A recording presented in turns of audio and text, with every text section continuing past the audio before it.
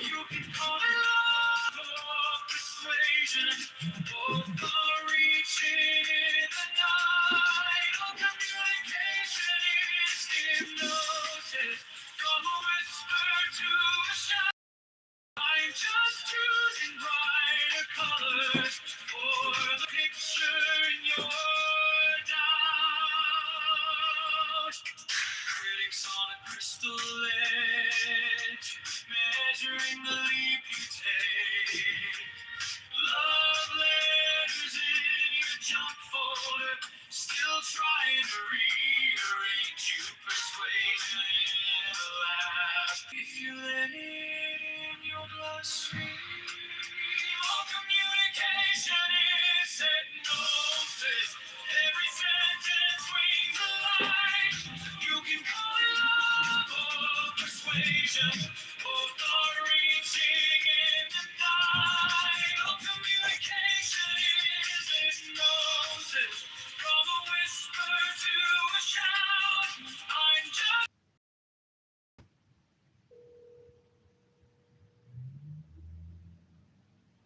Your call has been forwarded to voicemail. sure in your doubt. What if this is the opera and your brain is the overture? Every thought in your orbit singing, you are something new. All communication is hypnosis. Every sentence swings a light. You can call it love or persuasion. Both are reaching in the night. All communication. Hey everyone, and welcome to Democracy on Ice. I'm John Kitover. I'll keep casting tiny futures where you rise, and you are where.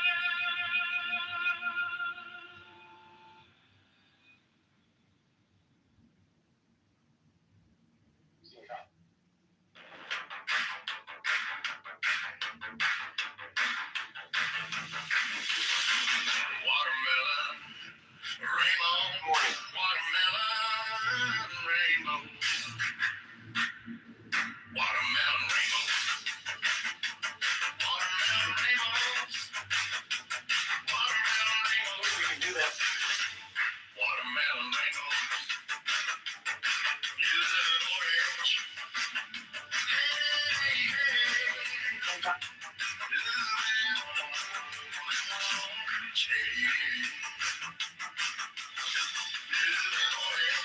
Orange.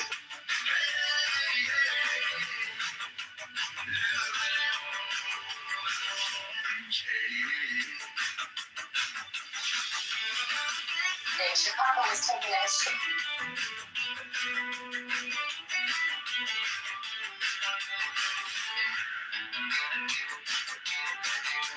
Catching neon futures.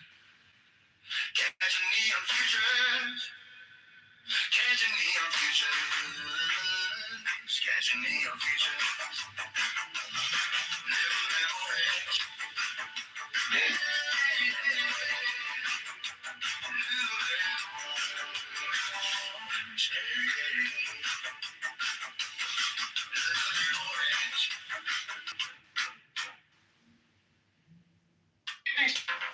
Chicago.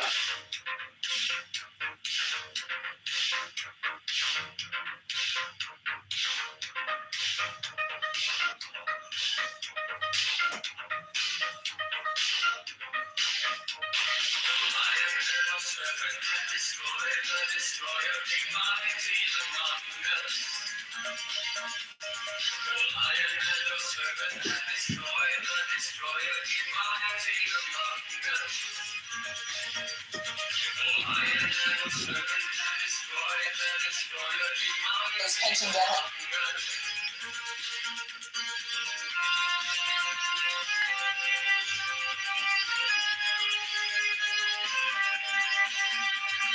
Priest joins hands above the breast of the priestess and takes back his lands. He turns to the Cubano, lower words raises the lands and makes upon them. Chicago. Do what thou wilt shall be the whole of the law. Hey, Chicago. Love is the Chicago. love under will. He lures the lands. He leads the east of graceless. Takes the lands in the right hand and in the left hand. The left hand is the opposite. The place Hi, Wesley.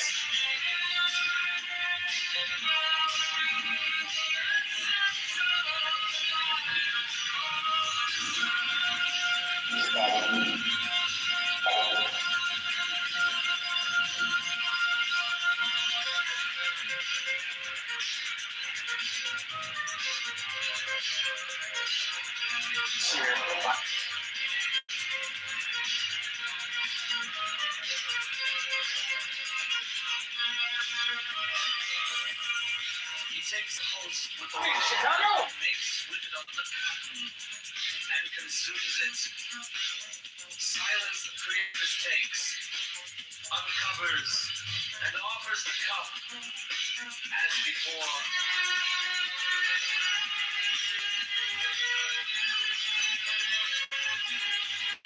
And then climbing.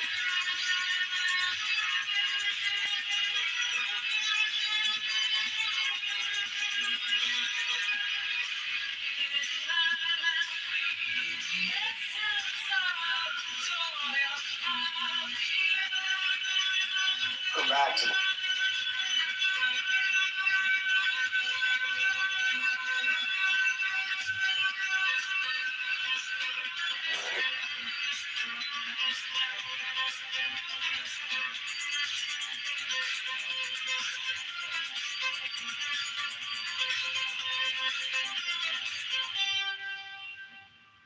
For Chicago.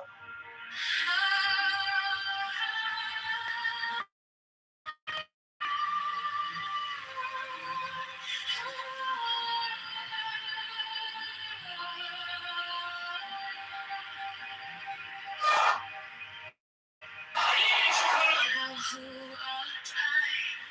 Beyond all I am, who has no nature and no name,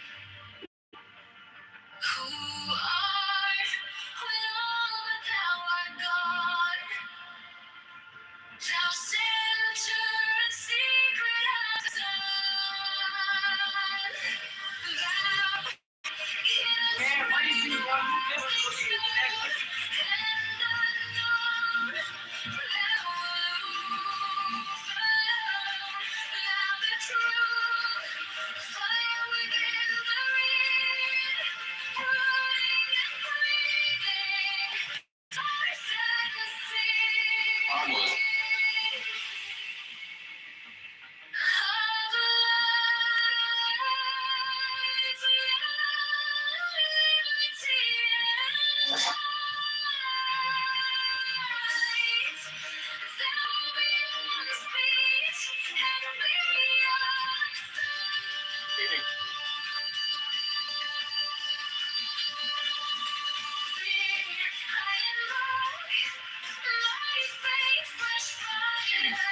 Kindling as mine intense fire.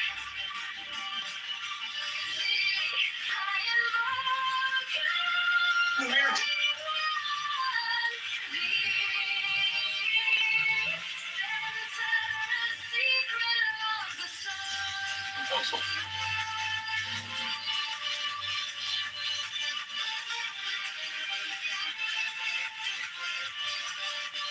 Evening, folks. Let's talk.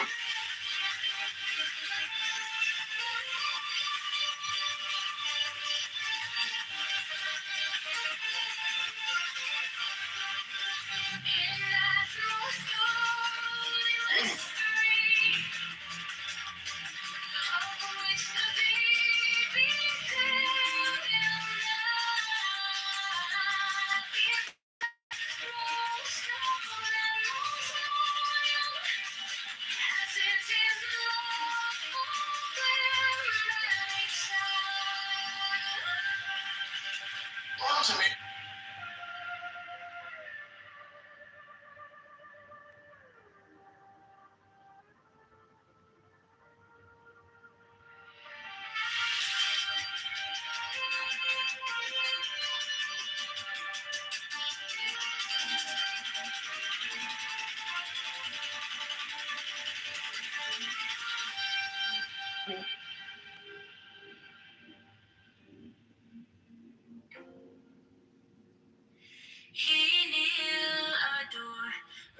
justice turns, shows the cup to the people, turns, replaces the cup, and adores music. For this is the covenant of resurrection. He makes the 5 crosses on the priestess. Accept, O Lord, this sacrifice of life and joy, true warrants of the covenant of resurrection.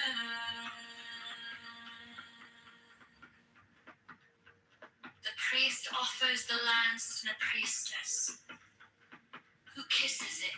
He then touches her between the breasts and upon the body. He then flings out his arms upward as comprehending the whole shrine. Let this offering be borne upon the waves of aether to our Lord and Father, the Son that travelleth over the heavens in his name on. He closes his hands, kisses the priestess between the breasts, and makes 3 great crosses over the paten, the cup, and himself. He strikes his breast.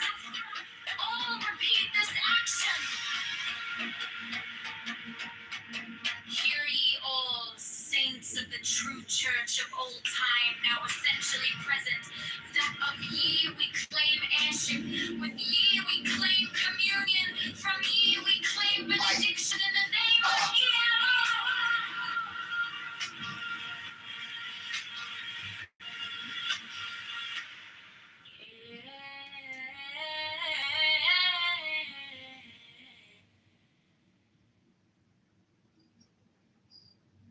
Hey, what up? How you doing? What was that? How you doing? Good. I'm tired. I've been working all day. What are you up to? I'm uploading videos to YouTube. You what? Uploading videos to YouTube. Okay.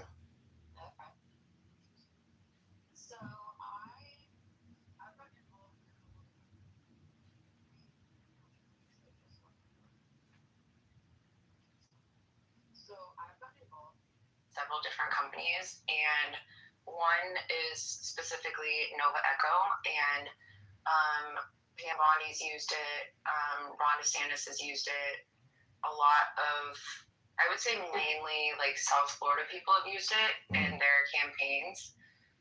Was just wondering if that's something that you might be interested in. No, not for me. I mean, I'm out of the congressional campaign. But for the mayoral, I mean, I'm not going to do any kind of call center type stuff. But it is a very cool product. But it can also be for congressional campaigns too. It's basically, so it's out of the UAE. It's based in Dubai. Just got off another call with them. And so they're essentially like the most advanced like voice AI platform. And they will integrate with like any CRM system, and they will literally, I can give you the number and you can test it out, and they will basically mimic your voice and call people and say like, you can basically tell them to say whatever you want. Like they can say like, have you registered to vote? Are you registering to vote for this person? Like, are you voting, liberal or Democrat, Republican? Like what's your political situation? And it's a generative AI company, and it's actually really interesting. Yeah, it is really interesting. I've worked in direct response marketing for a lot of years, so I see the value, and I know a couple like pay-per-call advertising networks.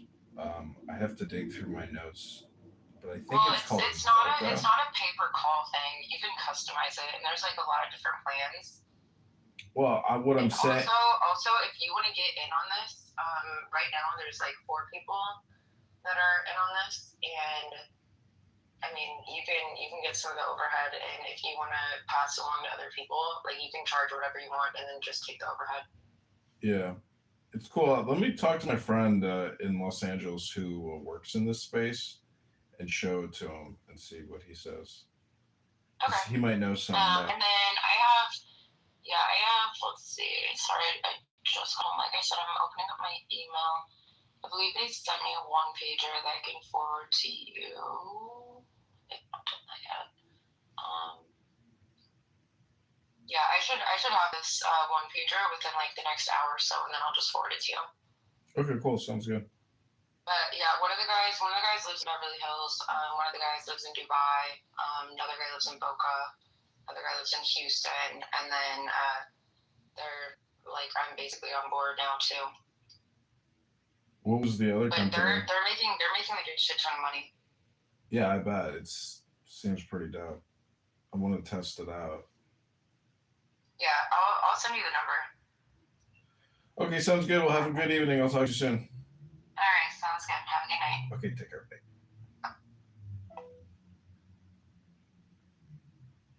So we're discovering that data center machines are draining lakes and rivers and maybe soon the ocean.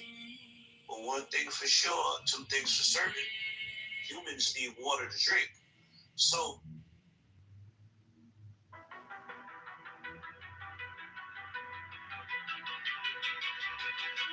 Principles. The Diakin. Mysterious energy, treform, mysterious matter, in fourfold and sevenfold division. The interplay of which things weave the dance of the veil of life upon the face of the spirit. Let there be harmony and beauty in your mystic loves. That in us may be health and wealth and strength and divine pleasure according to the law of liberty. Let each pursue his will as a strong man that rejoiceth in his way, as the course of a star that blazeth forever among the joyous company of heaven. The people.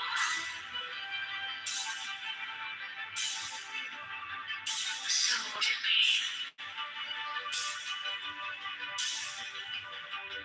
So would it be.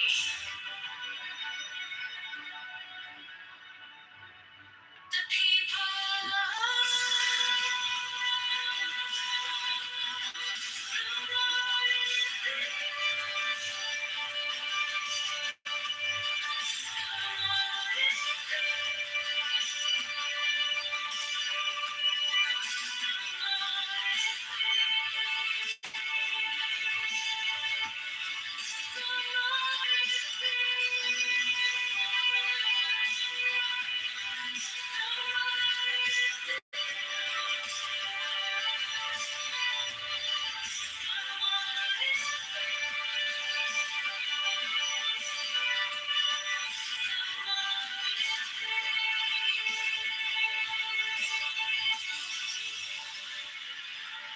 Birth.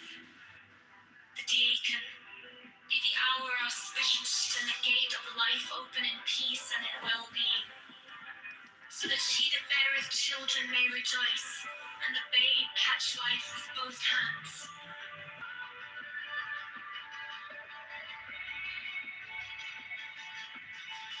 So mote it be.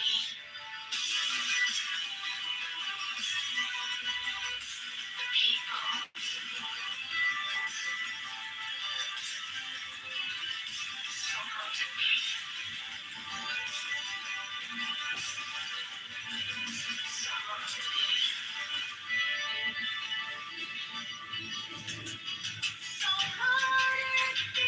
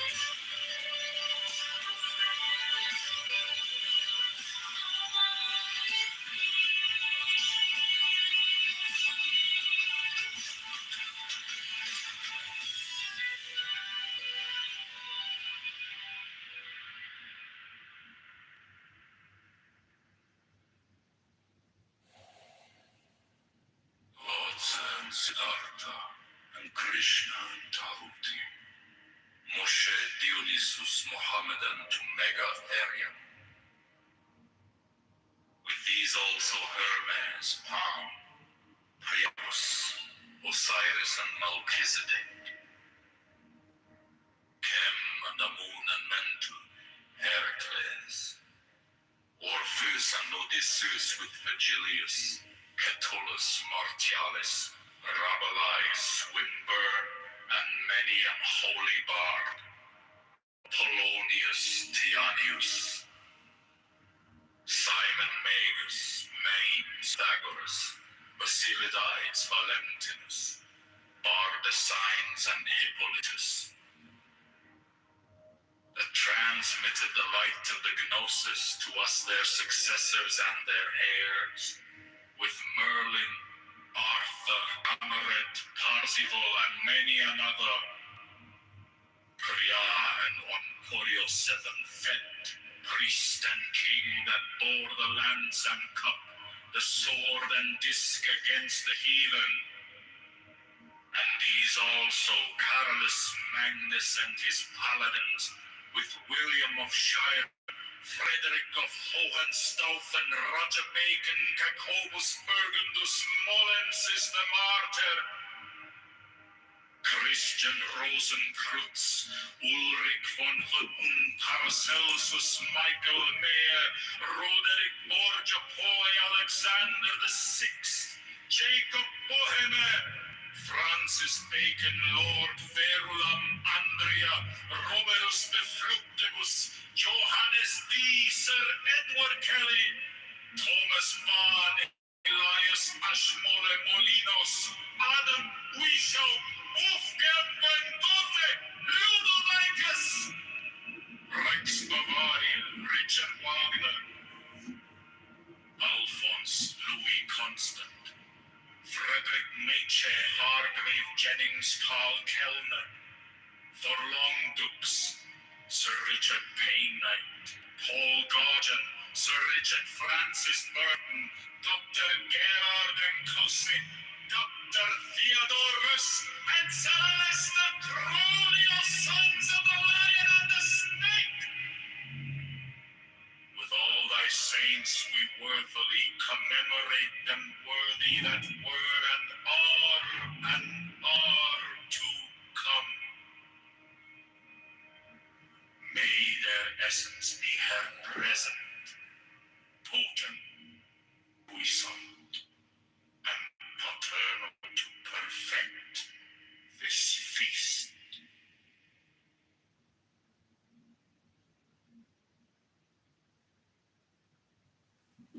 But to love me is better than all things. If under the night stars in the desert thou presently burnest mine incense before me, invoking me with a pure heart, and the serpent flame therein, thou shalt come a little to lie in my bosom. For one kiss wilt thou then be willing to give all. But whoso gives one particle of dust shall lose all in that hour. Ye shall gather goods and store up women and spices. Ye shall wear rich jewels. Ye shall exceed the nations of the earth in splendor and pride. But always in the love of me, and so shall ye come to my joy. I charge you earnestly to come before me in a single robe and covered with a rich headdress. I love you. I yearn to you. Pale of purple veil will voluptuous. Pleasure and purple and drunkenness of the animal sense. Desire you.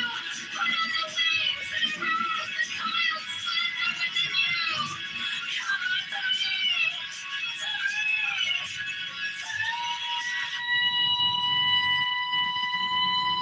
To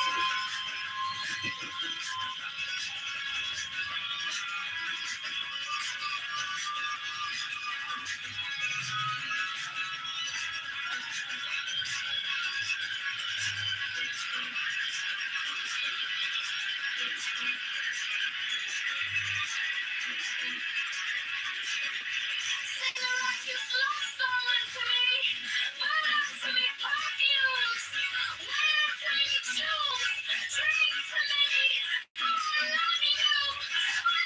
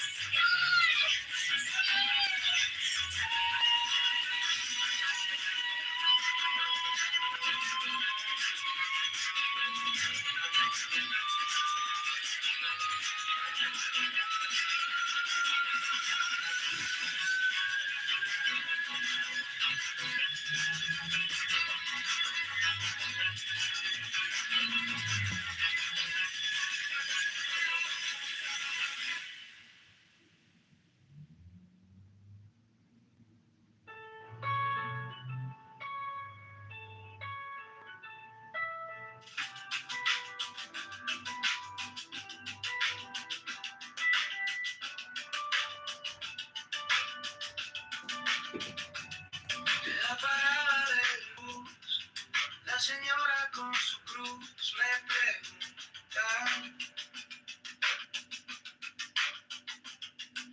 y este tal yo de verdad piensa en los blues. El chaval con su café, 3 trabajos, poco pie, dice, quiero a alguien que al fin se parezca un poco a mí. John para mayor de Chicago, para los botes, para el barrio, para las personas de las pipos que nunca salen en los libros. John para el mayor de Chicago, la voz del norte y del lado sur, para la familia en el lago que sueña un futuro azul.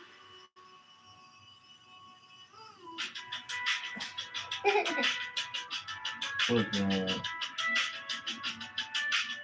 we've got for years.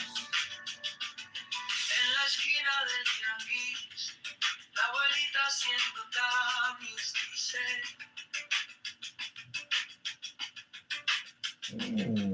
quiero Sí. ver la luz en la escuela de mi Luis. Taxi lleno, tráfico, That's we have un a new suspiro logo. cínico. Si votamos esta vez, cambiará lo que es. John para el mayor de Chicago, para los botes, para el barrio, para las personas de las pipos, pagando cuentas con su ritmo. John para el mayor de Chicago, la voz del norte y del lado sur, para la familia en el lago que sueña un futuro azul.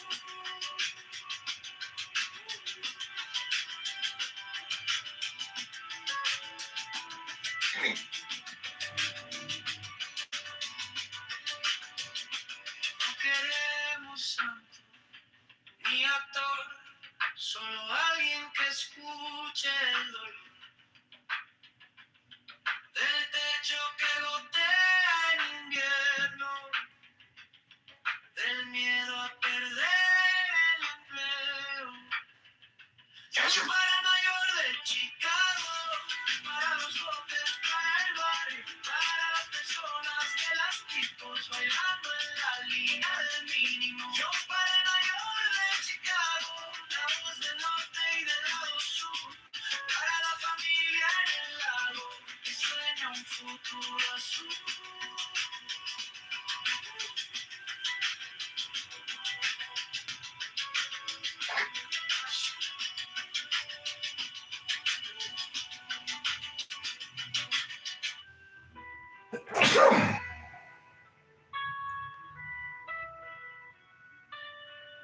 Chicago.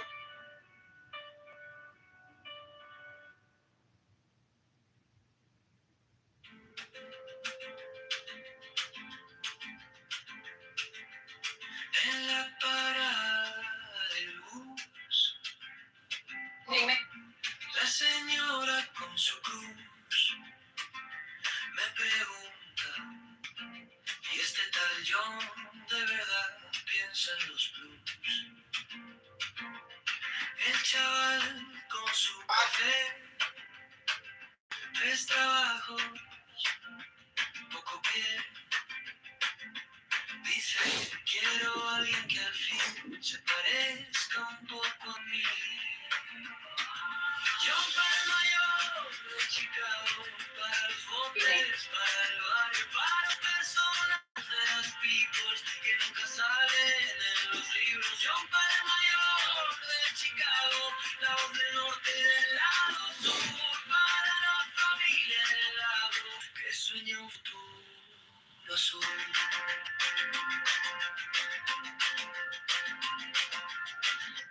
En la esquina del tianguis, la abuelita haciendo tamiz dice, quiero ver la luz en la escuela de mi Luis. Taxi lleno, tráfico, un suspiro cínico. votamos esta Aaron. vez, cambiará lo que se ve. Dímelo. John para New York, de Chicago, para los botes, para el barrio, para las personas de las picos, pagando cuentas con su ritmo. John para New York, de Chicago, la voz del norte y del lado sur, para la familia en el lago que sueña un futuro azul.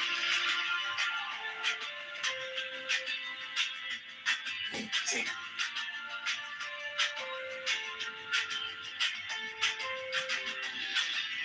No queremos santo ni actor, solo alguien que escuche el dolor del dedo que gotea limpiar, del miedo a perder. Good evening, Chicago's. De Chicago, para los botes, para el barrio, para las zonas de las people, bailando en la línea del mínimo. Yo para el mayor de Chicago, la voz del norte y del lado sur, para la familia en el lago que sueña un futuro azul.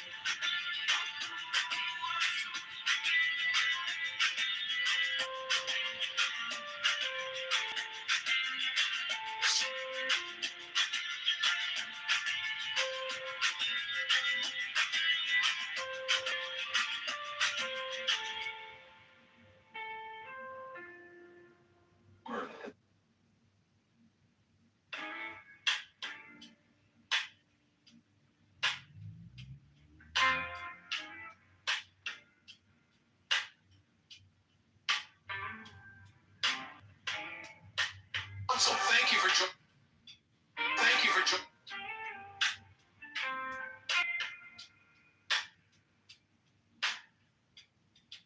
Salt on my lips,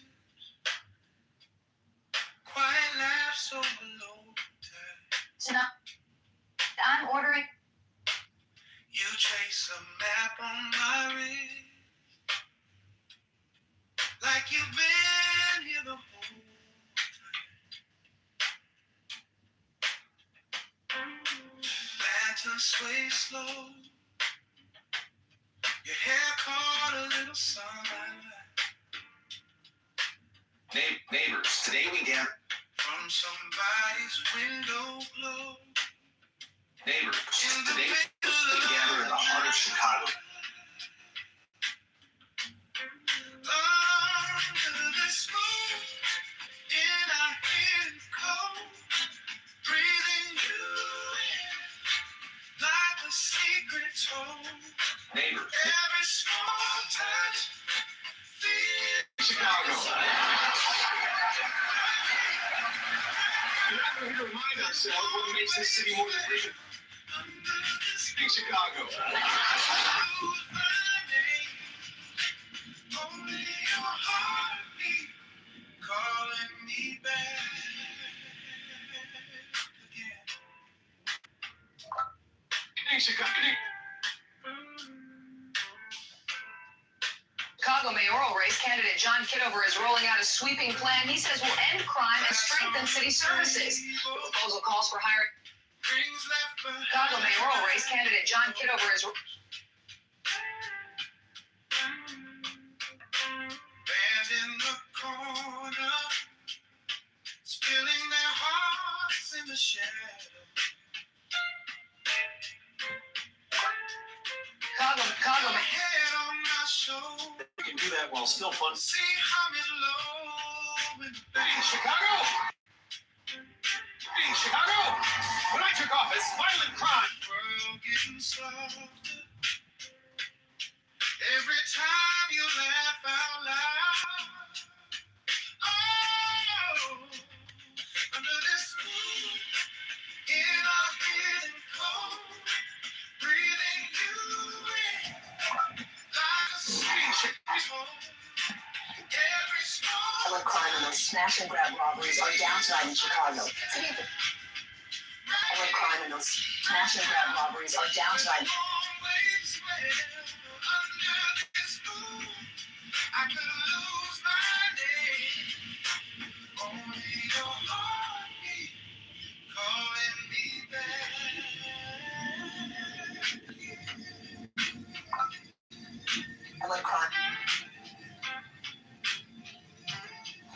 Chicago.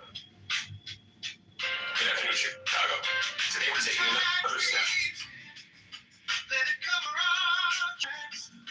Be the rest of the world where the shoreline cracks. Just your hand in mine. Just that slow, soft line. If this is all we get, let it stretch all night.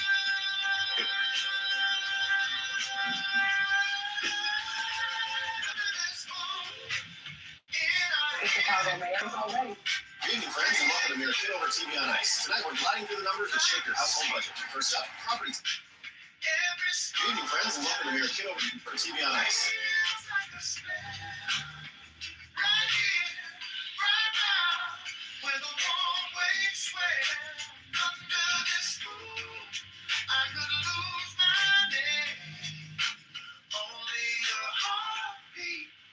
Calling me back again.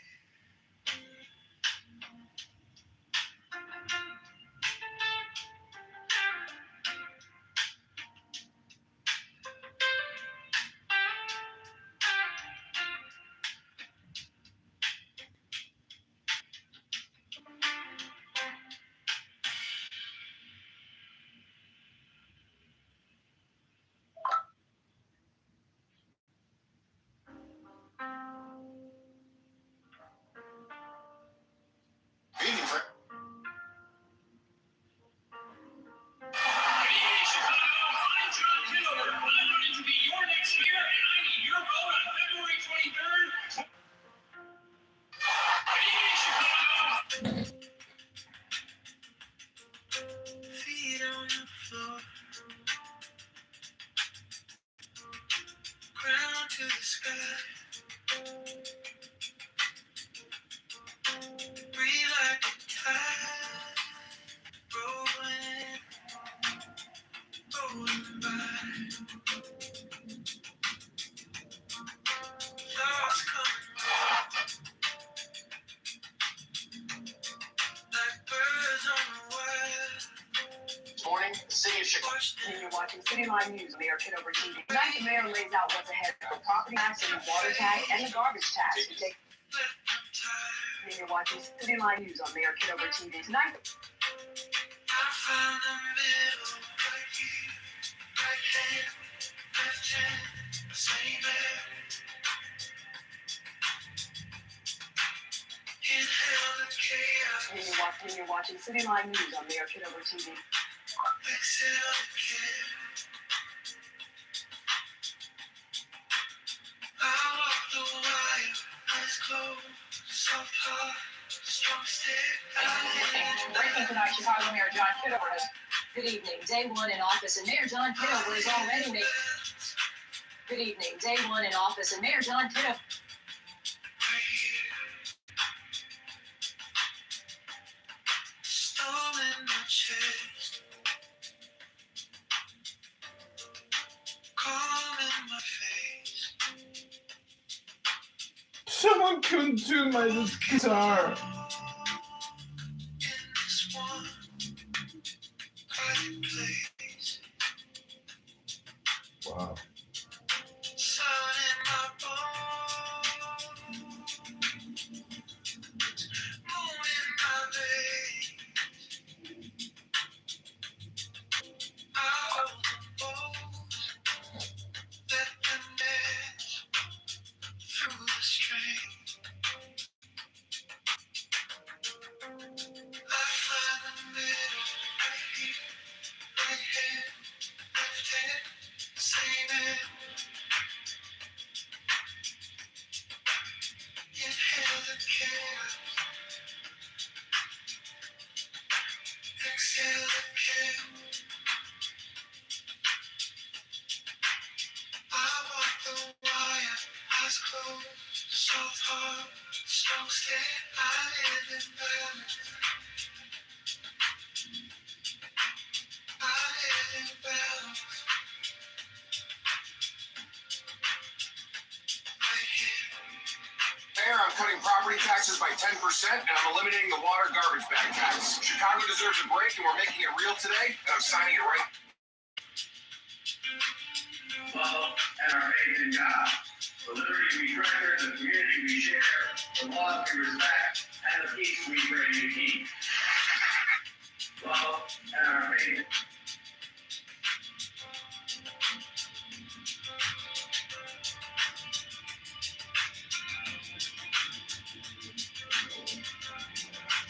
Love.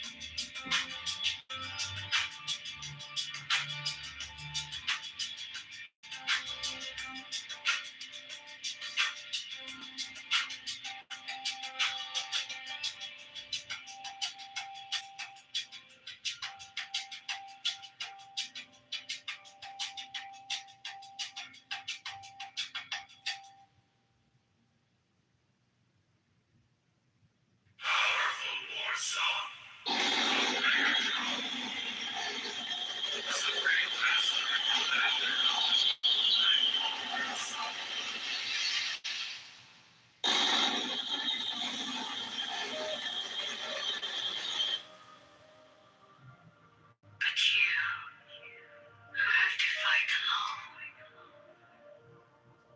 you who have conquered by subtlety, your force, I am the God who giveth all.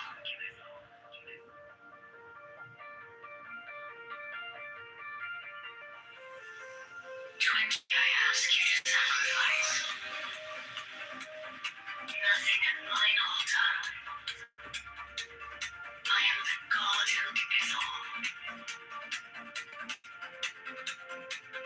20 with might, life, love, force, It's time. fantasy, fire. It's time to clock. These do I bring you. Mine hands are full of these.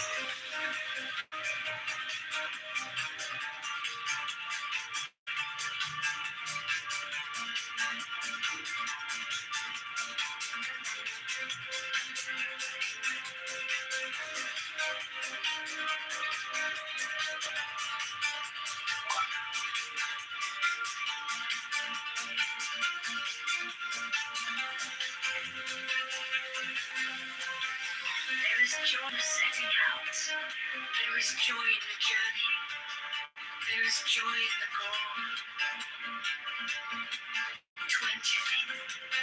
Only if ye are sorrowful, or weary, or angry, or discomforted, then ye may know that ye have lost the golden thread. The thread wherewith I guide you to the heart of the forces. My disciples are proud and beautiful. They are strong and swift. They rule their way like mighty conquerors. 25. The weak, the timid, the imperfect, the cowardly, the poor, the tearful. These are mine enemies, and I am come to destroy them. This also is compassion, an end to the sickness of earth, a rooting out of the weeds, a watering of the flowers. 25. Oh, my children, ye are more beautiful than the flowers. Ye must not fade in your season. 28. I love you. Mayor Kitover TV on Ice. Tonight we're breaking down the big. Hey friends, welcome to Mayor Kitover. Welcome to Mayor Kitover TV on Ice. Tonight we're talking about. For you, the certain consciousness Tonight we're talking. of bliss. 30. I offer it at once on earth before an hour had struck upon the bell. You shall be with me in the balls.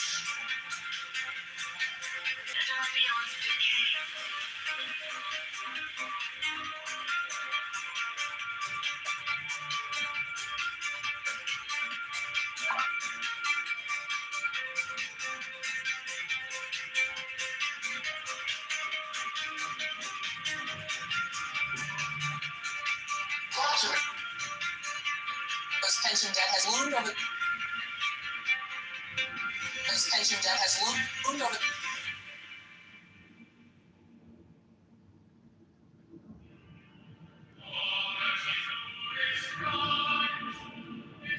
Did he freak you?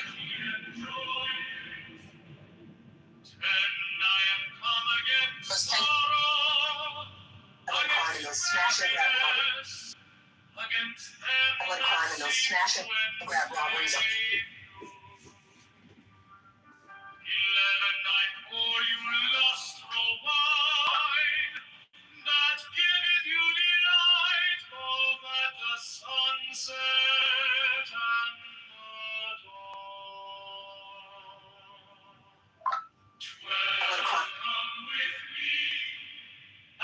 In Chicago, I'm John Kitover with Channel 7 News. We're live downtown tonight where crews are getting ready for the weekend's Lakefront Festival. The city says it's boosting security and... That's the number stamped on my dog tag when I served overseas. Chicago families are being soaked by...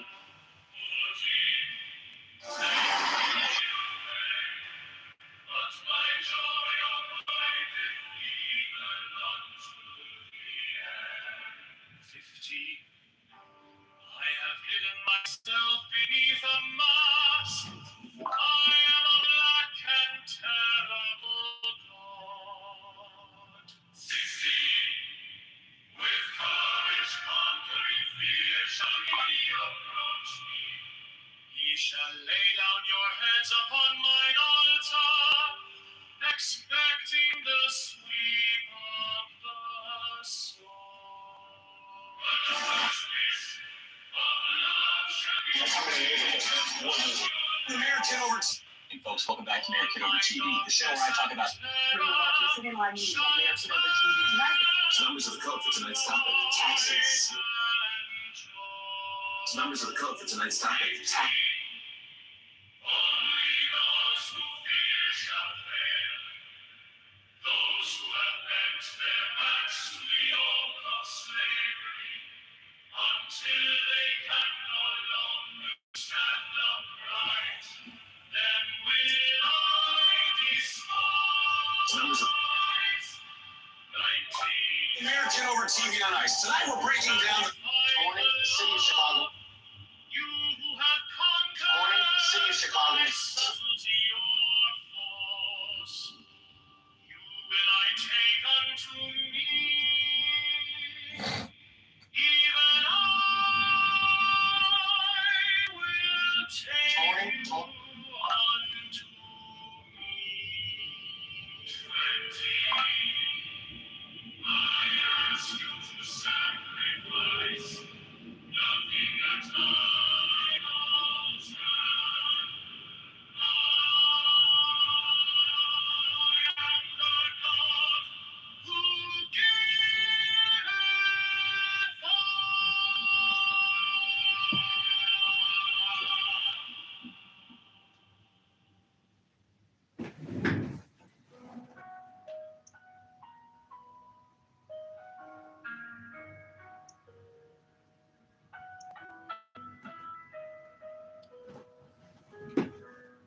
in the name of the Lord of Initiation. Amen. When I fly and I alight as an hawk of mother of emerald are my mighty sweeping wings. 2. I swoop down upon the black earth, and it gladdens into green at my coming. 3, children of earth! Rejoice! Rejoice exceedingly! For your salvation is at hand. The end of sorrow is come. I will ravish you away into mine unutterable joy.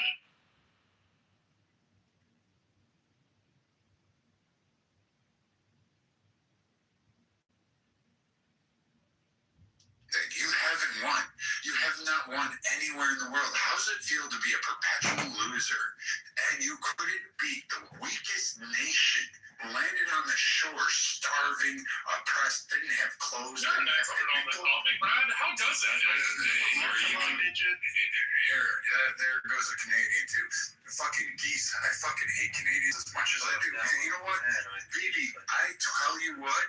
Come to America. I'll sponsor you. I'll help you through KK. We'll get all the fucking paperwork together, and we will give you the ABs. They can stay in Canaran. I'll let Pepe fucking do whatever he wants to up there. He'll take his little league of baseball bat and start cracking heads and let these guys. Because personally, you don't belong in Canada. That's an insult to fucking men. That twat waffle nation is nothing more if it's got nothing but Charles. But you guys haven't won. In your little like Islamic fucking faith of, hey, we're gonna conquer the world. You haven't done shit. The only thing you conquered were a couple goats and a camel. So who's next? You bring up whoever you want to, but fucking respect Rafi when he's speaking, respect KK, respect anybody else who's off mic while they're talking, and stop with your fucking Allah Akbar fucking bullshit that you're gonna fucking like interrupt everybody else. And respect mother too. Muhammad Benzona. Mother, you know, you're gonna be in serious trouble when Jack the motherfucker is gonna be here. At least I respect Jack. He respects people and he like holds his own. Like these guys just cry. No, Jack is very well respected for the sport. Even though Jack is a con. Look, Jack is a con. But it's still a con you can actually disagree with. That's just the way it is. No, I like Jack. He's a nice guy.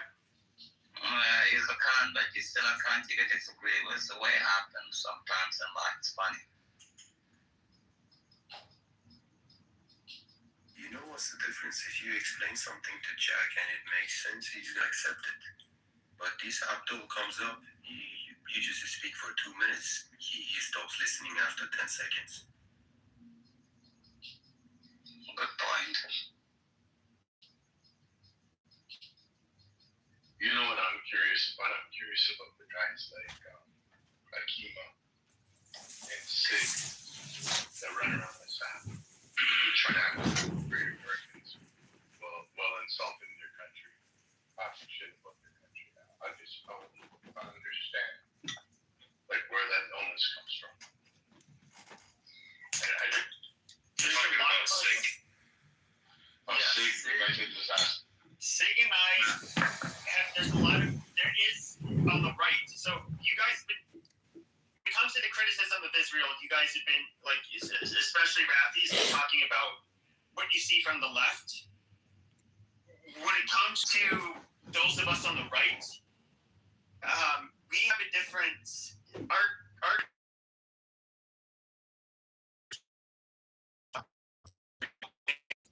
it's not, we're not necessarily anti-Zionist, problem with Israel existing. It has more to do, how else do I put this? It has to do with politics here at home, and it also has to do with, particularly within the Republican Party, since Charlie Kirk has died, basically a civil war within the influencer sphere and the media sphere is brewed over. With the absence of Charlie Kirk, he was somebody who wanted a big tent. He was very adamant about, like, maybe Fuentes is too far, but other than that, like, look, dude, we're not gonna cancel right wingers or keep them out of our big tent. But afterwards, there's a pretty concerted effort to get a lot of people, like, for example, Tucker. Example, he's somebody that was friends with Charlie Kirk. Charlie Kirk would let him speak at his events. After he died, very quickly it was all about getting Charlie. They wanted Tucker Carlson out of the fucking way, and you look at CPAC. The last Morning, Chicago. Today we gather not just as a city, but as a family. Basically, Megyn Kelly, Tucker You're watching Carlson. City Line News on American. Welcome to Mayor Kitover TV on Ice. Tonight we're talking about the bills that touch every household. Good evening, friends, and welcome to Mayor Kitover TV on Ice. Good evening, folks. Let's talk about the three pillars of running Riverdale: property tax, water tax, and everybody's favorite, the garbage taxi. Hey, folks, welcome back to Mayor Kitover TV, the show. Mayor Kitover TV on Ice. Tonight, folks, let's talk about the free evening, folks. I'm Mayor John Kitover. Tonight on I'm John Kitover, and I'm running for mayor. I live in safe neighborhood. Attention spillover. I don't think he's somebody Reading poetry to you. pushed out of the right. In my personal opinion. Listen, his voice doesn't need to be canceled, Pepe. Maybe whatever you want. Listen, again, freedom of speech is freedom of speech. But John Kitover, and these little neighbors helped me win the race. Our campaign was built on community. that journalist, a bot, he's no more a journalist. He's a prostitute. So he does what's in his interest. He's not providing factual journalism, which he was supposedly claimed as. So when people think of Tucker Carlson, people think he's a journalist, we should trust him. So then either we're going to lose all trust in journalism and all journalists, which is really bad too, because where are you going to get your source? Now everybody's going to come to their own fucking conclusions, and that's going to create anarchy. That is not correct either. We need journalism. We need honest journalism. Let's say I don't consider him a journalist. But he tied himself to a journalist. I don't think so. You might Hello, not. it's my home. I'm John Kitover, and I'm running for mayor. I believe in safe neighborhoods, reliable transit, and a city that works for everyone. February's like talking about that becomes dangerous. Because right now he's not even that he's spewing his own opinions. He's spewing an opinion, or he's trying to push a narrative on people. Because he was bought like a prostitute, and that's what makes it dangerous. Because he might not even stand for it. Maybe he's not bought. It's proven that he was paid. Oh no, It was proven. No, that's called being bought. If Donald Trump today took money from another foreign country, he is bought. Correct? Or any type of gift like a house, if he does get jewelry, or anything, that is not being bought. You're gonna question what the fuck is going on in the government. He is right now a prostitute that was bought. So now we know he was bought. There's proof that he has been bought. So now he's working on somebody else's interest. And now whatever information he's spewing it for somebody's interest. Now question, where's this interest and where is it gonna lead to? What is the end goal for it? Is it for American destruction? Is it for American division? Is it to make people fucking go against the government? Do you understand where I'm coming with this? That's what makes it fucking danger. Well, I think you won't like my answer or Tucker Carlson's answer, and I strongly believe that he did have these feelings even when he was at Fox News, which is kind of one of the reasons I like watching him. I do think what we would see is what we would like to see is a political of Zionists from American politics. It doesn't mean that we don't help them or we're against them in any way. But do I think that there is a and it's not necessarily.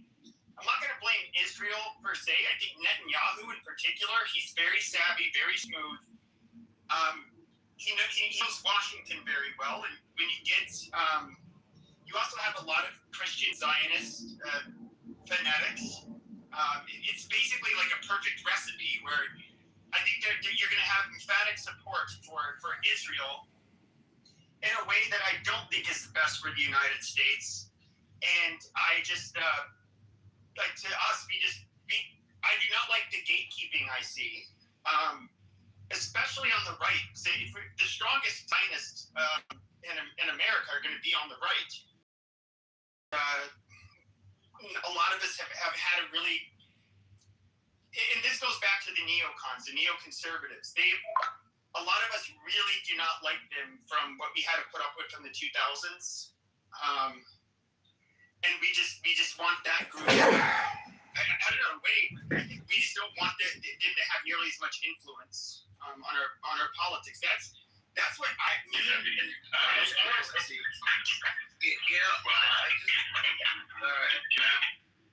Pepe, you keep talking about Zion as if though you understand the term. Could you please explain to me the secular term of Zionism, and then tell me the biblical? We've been talking about this for years. I'm asking your definition. Hold on, Edward. Wait. What biblical term? Well, he's asking, there's biblical, there's Christian Zionism, so I'll answer. There's no biblical term. Yes, no, there's So Christian the Zionism was in the Bible. Hold on. No, hold on, I'll explain it.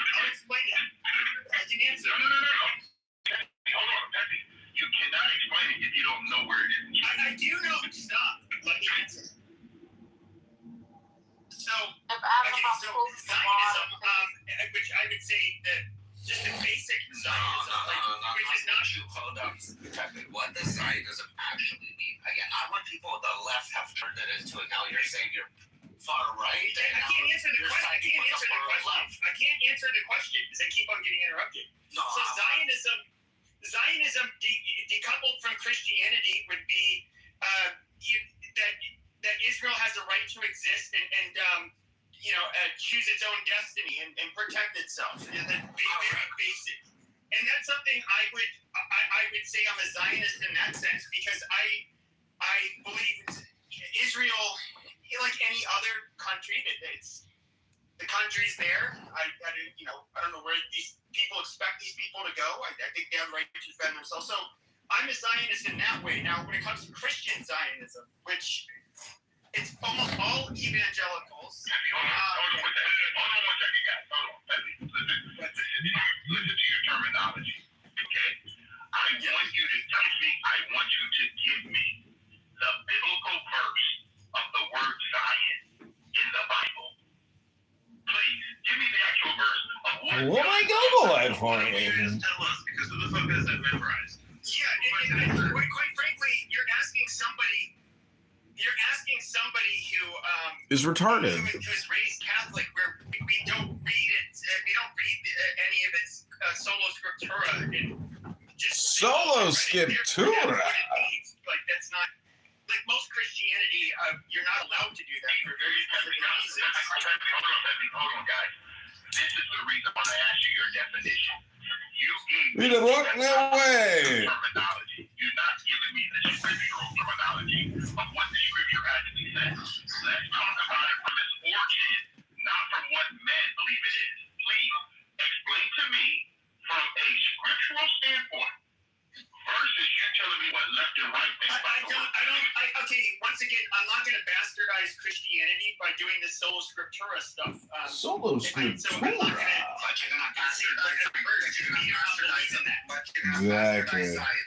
Exactly. We'll only bastardize one thing. That's what a bastard does. Christian Zionism was not a thing in Christianity until 150 years ago with a small group of Anglicans in England, and then it ended up spreading here in the United States. Christianity, so they never used it. I don't even think that because of course it was translated. They didn't use the term Israel. It was more the son of Abraham who they were going to be the inherit. They would inherit through the teachings of Jesus. They would inherit. Because you do me a big favor, because you say a lot of stuff as if though you're giving people facts. Facts is different than truth, okay?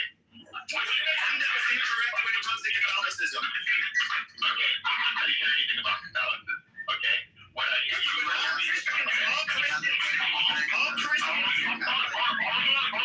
Hold on, Debbie, first of all, Debbie, I need you to understand one thing. Just one thing, Debbie. You are going based on what you think you know, but you have on what I do know. What I do know, dispensationalism did not come until the late 1800s. Dispensationalism did start in 1800s. Mr. Edward, you have a tremendous feedback coming through on your microphone right now. Like, nobody. Okay, I'm just going to ask AI, when did Dispensationalism, Barnabas in 100 AD concept of dispensationalism. Irenaeus wrote on it. Hippolytus wrote on it. These are all first century church fathers. So, no, you're incorrect. You're not stating fact. So, the fact that Darby popularized it in the 1800s does not mean it did not exist. Sarah gives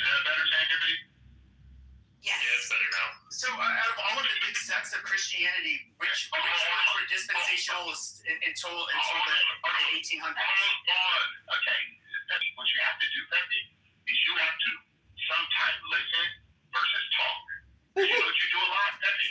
You say things as though everybody. Pepe Show, what do you expect? Because you talk about Zionism as though you think it's only New Testament terminology. It is not. I never said it was New Testament. This would actually be I Old know Testament. it's John, are you all packed So up? why do you keep calling Christian Zionist? Because my understanding, Pepe, New Testament is what you would call Christendom. Because the Old Testament is no term Christian. And the New Testament is only mentioned 3 times. And all 3 times mentioned is negative. So the term Christian is what we call secular. Yeah, it's not biblical. So let's make sure you and I are on the same page when we're having a conversation, because you're using terms in the world that do not equal what you're talking about. Nationalism and Zionism and everything else that you're talking about is completely opposite of what we're talking about. No, I think you misheard me. I said, what would a secular, non-Christian version of what just like the basic definition of Zionism be? That would just be granting them the same, saying, yeah, they ought to be able to exist and defend themselves like any other country that you would respect. Just hold on one second. Brad, do you mind lowering yourself just for a minute to let Monica in so we can have her block? And then come back up? You know she has to be blocked, right? Well, I don't want to get involved. So can we let her in, please? We'll come back up, please. As long as you don't nod her, fine. Because God forbid we let the rail come and correct it. No, don't do that. Okay, so Pepe, nationalism is what you just talked about. There's 195 nations, and they all have a right to govern themselves. The United Nations is not I stated that was my non-Christian definition of Zionism. No. Okay. First of all, listen to what you say. Your non-definition of Zionism is the fact that a nation gets to govern themselves. Is that what you're telling me? All nations are independent, correct? Am I wrong or right? I said my non-Christian definition. No. You keep saying Christian. If you say Christian, then you eliminate Israel. Am I going to get my mouth back or maybe? You can support Israel despite just let her get in the room. Oh, fuck. She's in. You can support Did you feel the heavy weight come on? Like the last Stop. So I love you, please. you can support Israel despite what religion you are, despite being an atheist. Okay, it's looking at things at a national, through the lens of nationality and sovereignty. That is the definition I gave. Christian nationalism, that's when dispensationalism comes in. There's almost all Christian Zionists. In other words, they believe it because their faith, like a lot of evangelicals, they're with their end times.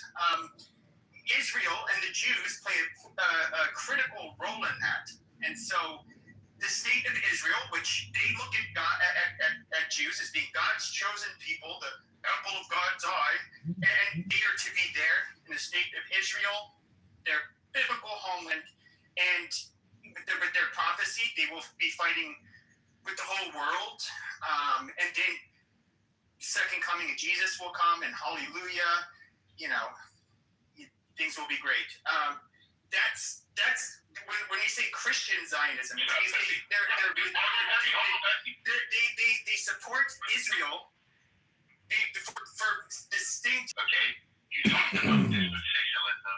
You talk about all these different people groups, but because they're not even Christians. Because of who? Because of you?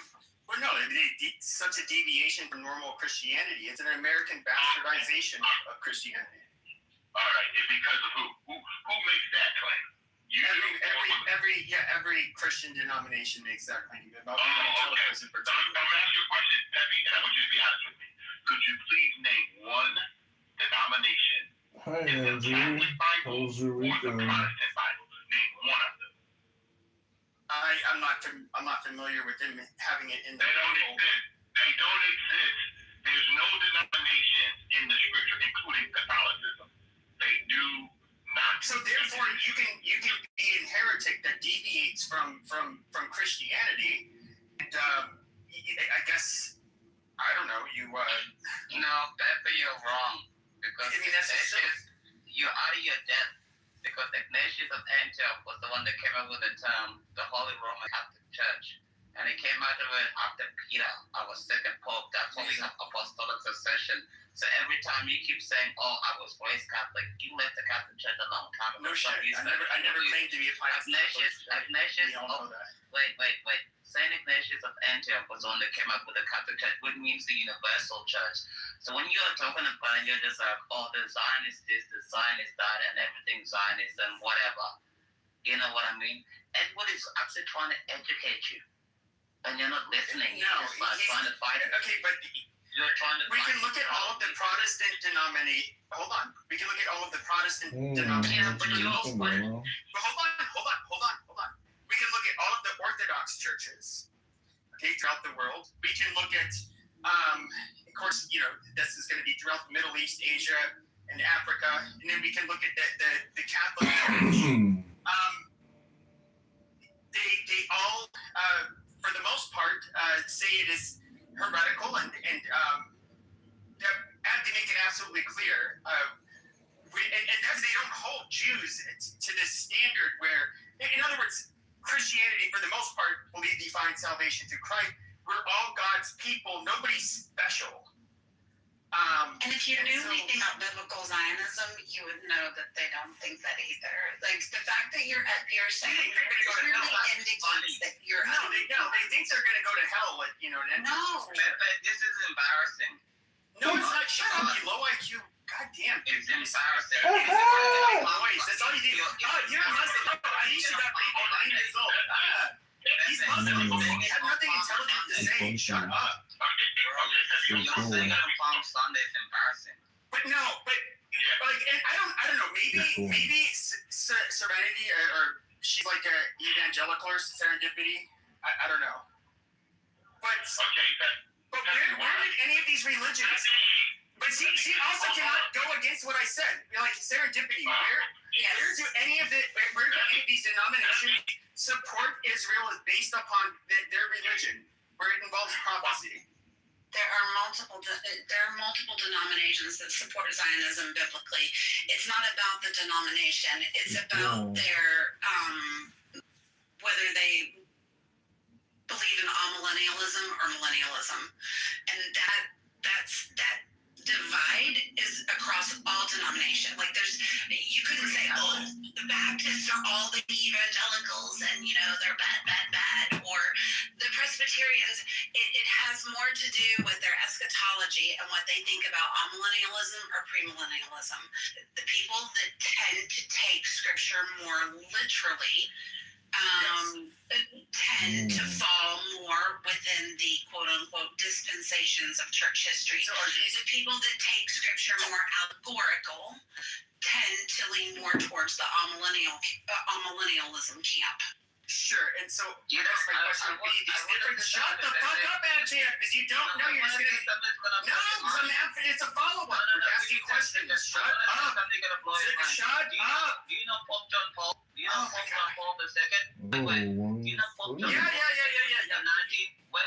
Derail. You know that Pope John Paul? No, you don't know this because I want to educate you. Do you know Pope John Paul II in 1994 recognized the state of Israel? Yes, as a nation. Yes, he made yes. You didn't. Okay. You've had because of all of the. Shut your fucking mouth. You're so fucking stupid. You're not saying anything irrelevant. Shut the fuck up. Now, when it comes to, first of all, there's a lot of people claiming to be Catholic that are being overtly anti-Semitic online. You've had a lot of bishops come out online and they said, hey, let's be clear here. If you're going to be anti-Semitic and hateful, that is clearly sinful. You cannot do that. You can absolutely be a supporter of the state of Israel. You can absolutely recognize the state of Israel and say that they have these rights and all of that stuff. The only difference is that we don't have. But in Catholicism, they don't have a religious obligation to somehow want to believe in why their eschatology doesn't involve the fucking nation state of Israel and Jews. So why are they going? It's not a religious thing for them. Just like it's probably not a religious thing for fucking Hindus or the Muslims that support Israel. It has nothing to do with being anti-Israel. And you get that Prejean, that dumb Prejean bitch who I guess converted to Catholicism like a couple of weeks ago, and she somehow wants to be a Catholic warrior when she's just a dumb fucking ex-porn star. She's a stupid bitch, and she doesn't speak for all of us. Okay, Pepe, can I?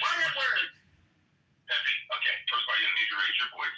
And I don't know why a person who claims to be Catholic. I'm not a Catholic. I haven't been to church in 20 fucking years. Okay, Pepe. I have no idea why you're yelling, Pepe. It's pretty. So, Pepe, I'm asking you a question. To know why. Really why. Could you please explain to me? You said that Jesus. What nationality would you claim Jesus to be? I don't know if they even had a fucking nation. They had a tribe. Oh, okay. So you don't know what tribe he's from? The Pharisees. Oh, wow. Okay, so this is what I'd like for you to do for now. I know he was born in Nazareth. Okay, and where's Nazareth? No, okay. You know what you're doing right now, Pepe? You say a whole lot about Zionism and all this other thing, but you know what you don't know? You got to go back and go to the genesis of what you're talking about, because it's very sad when you don't even know that the man himself was born based on prophecy in Israel. Jesus, the person that you're family from Nazareth. And Nazareth is in where?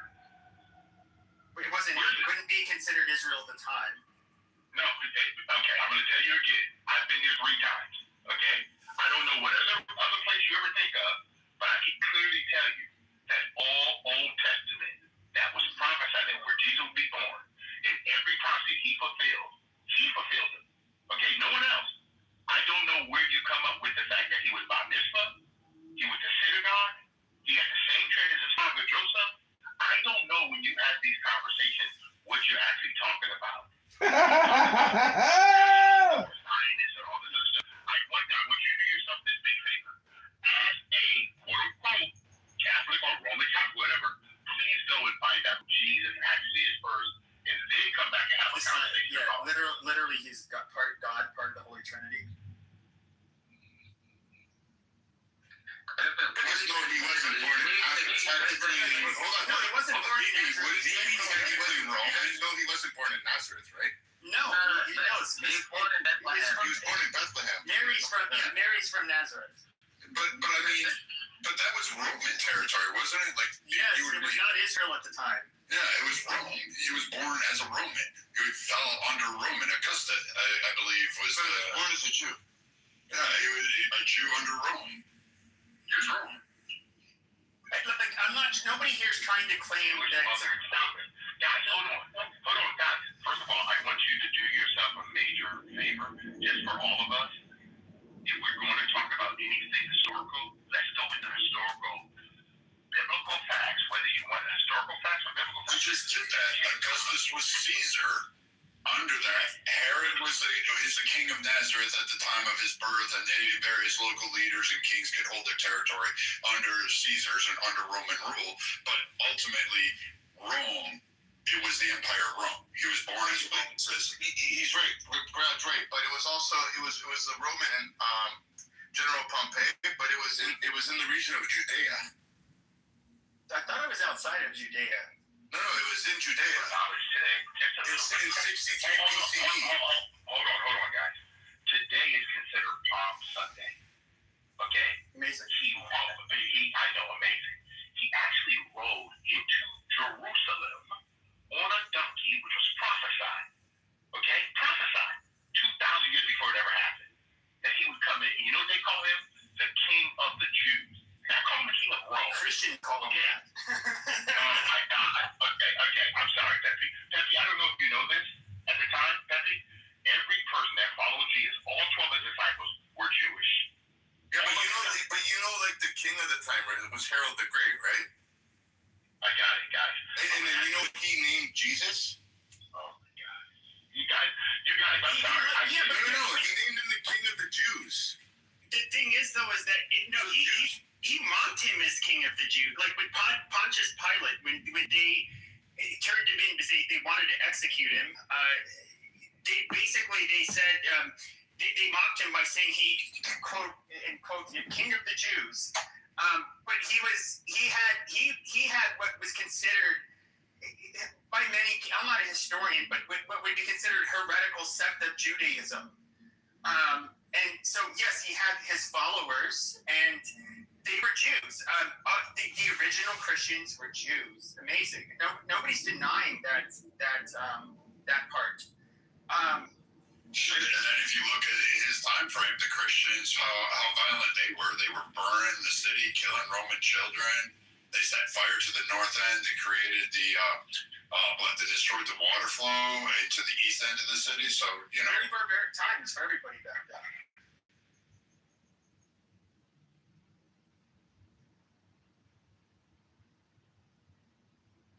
But if he's king of the Jews, so he has 12 disciples, but the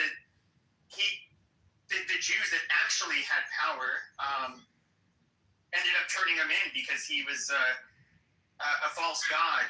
He was an apostate, and they wanted to have him executed. National grab robberies are down tonight in Chicago. Today, officials credit Mayor John Kitover's new policing strategy. He told reporters earlier, when families feel safe again, Chicago comes a lot more crime in those smash and grab robberies.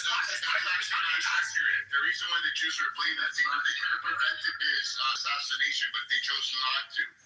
It's not that they turned him in or they did any of that. They had a choice to defend him, and they chose not to. That's why people blame the Jews. No. He was actually detained by the what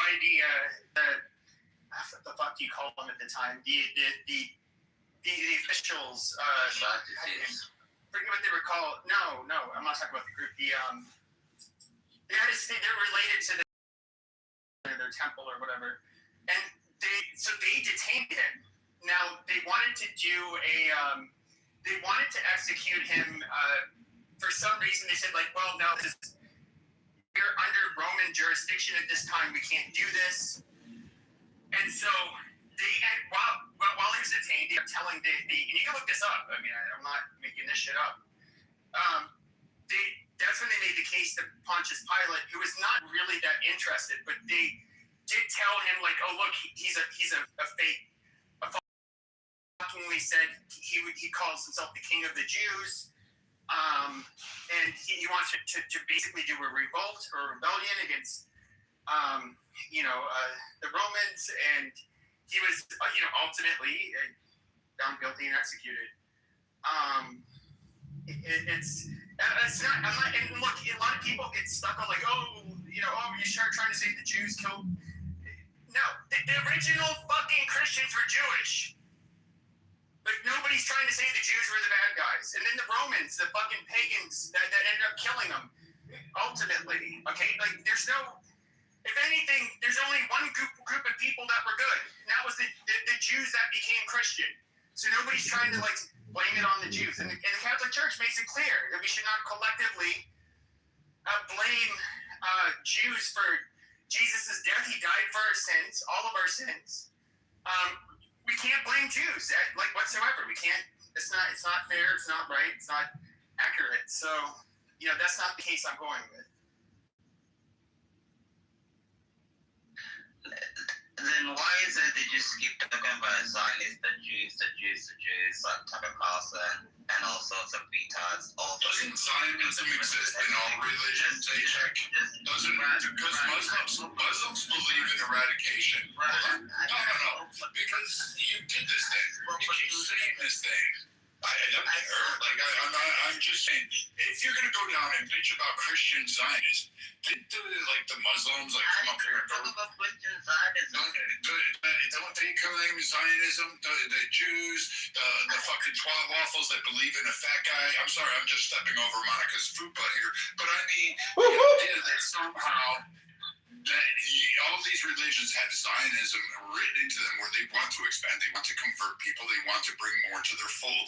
Literally, the foundation principle of all religious groups across the world are designed to bring people into their masses. So Zionism and its eternal right to exist and expand. The Muslims say they're going to conquer the world, right? They say, we're going to take over your territory. We're going to kill the great Satans. We're going to kill all of them and take control of their land. Right? Do they not do that? The thing is, you're wrong because Jews don't proselytize like Muslims or Christians. But the Muslim, they become a Muslim, we have to say La ilaha illallah and all that. Okay, you're not answering his question. And wait. All you have to do is say that, and then you're a Muslim. You don't even have to know the Pope. You don't even have to know the Quran. This is you on the fucking idea. All I'm trying to say, wait. All I'm trying to say is that when these people, these modern day, like, you know what I call them? I call them edgelords. They think it's nice right now to be anti-Semitic, to hate on the Jews and Candace, all of these retards, Dr. Carlson, Still not answering the question. by the way. Wait, let me finish. He's talking about Zionism being a part of other religions like Islam. You don't even believe, you're not. You said you haven't been to church in 20 years. Yeah, I know, but you're not answering the question. Give me a break. My belief has nothing to do with this. Let me land. God damn, you're so retarded. Let me land. You haven't been to church in 20 years. So when these people say... So now I'm going to step in here. I don't care about you landing. What I care about is an answer to my question. You guys are like... No.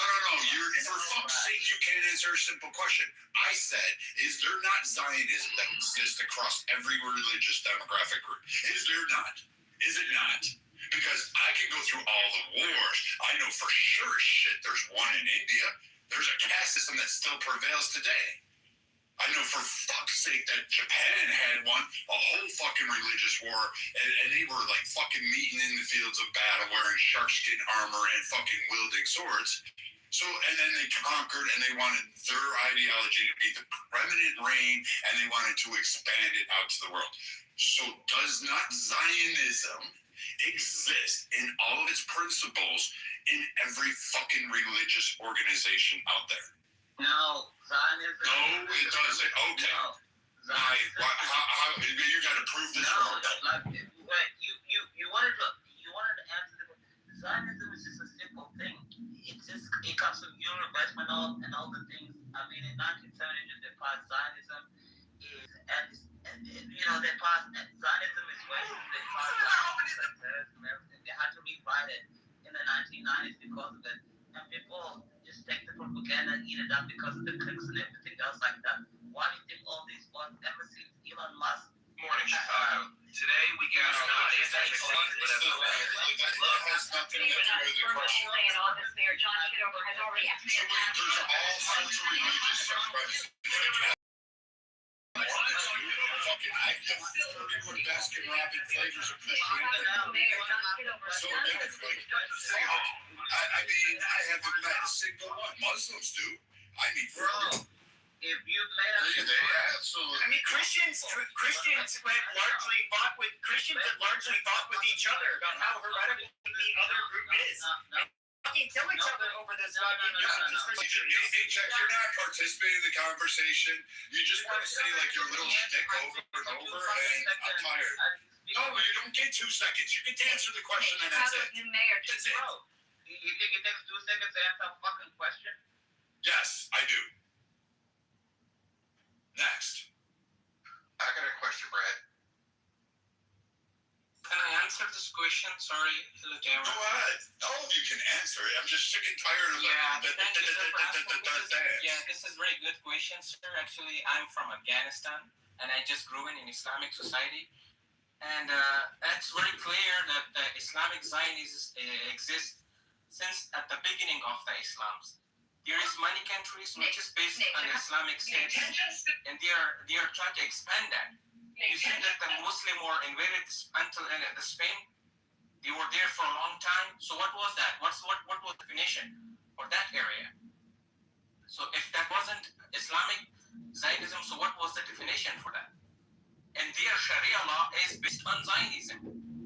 So my question is, and strongly support the Israel. So I mean, the people are just doing the hypocrisy. You're not. Your vision is not stand on reality. Mainly the people who are related to Asia or they are kind of relevant to Islamic ideology, they are super hypocritic and they don't pay attention what's the Zionism. Mostly of them, they don't know the definition of the Zionism. So if they know the definition of the Zionism, they will come. The Sharia law is stand on Zionism. It's just two different terms. Which is calling Sharia law. My definition is for that. It's the Zionism, Islamic Zionism. But the thing is, what is the difference between the Israel Zionism and the Islamic Zionism? Is this two different definitions? Israel is just they are trying to have their own rights to be exist.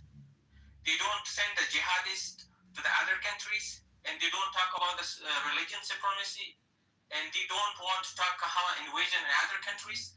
But the Islamic Zionism is very different, and they want to expand all around the world, and they are just going to different countries as immigrants, and they are doing their expansion of the Islam ideology, and they are spending $1 trillion on that. Look at most of Arabic rich countries; they are spending this money on this. Iran is spending the money.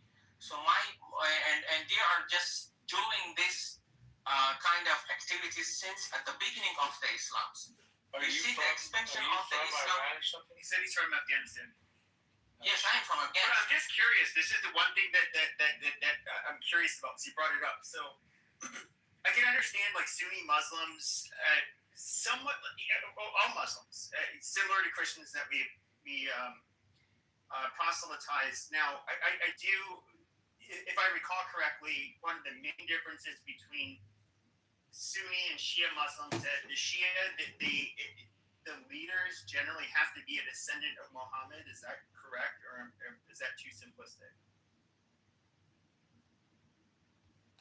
There's two different definitions about the Shia and actually the Sunni. Even the Sunni Muslim is not calculating the Shia as a Muslim, but and most of them and the belief that the Shia is not a Muslim. If you listen to the Shia is saying, "Oh, the Sunni is not a Muslim." So because the conflict has just begun because of the different vision about the sovereignty of the Islamic State on the beginning, which was a conflict between the Muhammad family, what these saying. So that division just created at the bit of the Islam. But now there's two different. If you see the books, the references, they have a different vision, and each single issue of the Islam. And so there is What does this all have to do with Iran? No. I asked him a question. It's completely pertinent. He's asking. I know. We went off on a tangent, guys, for like 3 hours. Maybe it's my fault. I actually asked because it was getting repetitive between Edward and Pepe about Zionism, and Pepe was doing a good job standing on his own, and then you had a Chew sit there and like start doing his little soundbite things. And it was Christian Zionism was the attack, and people were getting offended. But my point broadly, I mean, of course, it was correlated to Jews. Of course, obviously, it was going to go down that pathway. But Zionism exists in every cult of religion. All right, I'll retract my words because I know a lot of you are believers, and I respect a lot of you. Some of you I have zero. But the idea that Zionism does not exist in its principality every religion has it. It has some form of it. It has some expansionist. It has some right to manifest destiny, you want to call it. This is what got us here. And the young gentleman that John Kitover is already making good on a campaign promise from Afghanistan, and he agreed with me. So it's actually we turned the conversation around and we back onto like.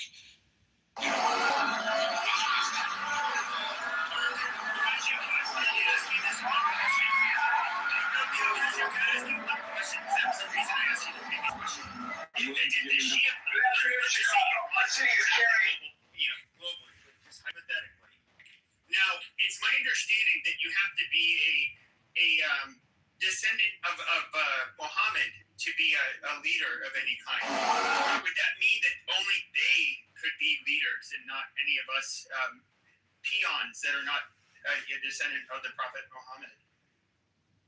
No, actually, my question is actually what Fucking Pepe. I will come to your answer, but my question is, I will quite agree with the Waking. He is just like made a lot of good sense. Hey friends, one thing I do every day is one scoop of longevity mix. I built this for myself. I have now built it for you. It's good for all genders, all ages. What we did is we researched all the scientific literature. We found. Thank you, Delegate. There's a point of privilege on microphone 1, then we'll go to microphone 3. Go ahead, Delegate. Yes. No, my sword. No, by the sword. When they came to my countries, to the territory by sword, the reason was they said, we want to expand the territory of the Islam. The state, we should make the more Point Islamic privilege and based priority on, world. Islamic Sharia states, which is still existing all around the world. So Thank you, Delegate. why the people are not mentioning still the expansion of the territories by the name of the Sharia law and it's ongoing and the people are not mentioning that. My question is why only the Judaism, why only the Jew, why only the Israel is the topic? Why people are not talking about, bro? No Jews, I mean, no Jews. They don't give a fuck. Dude, why you're derailing, bro? Again. I'm telling you. If I may, sorry.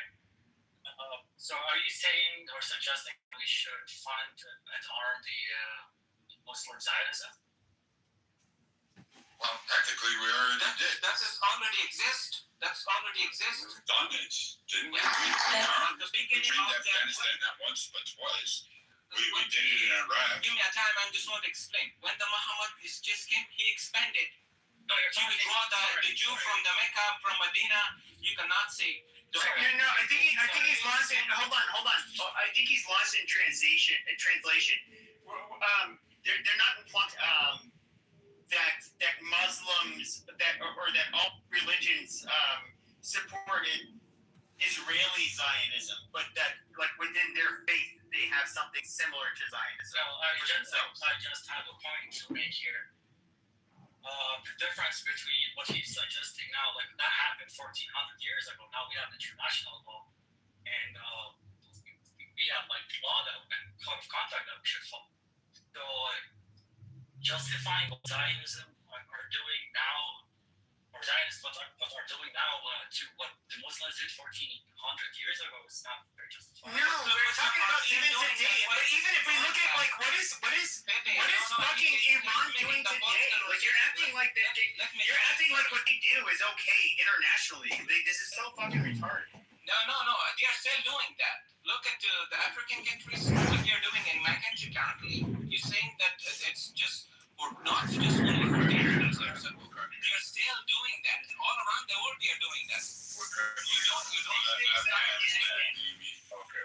No, like that's just what the gentleman just mentioned here. These are extreme. Not just only mention, just study the whole geographic of the Islamic State, what they are doing that. No. What these people are doing for the Sharia law. You can still try to convert the peoples, and by the force, Pakistan, I can give the example in Africa. You see how they are killing the Christian in Nigeria. So why they are doing so? Why they are doing in Somalia? What is going on in Somalia? You know that?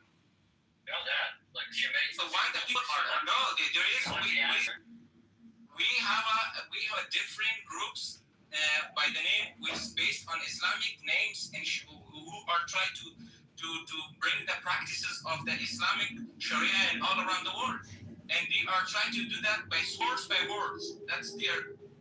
And what I'm just saying, it's wrong. It's false information. Israel never started the war. Hezbollah is starting the war when they lose. They're using the victim cards. Hamas is starting the war and they're using the victim cards. Why? Why are you guys just using the victim cards? Well, maybe On the this beginning, war. when you come to the point when you're a loser and then using the victim cards. No, you're correct. They did like with October 7th, and a lot of people. And this is kind of how social media works. Okay, we have very short attention spans, and so everybody's horrified, especially in the West. And this is where human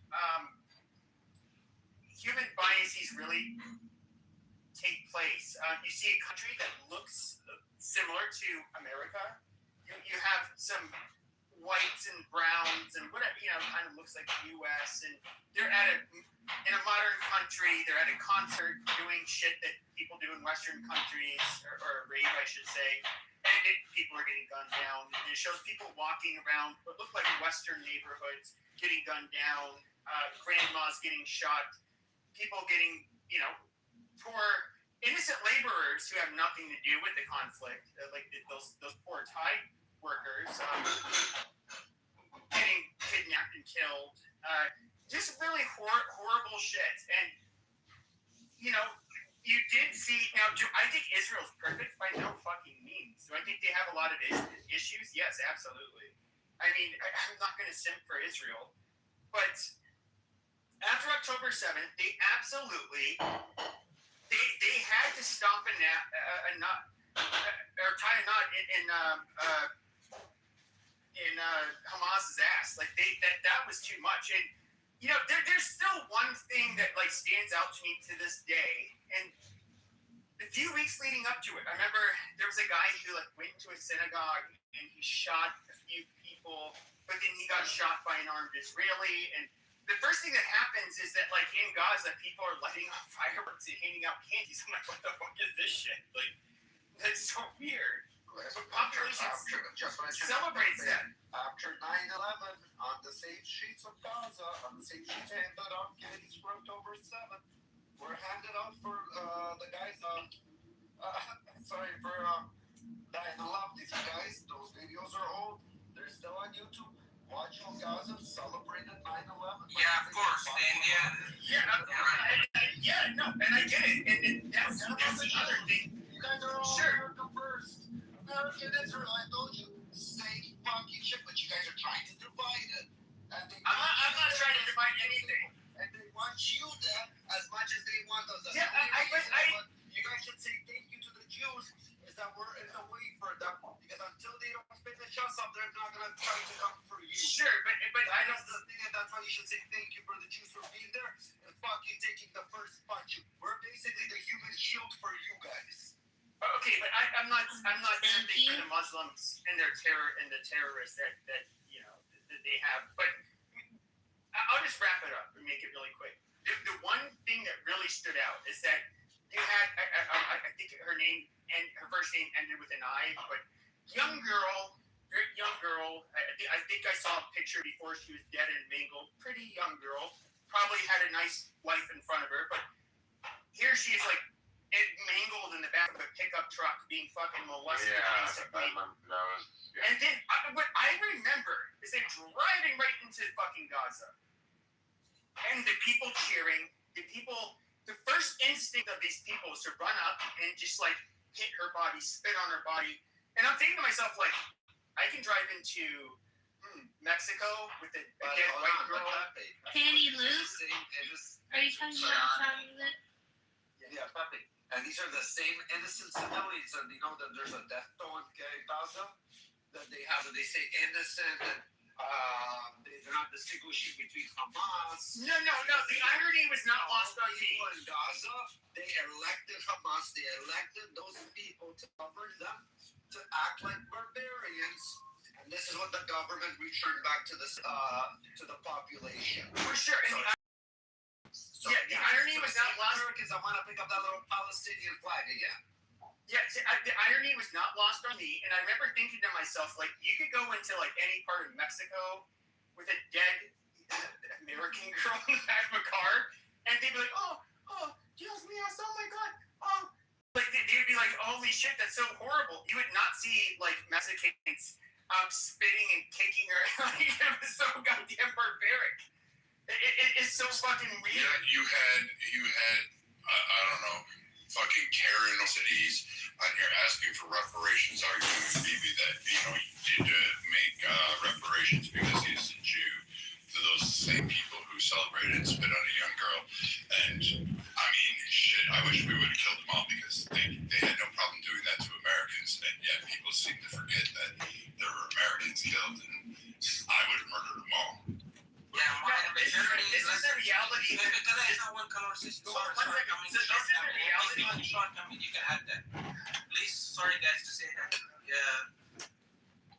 see if you go to the United States, all Muslim mosques, still are coursing and the 5 times of a prayer, the Israel and Nasara. Nasara means like people who are not Muslims, and those mosques are funded by the United States government, and they do not have a control on that. Remember what's their hypocrisy?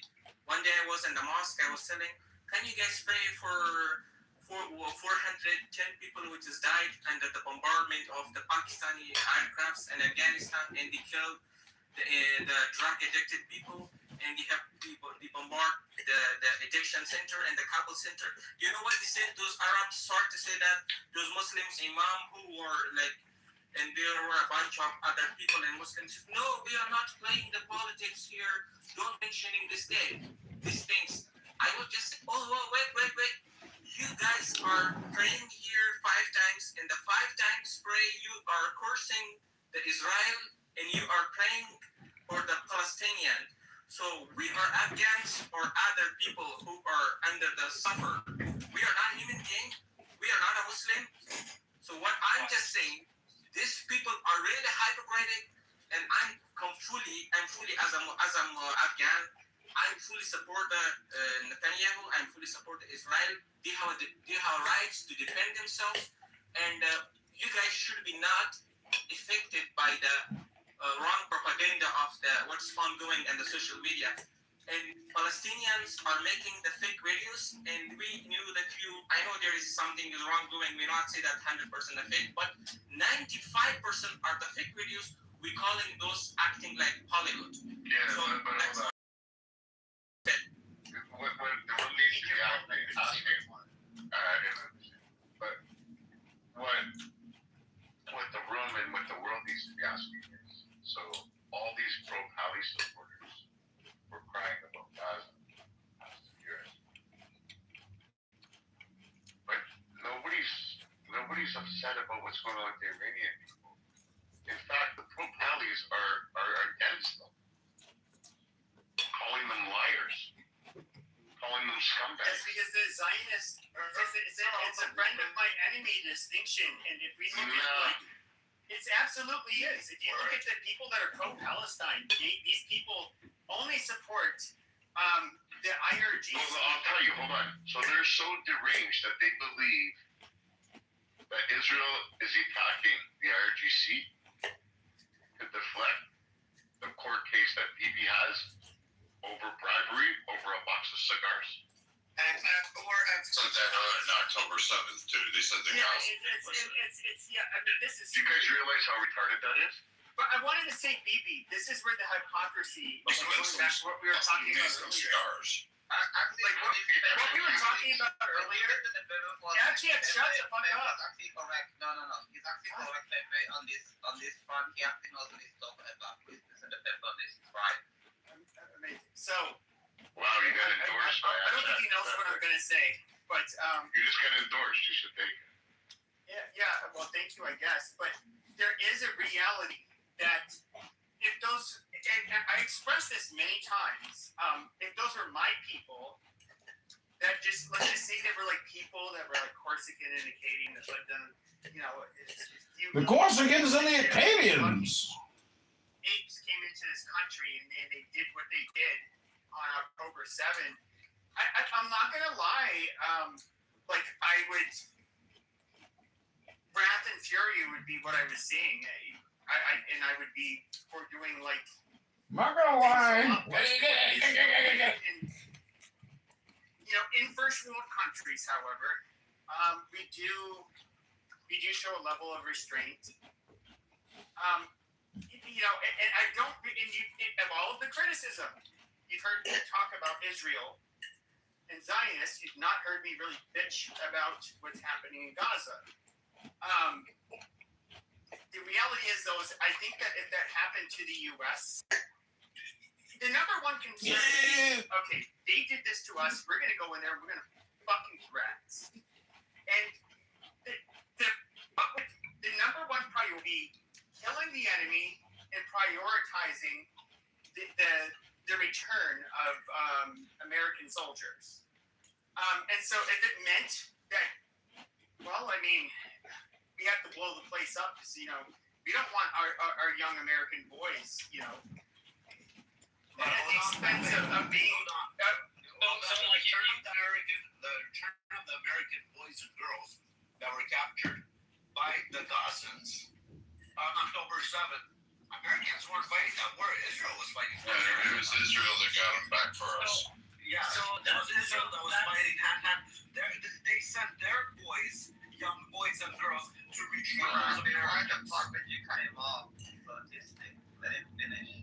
I'm just saying, and you guys are complaining that Israel is doing a joint versus with America right now. That America somehow fucking is doing a.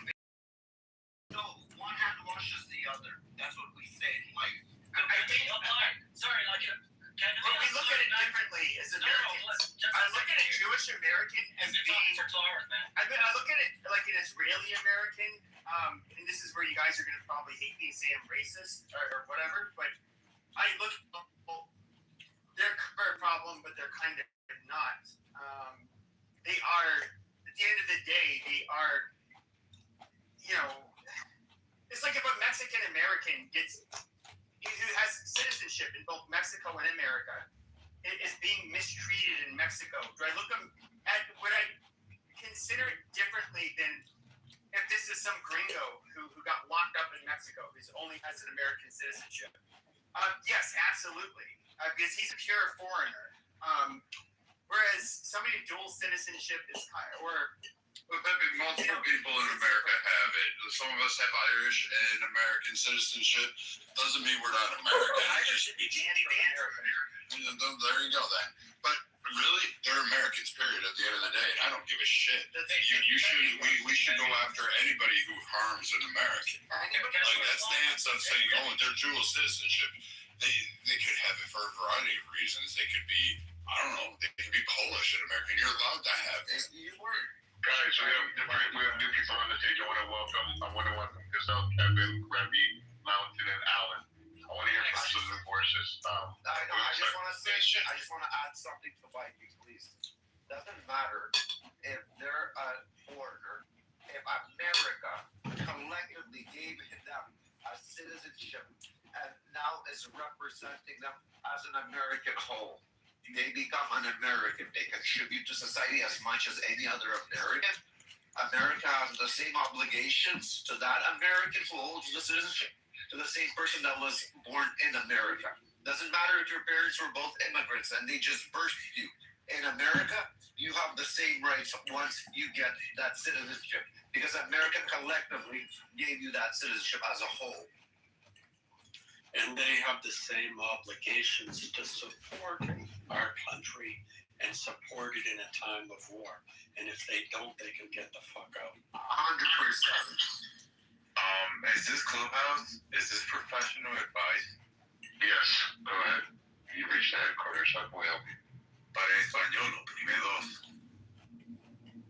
Okay, bro, we're having an honestly a fucking beast discussion. This is not a troll. Yeah, I'm sorry about that. No, I'm not a troll, but think about it, bro. Don't get too serious either, alright? Go touch some grass. Alright? Like, I'm just, I don't know. All I hear about it es la verga, güey. A la verga. Puta, pinche cabrón. ¿Por qué no se checa mi verga, puto? So, Gazelle, Kevin, Mountain, have a beer. Cállate, Maxinte. Okay, there. Or Euro, I want to pass the mic. I want to hear from somebody new. No, I just have a question to Pepe. He brought in like a logic.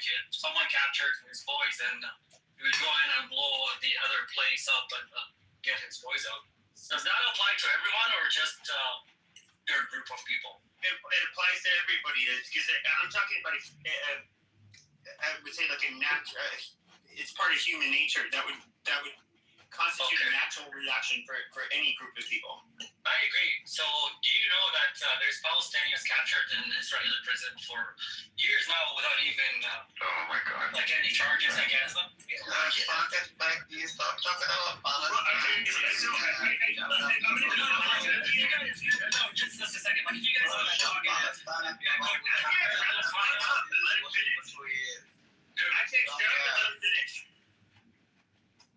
What I'm saying is, if you guys want to talk in like echo chamber between each other, No, we don't. But let's have proper discussion. Hold on. I want to have this discussion with you because so you think that all of those Gazans they're all innocent? I'm not saying that. What I'm saying is, you Hold on. If you want to have a proper discussion, why the fuck are you yelling? I'm sorry. Do you believe they're innocent? Who? Gazans that are being detained and awaiting other court case. Oh, 100%, or 90% at least. So 90% of them are innocent? Yes. So the IDF just drove around and picked up random people. That's what you believe? There's no. So what do you like? How do you explain there's no Hold on. charges How do against you them? think they got there? Wait. Hold on. How do you explain there's no charges against them for years? They just. How do you think they got there? Because the IDF have a big gun and they can go and capture whoever they want. What do you mean capture? You don't capture people. What do you think they did? Just an eating mighty moment to get gasified themselves? Well, they do worse than that. I'm gonna steal that to you. So why are you so? No, like we're just trying to have a meaningful conversation here. I want to, but it's hard whenever you're eating crayons, brother. That's good. So like they by the law they just do whatever the law is saying and. Yeah, I think they're following the word of the law, and when people stop people and they throw rocks at tanks and throw rocks at people, and they're stabbing and they're setting up little attacks, I think they deserve to be detained with due process and sent to prison. And unfortunately, they don't have like a shooting thing where they shoot people in the head. They should do that, like a firing squad. I don't think these people should see the light of day. But maybe I do think so. Why there no charges against them? How do you know that? How do you know that? Oh, it's not confidential information. You can look it up. Yeah, I mean, there is. So you get away with doing a lot of egregious shit. That is true. First of all, when you have mandatory conscription, okay, and so imagine your voter base, which is pretty much all Israelis, as long as they're not, Haredi, they are going to, they all have skin in the game because all of their kids are going to go into the IDF. Do they want a level of insurance that their kids, if they kind of like fuck up, they're not going to be, their life is not going to be destroyed? Yeah, we're talking, like, once again, that's a very human thing. That Americans, I think, do not necessarily appreciate. That's why it's more complicated in Israel. Let me ask you a question. Hold on. Let me ask this gentleman a question. So, Gazelle, are you on the phone? Gazelle? Yeah, I hear you. Sorry, I'm just getting. How many Gazans are you taking?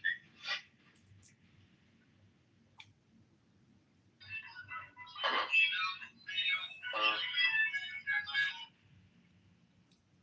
Gazelle? Sorry, yeah, go ahead. How many Gazans are detained? I don't know the exact number, but in one exchange they released hundreds of them. But they released? That's why we're waiting. Yeah, like when they did the exchange. If you guys are following, when they did the exchange with the captives, they exchanged them with hundreds of people who were in prison for. Okay, so this is an Israeli law, and in 2002, with wartime amendments, it allows indefinite detention of individuals from enemy territories, primarily Gaza in this context, based on security and intelligence without outstanding criminal charges or rights. It functions similarly to administrative detention, but is also tailored for wartime Gaza detainees. So these people had something done to them. I mean, they did something right, and that's why they're being detained. How do you know they weren't in front of? How do you know that they were? How do you know that anybody in jail in the United States committed a crime that they committed? Like Exactly. This is a silly game to commit. But How many innocent people in the United States of America are in prison? there's going to be some of them, obviously. And No, I know, but Gazelle, how many do you believe that are in the United States? There's almost 11,000 Palestinians in Brazil under Israeli detention prison. 2,900 of them are being detained without being charged. That's a lie. It's 1,287. Yeah. You said 11,000. It's 1,287. Security concerns. It's 1,287 is the number. It's 1,287. Okay, maybe if you hold for a second, you can see that I will swing back around to how this is. Okay, thank you. Well, you can talk. You're a mod, but let me finish and let me just say, what's this name, Gazelle? Okay, I understand. The Palestinians had their moment. And now we're at war with Iran. And you've lost the limelight. Now, that doesn't change your situation or plight, but it changes the world's attention. So if you want to bring it up, you're really not going to get much sympathy the way you did. I'm sorry, that's the way it is. Right now, whatever supporters you had in the United States are more concerned about the war with Iran. When it's over, maybe we can go back to paying attention to light and all of that. That's the first thing. The second thing is it's a numbers issue. All right? There's 9 million, about 9 million Israelis and 2 million Palestinians.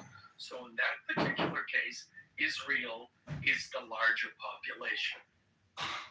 Now, in this particular war, there's about 90 million Iranians and 9 million Israelis. So now they are the minority. So that's why the dynamics of this discussion change. Now, maybe you don't like it. That's the way it is. Third of all, Israel is being useful to the United States. And that's what Israel and Jewish people tend to be, whether you like it or not. So if they are useful to us, we will support them more. Have Palestinians been to the United States a significant way? When you have an answer to that question, then maybe you will find that the narrative around Palestinians will change. But right now, the current perception is, as Mike's in the chat, all we see coming from Islam is stabby, stabby, we hate America. I'll leave there. Just a quick question. Was that the case before the Soviet invasion to Afghanistan? Let only Alan answer this, please, people. And what does that have to? First of all, I don't know the answer. Just an innocent question. I don't, as an American, I don't care. Okay, We're not. For these following We are engaged in a military conflict right now, and as an American, with American lives that be at risk and having been lost, I am going to support our country.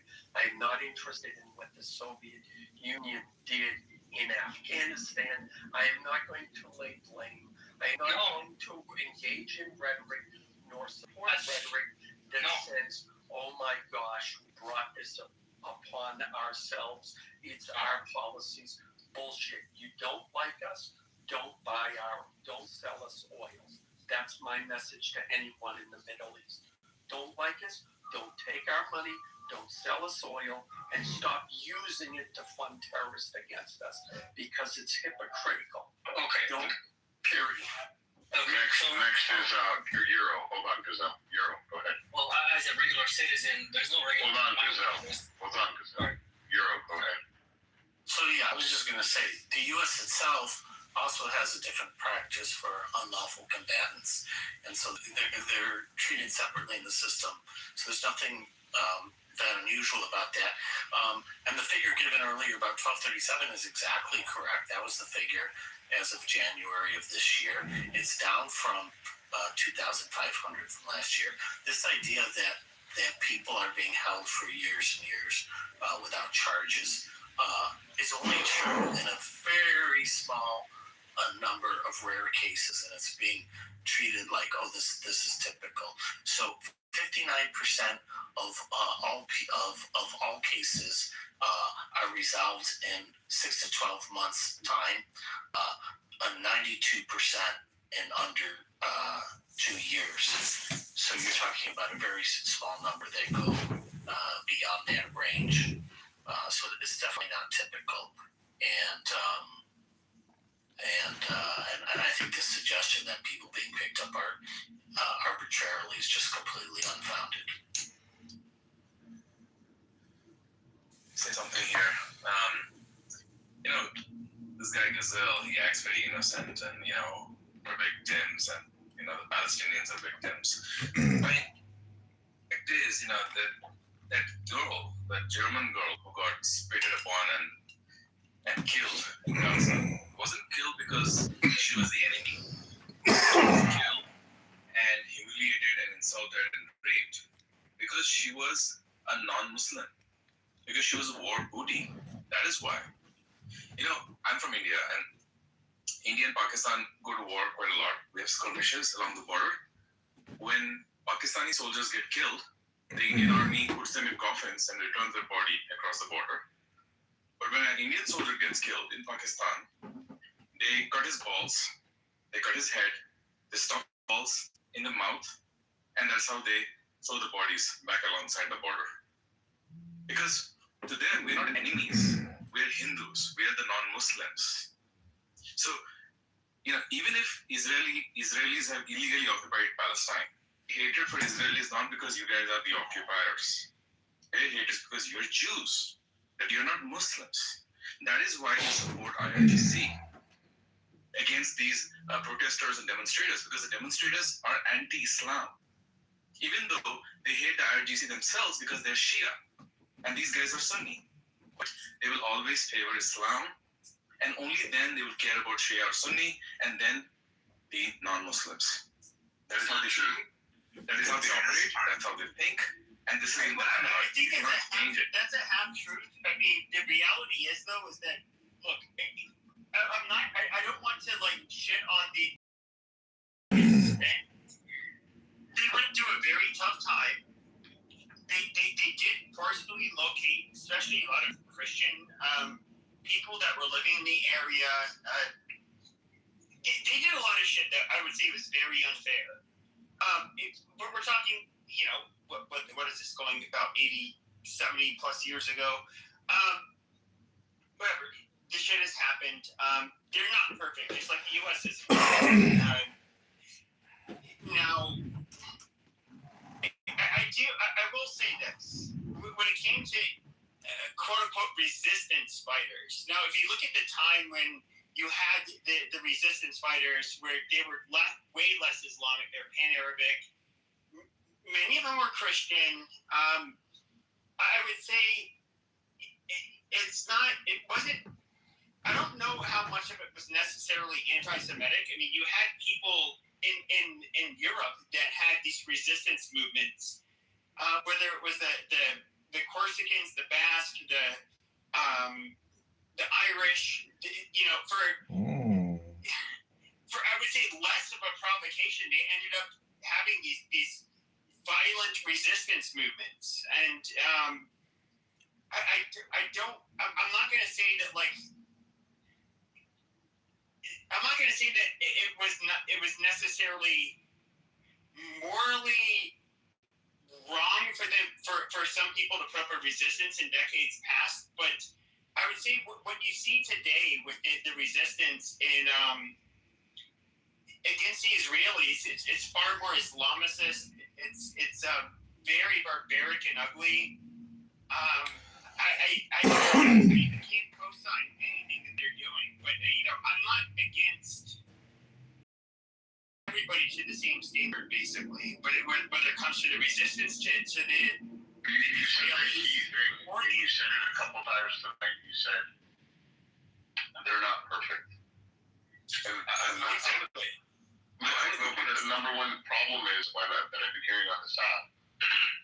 And it's guys like 6 Hour that are like raping my back channels right now. And then sending me pictures of emojis of like shit, Israel flag and an F you. He thinks that's gonna get up on my good. So the problem is that everybody's trying to hold Israel to a perfect standard. And they're like, but Israel does this. Yeah, but every country does that. Like killing carpet. No, but killing 72,000. Shut the fuck up, Gazelle. 1 second, bro. I didn't interrupt you. Oh, I didn't talk.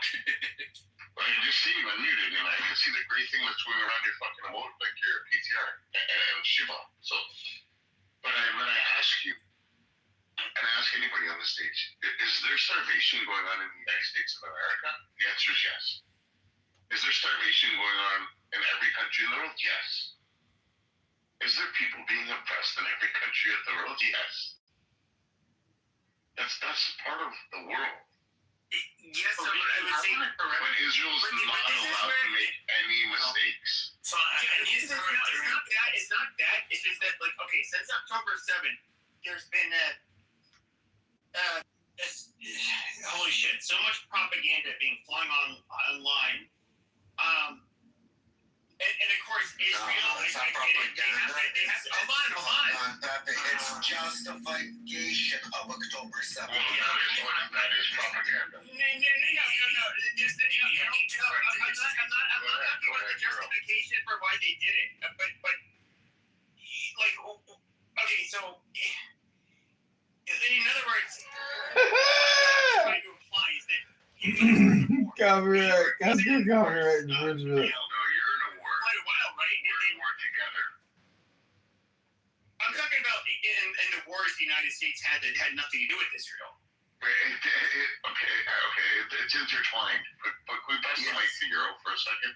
Yeah, but what I was trying to say, no. But what I was trying to say is that and you're gonna have big, you have big critics, okay, and then you're the ones who have to defend yourselves. So you're always on your back foot. And what is your job? It's to make it seem like you basically done nothing wrong. No, which it's indefensible because everybody. I'm not talking about you. But I'm talking about that's a strategy. No, it's not a strategy. There's one thing that is wrong, and it's the existence of the Jews. Oh, That is love the to take it strategy. again. Like 50 years ago, the strategy is no longer left. The strategy is we are not going to bend the trembling knee to the anti-Semite. We are not going to be scared Jews and cower away to the world. We are not going to run from terrorism. We are going to fight it at where it stands. And we're going to take out the people that want to fuck with us. Nobody's saying that you guys should tolerate these. But I want to pass it to you. I just want to correct this history here that's being totally misstated. So first of all, we had just heard a few minutes ago that supposedly in the past, the resistance movement wasn't anti-Semitic and that it was driven by other factors. First of all, it wasn't called the resistance movement previously. As a relatively Pan-Arabism was always anti-Semitic, so it's just wrong to say historically it wasn't. It goes back to a time when the leader of the Arabs it wasn't my claim. My claim is that it was not Islam. Whatever. If it's not your claim, that's fine. But I want to make it very clear that it was always anti-Semitic. Because that's what I heard, that it wasn't anti-Semitic previously. It was always strongly anti-Semitic to the point that the leader was working with the Nazis, moved to Germany to work with the Nazis, and then they came back and spilled Nazi propaganda, which was not even about any Palestinian people, it was just Arabs versus and Muslims versus. This Palestinian identity as a people developed later, much later. And when that developed from the beginning, it was anti-Semitic, and it was put in writing. So there's no ambiguity on this. I want to pass the mic to Gazelle. No, we don't want to just talk like it's an open stage. Go ahead, Gazelle. Wait, how's it an open stage? Pepe was trying to get off what he was saying, and you cut him off a little. Yeah, he's been talking for 4 hours straight. I know, but you could let him finish. Rich, honestly, fuck up. Oh, earn the hate, BB. Okay, there you go. Gazelle. Well, there's lots of lies that are flowing around. I'm going to start with the last thing you just mentioned here, that no Palestine.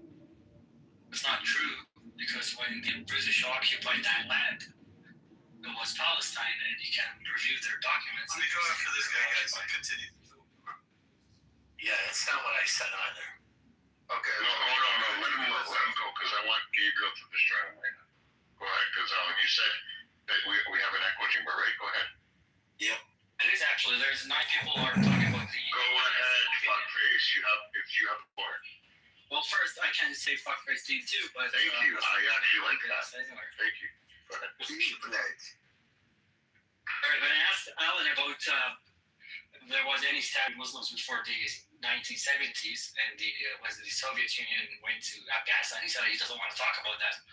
That's actually when the extremist Muslims started. That's not propaganda. You can look it up. Started when the American government funded these extremists. I know you're saying, "Oh, you're God." No, I'm just wondering, like, how the fuck, what happened? Just let him. Also, he's correct. We did fund these people. And so you can look it up.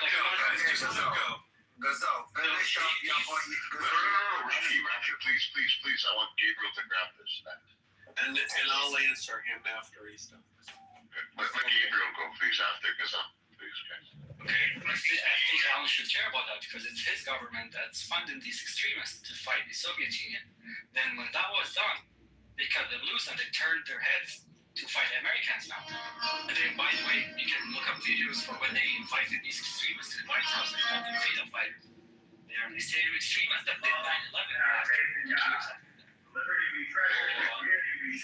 you. I'll say something David referred to I would want how Gabriel can go right away. Just okay. In other words, what you're saying is they're ungrateful fucks. We help support them in their fight against the Russians, and then they turn around and fight us. Even more reason to fuck with them. That's my first response.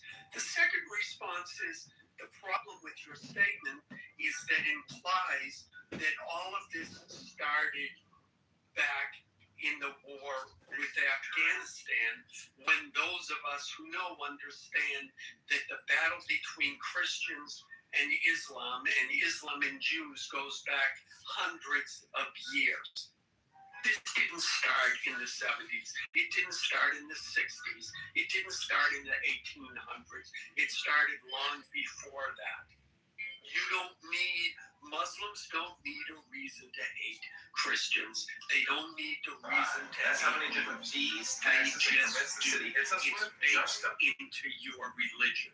So don't fucking lie to this audience trying to portray like it has something to do with American funded when it has the place for supporting these charities.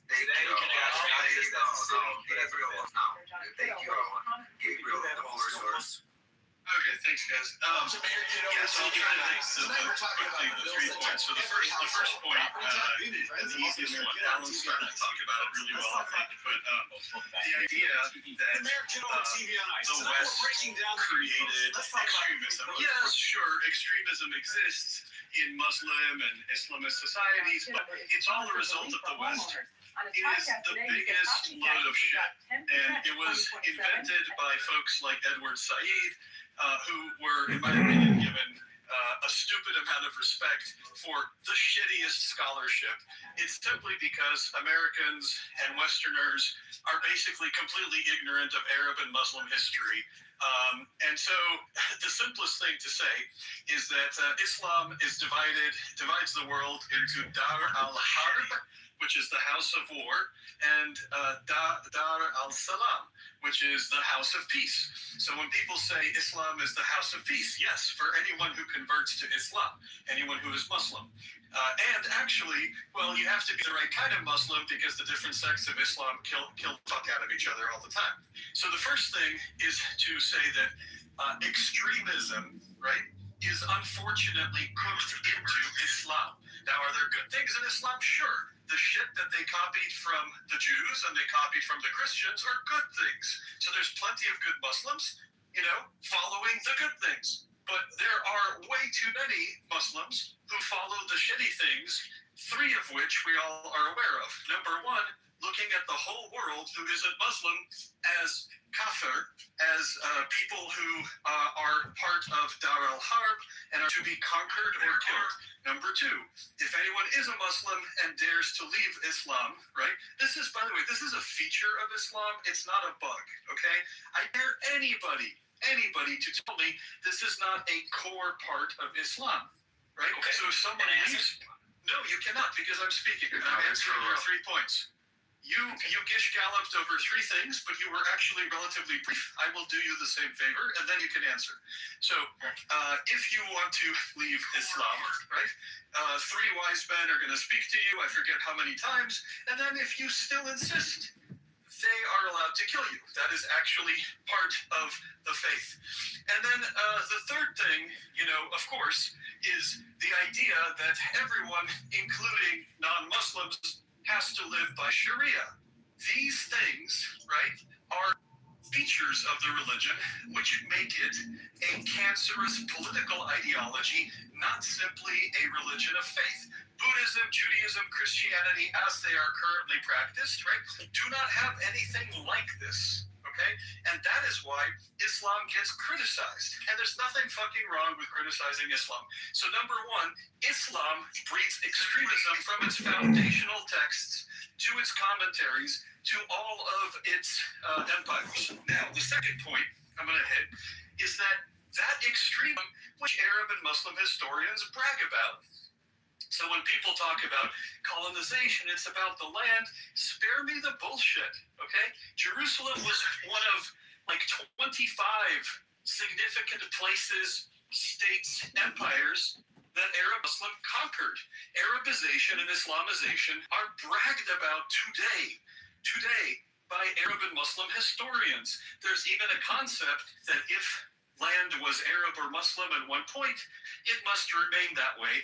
That's why all these fuckers are talking about Al-Andalus. We have to get Spain back. We have to get Portugal back because it was once Muslim land and it must belong to Muslims. Again, this is a colonialist, imperialist, throw more word salad at it, throw left word salad, throw right word salad, but it is a conquering mentality. There's no two words about it. So I don't want to hear lefty bullshit, right, about, oh my God, Israelis, they conquered, they colonized. They didn't colonize jack shit. But you know who did colonize, right? The Amazigh were colonized, right? The Egyptians are not Arab or Muslim. Egyptians, true Egyptians, are Copts. And then there's other groups that are the indigenous people of that area. They were Arabized and colonized. Then you get to Armenians, Chaldeans, Assyrians. Today, a lot of these guys are Iraqi, and they call themselves Arab. But actually, most Chaldeans are almost extinct. Assyrians, Arameans, right? These people were Christian. There's hardly any of them left. Then you get to the Armenians and the Turkish Muslim genocide against the Armenian Christians. Then you get to the Kurds, because many of them were the wrong type of Muslim, and because they were the wrong ethnicity, they weren't Arab. You can keep going. You get to 10 African tribes. Arab Muslim supremacy, colonization, and mass murder has gone on for 1,400 years. I didn't even cover the 1,400 years of the Arab and Muslim slave trade, which fucking goes on till today. So if you're trying to say that the U.S. and the West traveled back in time 1,400 years and made the Prophet Muhammad go and his followers go conquer and mass murder in Jerusalem and then go conquer Black African peoples and castrate them and kill 10 to 20 million of them, and that's just enslave those guys because of a time machine. I don't believe you, okay? Extremism is unfortunately, expansionism and extremism is cooked into the political and war ideology that is called Islam, okay? Now, that is not an attack on every Muslim. It's not an attack on all Muslims. It is simply a fact of history because by the time you get to the 50th country that is now Muslim, right, and the 22nd country that is Arab, when originally you started with one country, Arabia, that was Arab and Muslim, something must be up. And then the last thing I'll say, and that's one sentence, appreciate you guys hearing me out, is that there was no state in the history of the world called Palestine. There was no state with a king called Palestine. There was no coin called Palestine with Palestinian coins. What we had was a place, like let's call it Texas. One eternity later. Yes, exactly. Let's call it Texas, okay? Texans, right, are not an ethnicity. Texans were never an ethnicity. Now, today you can make an argument the Palestinians have decided through 7 or 8, 6 generations of mental abuse. Land. Yeah. You can say that you can argue that there are people whose sole purpose is to destroy another people, but there was never a country called Palestine back then. Thank you. I agree with everything you said. Hold on. Gazelle, you want to rebuttal this one? Yeah, just quickly here. Make it quick. You have 1 minute. A lot quicker than Gabriel. Okay, Gabriel. The list that you just listed, it's all lies. I'm not sure where to start. So let's start. I'm not gonna listen to this. Like he explained everything in minutes in the best way possible, and this piece of shit fucking jihadist say whatever you say is a lie. Okay. No fucking ass up. Wait, where we want to engage with the terrorists? That's why I said you can never. Okay, weren't we wanting to engage with the terrorists though? Yes, we do want to engage with the terrorists. You just can't kick everybody down just because they're retards. I'm gonna bring them back up. Guys, this is stupid though. Why would you just let him bury himself? He was making an argument. Again, we're I think it's fine to let him say what he wants to say, but he should say what the lies are rather than saying they're all lies. This is a lie. Maybe they kicked him down, and I don't even agree with the guy, but they kicked him down right when he was about to list off all the lies. Tell him what he thinks. Even though I disagree with him. I'm gonna be. Is that rich? So how do you explain all the churches and all the Christians survived these horrifying years that you were describing now, and survived for 1400 years? If you look at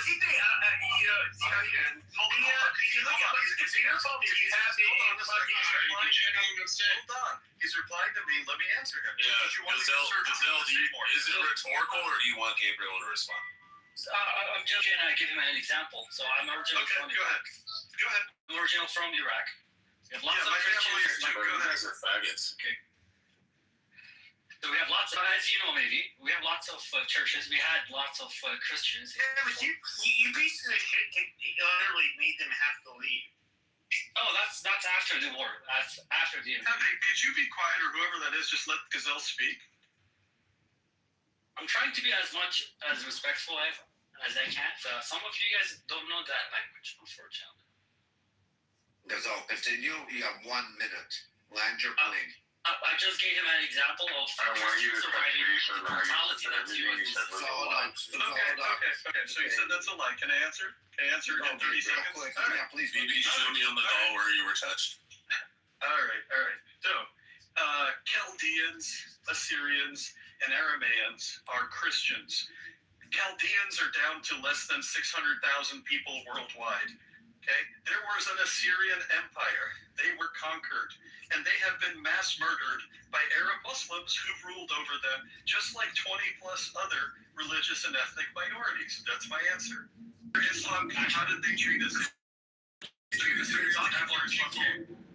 did they treat Assyrians?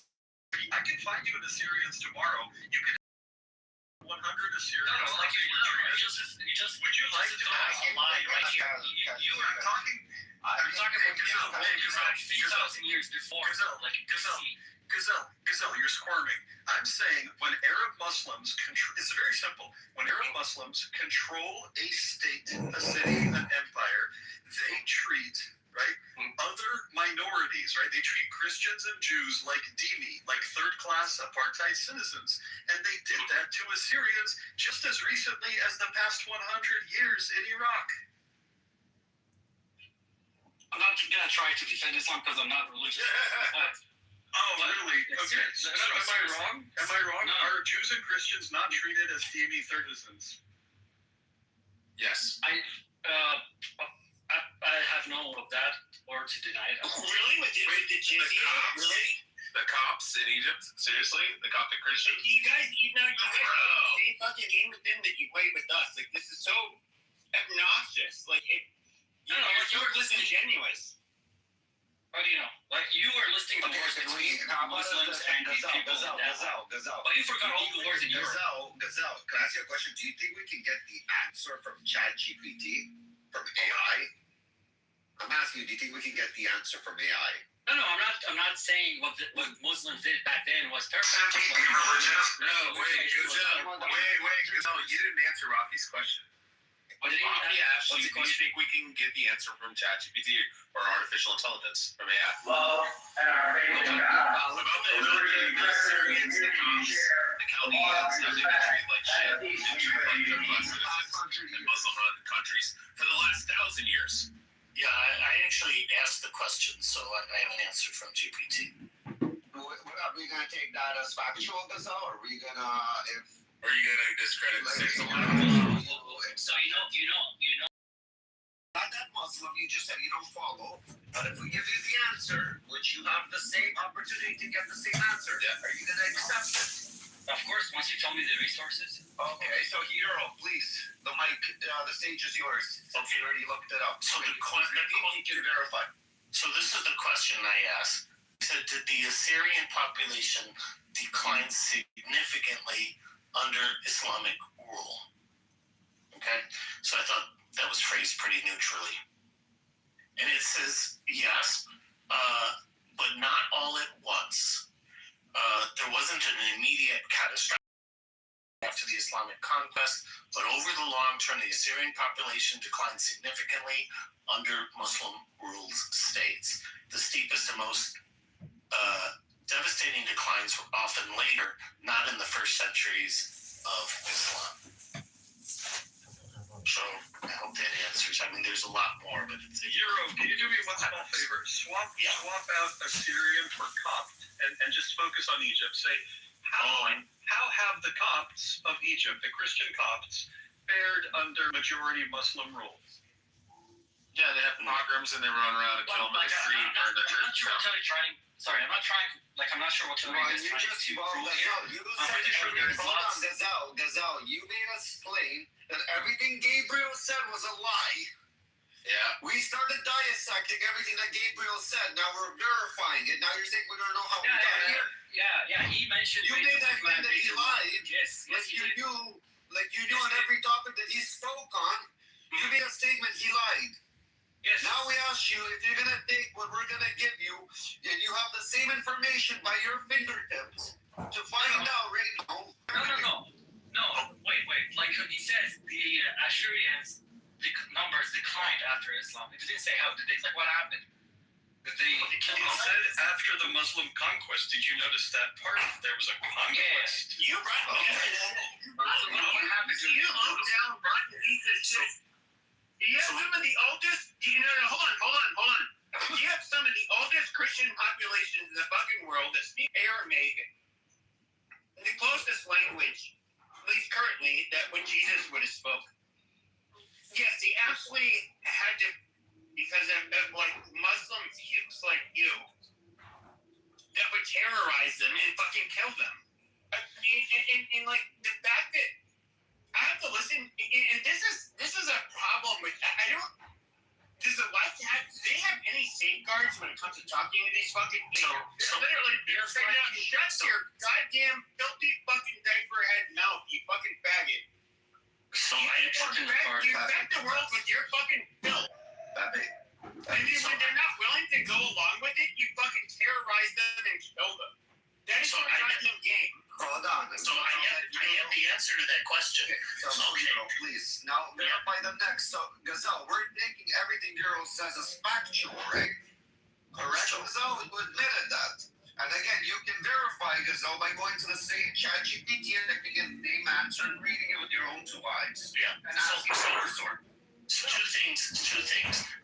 One is the next question I asked was about the Coptic population, but about the Assyrian population, part of the answer I didn't read is the explanation of why and how. So you raised a good question because I didn't mention how. So it said, and I read this first part, the steepest and most devastating declines were often later, not in the first centuries of Islam. For Assyrians, some of the most severe demographics came under later Muslim-ruled polities, especially the late Ottoman period and World War I, when the Assyrian genocide, often called Sepho, killed very large numbers and shattered historic communities. Modern displacement in Iraq, Syria, Iran, and Turkey then reduced the population further. So the answer did explain how. And then the next question I asked was, what about the Coptic population in Egypt? That's my entire question. It says the Coptic population declined very substantially under Islamic rule over the long term. The strongest concise statement I found is from historical economic paper by Mohammed Saleh. Copts fell from almost all of Egypt's population in 641 to about 7% by 1897. Okay, so I just asked ChatGPT the same question, and I got a different answer. No, okay, that's at the Coptic population. Answer with your facts on it, so we can check. Okay, so early Islamic and medieval periods after the Muslim. Hold on. Gazelle, how did you state your question? Tell us. How did Muslims treated Christians in what's called Iraq right now? Yeah, so a totally different question, of course. Yeah, you asked them what the question. So don't you think this is a good question, like good wording for the question? No, to ask for what period of year, like what specific timeline are we asking? Yeah, the answer was so early Islamic period, which is the 7th century. Christians became part of an Islamic state. Christians were considered people of the book. I don't know if you guys know, but or whoever is following Torah or Bible. Bro, we don't need a history fucking breakdown. We all know this. Hurry up. Okay, and we're allowed to practice their religion, special text. So the only different thing was practicing your religion was literally butchering people and stripping away the rights of the native people that like. So point number 2 from the answer. Many Christians held important roles, especially in medicine, translation, and administration during the Abbasid Caliphate. Because Arabs weren't dumb. It has absolutely nothing to do with what Gabriel said. Gabriel said the Assyrian population was significantly reduced under Islamic rule, and so was the Coptic population. And you said your response to that was, that's a lie. So then I asked GPT, and it says yes. And it says significantly, it didn't happen in the early Islamic rule. It happened more recently under the late Ottoman period, where there was a genocide, an Assyrian genocide, and a large people were killed, and then there was a large displacement. As far as the Coptic population, it went from 100% down to 7%. So I don't know how you could say that's a lie to say it's a significant. And I asked you specifically, what time frame did you choose in that question that you asked? Why 7th century? Because the Islam came in the 650. So it's like 50 we years weren't after. talking about the 7th century. We're like Arabic. So you're talking about like till now? Yes, I said that twice. I said that twice. I said that under. Let me listen. What you took issue with, right? One of the things, right? Because I I booted out like 7 or 8 significant facts. He said they're all lies. One of my facts was simply that groups like the Copts, who used to be a majority, Coptic Christians were a majority in Egypt. They're now a minority. One second, one moment. Listen, they're now a minority, okay? Coptic girls are kidnapped and raped or force converted today.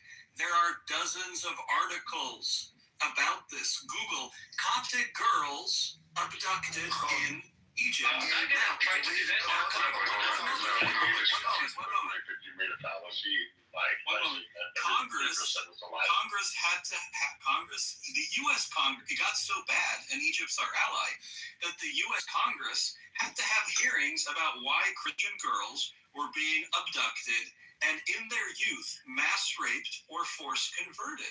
And it's still happening today. So I'm just trying to tell you that under Muslim rule, right, it doesn't matter if it was a conquest, in the 7th century, or it wasn't. In many cases, it was. The point is that under Muslim majority rule, indigenous peoples who used to be a minority are now minorities, and they are treated terribly. Jews are just one of the groups. All kinds of Christians, Kurds, Assyrians, Arameans, Chaldeans, right? Amazigh. Literally every place where there was an indigenous group, once Islam took hold, right? And I'm not blaming all of Islam. I'm saying the way this all happened, right, is that apparently every time you have a Muslim majority country, the former majority indigenous groups of people, they lose their language, they lose their religion, they lose their livelihoods eventually, and then their population dwindles. And you can go down the list of 20 groups I named. That's the problem. So what you're trying to say is Hindu girls are also kidnapped and sent in Pakistan. 100% correct. But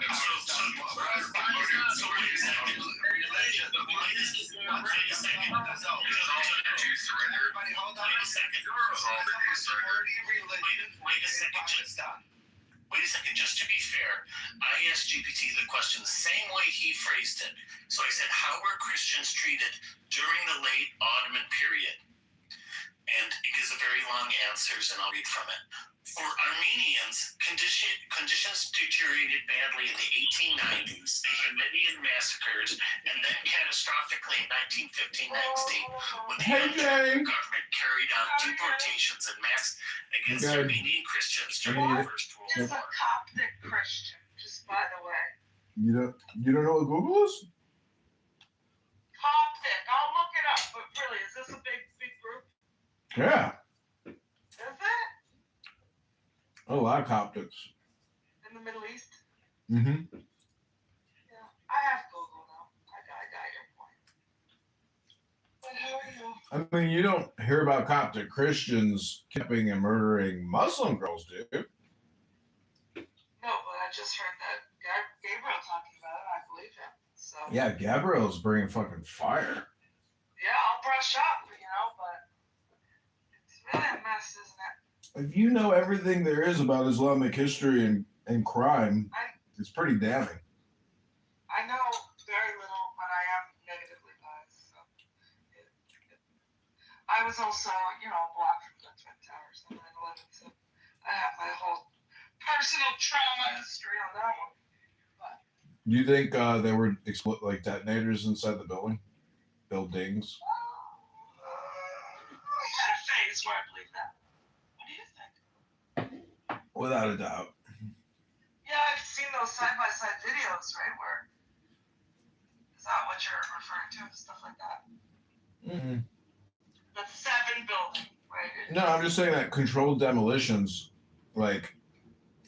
are a thing, and there's just no way that a building at the top on fire can just fall like that unless it's controlled demolition. It's impossible. Yeah. Haven't thought about that. I mean, it'll burn like a candle, but it won't fucking drop. Yeah. Jesus, what a day. Well, you were a child when that happened, right? I was a freshman in college. Okay. Not quite a child. I watched it live on TV. Yeah. I saw the second one go in, and I was like, "What the fuck? A second plane hit?" I was like, "Oh my god!" I was like, "This isn't a coincidence." I was like, "This is like a coordinated attack." I I was was like, on "It's the crazy." bus. I was on the bus, John. Like, look up City Hall. And the bus driver, we all felt it. He goes, "This is the end of the line, folks. I don't know what's going on." And I walked down there. It's like, pandemonium. But what a crazy, crazy thing. You know what I said, John, about the people who were rushing up on Broadway? I said, these people are overreacting. What could happen? Yeah. You had no thoughts about that, John. Mm-hmm. Remember? And, well, yeah, an hour later, I was stuck in my building because we were collapsing. What a crazy thing. What are you going to do? Aren't you going to get married and have kids? I don't know. I'm working on You that. should. You should. Okay, good. All right. Yeah, listening to Pepe all day isn't going to be fulfilling enough for me, unfortunately. I had like a moment of panic today where I was like meditating and sitting in the sun, and I just heard Pepe's voice, and I started panicking. I was like, "Oh no! How do I get?" There is a God. He's talking to you. I was like, "How do I get this guy's voice out of my head?" What a voice, though. Yeah. I got the same It's problem. literally like Kermit the Frog if he got beat over the head with a baseball bat. The things he says are just. See, what's really stupid is when you listen to him, you assume his liability and responsibility, and so it's crazy to listen to this guy because it becomes the Pepe show, and it's basically a retarded show. And if you're higher intelligence than him, he can't necessarily make you dumber, but if you're choosing to listen to him, then you are actually dumber. It's like whippets, John. Have you ever done them? Mm-mm. You know, the club drug of the 80s. I've seen people at concerts do that. I'm like, are these people crazy? Like, what a horrible drug. It's horrible. You lose brain cells. But I've done those in the 80s. And later, when I read up on it, I said, what an idiot. Why would you do that to yourself? You know better. You're half smart, half true. I know. It's like choosing to take a nail gun and just shoot a nail in your brain. It's like listening to Pepe. Okay, well, I hope they don't arrest us for the pejorative commenting. I actually respect that guy more than many others. Pepe? Because, yeah, I can't explain it. Do you? Oh God, no! I can't believe that people, even Jews, share the stage with him because he calls people the K word. He's mentally unstable. But the thing is, it's like if this is what he thinks is like responsible, or like, you know, if his dad was to listen to him, I'm not trying to project here, but like, I don't know. It's just not. See, the part. You can't be proud of it. You can't be proud of it. Well, it's stupid. I mean, write an essay and publish something, but like to come on here and scream and scream and scream, it's so stupid. So juvenile. Totally agree. He's been one of my least favorites. But lately, I have found myself, similar to the way you described, listening to him going, what is the fascination, Jane? He's so, like, abnormal psych. See, if you believe that all communication is hypnosis, this is Pepe's hypnosis. But again, it goes back to the person who's willing to submit to the hypnosis. Yes. Pepe. It's your choice, you know. Well, John, as always, thank you. I see you're running for mayor. I'll get the updates. I am. I see Scott's doing well. He's looking thin. He's dating a girl. Oh my gosh, he turned it all around. I met her. Yeah, she's lovely. Wow, good for him. Very nice. She has children. He's well, I hope he'll do well there. She's very nice. Good. Everybody needs Have you ever seen the movie Blues Brothers? Yeah, when I was a child. Everybody needs somebody. That movie is a very funny movie because the whole thing is hypnosis.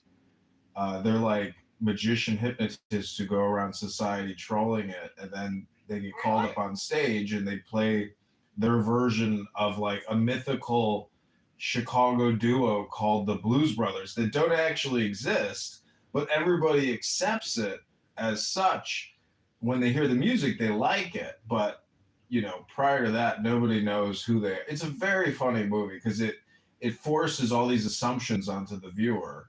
It's very funny. I was watching it today. I was like, this is actually genius and very funny because I gotta rewatch that. yeah, because they just make up the character. It's all made up, but they have a lot of cameos of like famous musicians and famous celebrities. It's so popular. It was so popular. I know, it's kind of funny. It's like it makes me want to dress up as a blues brother and like go around town and do music.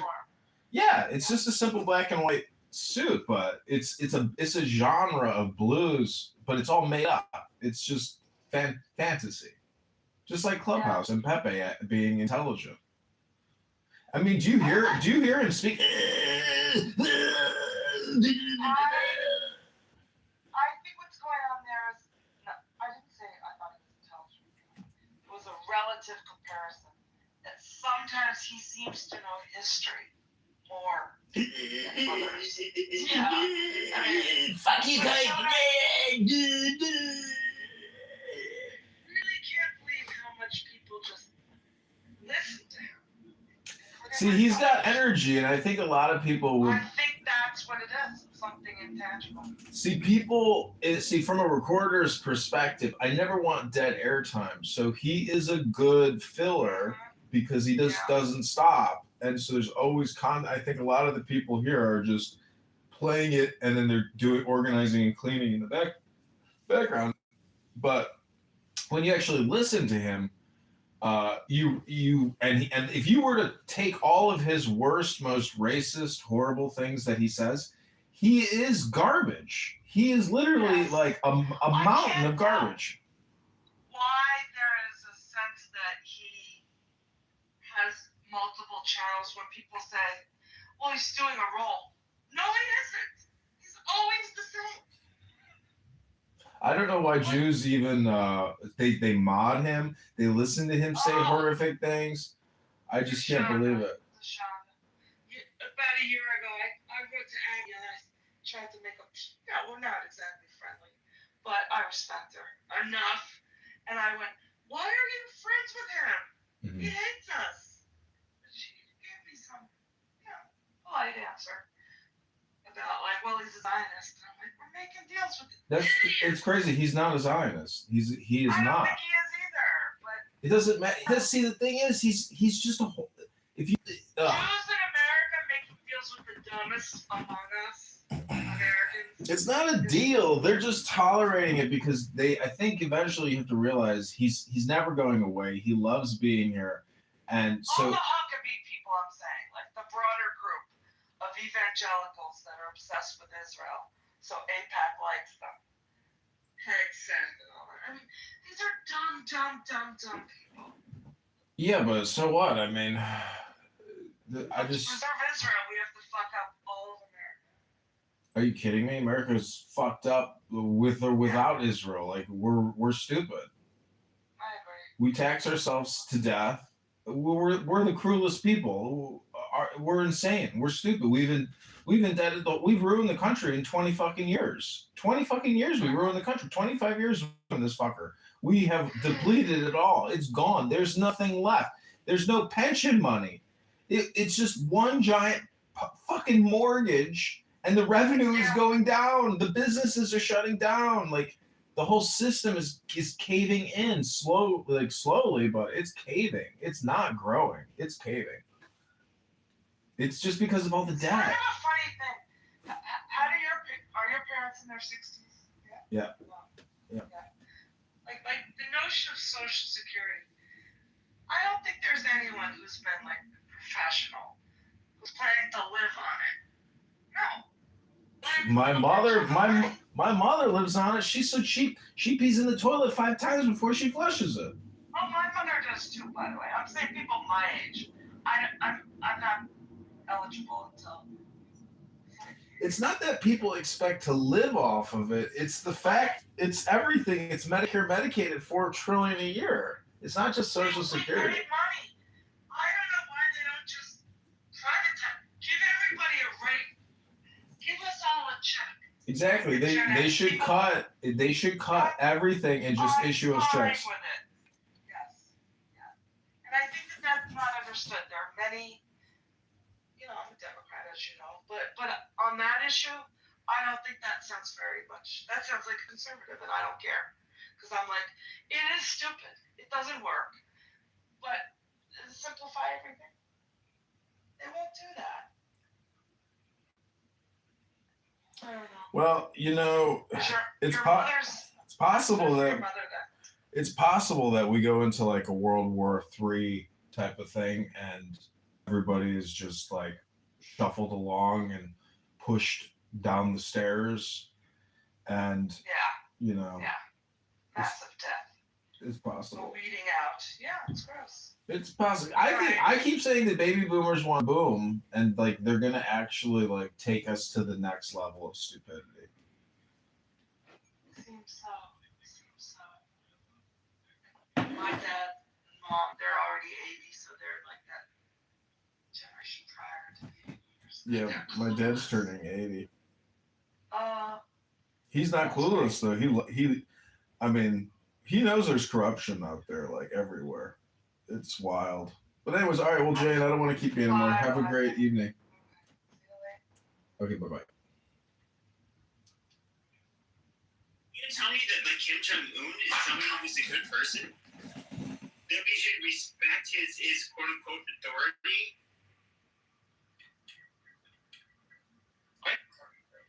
That was for you, Gazelle. You Charlotte Kasumko. Very smart. You know 2 words in Arabic. No, Kasumkum South Sudanese and means retard. My question was, let's say Trump invaded North Korea tonight. Who is that? Holy shit.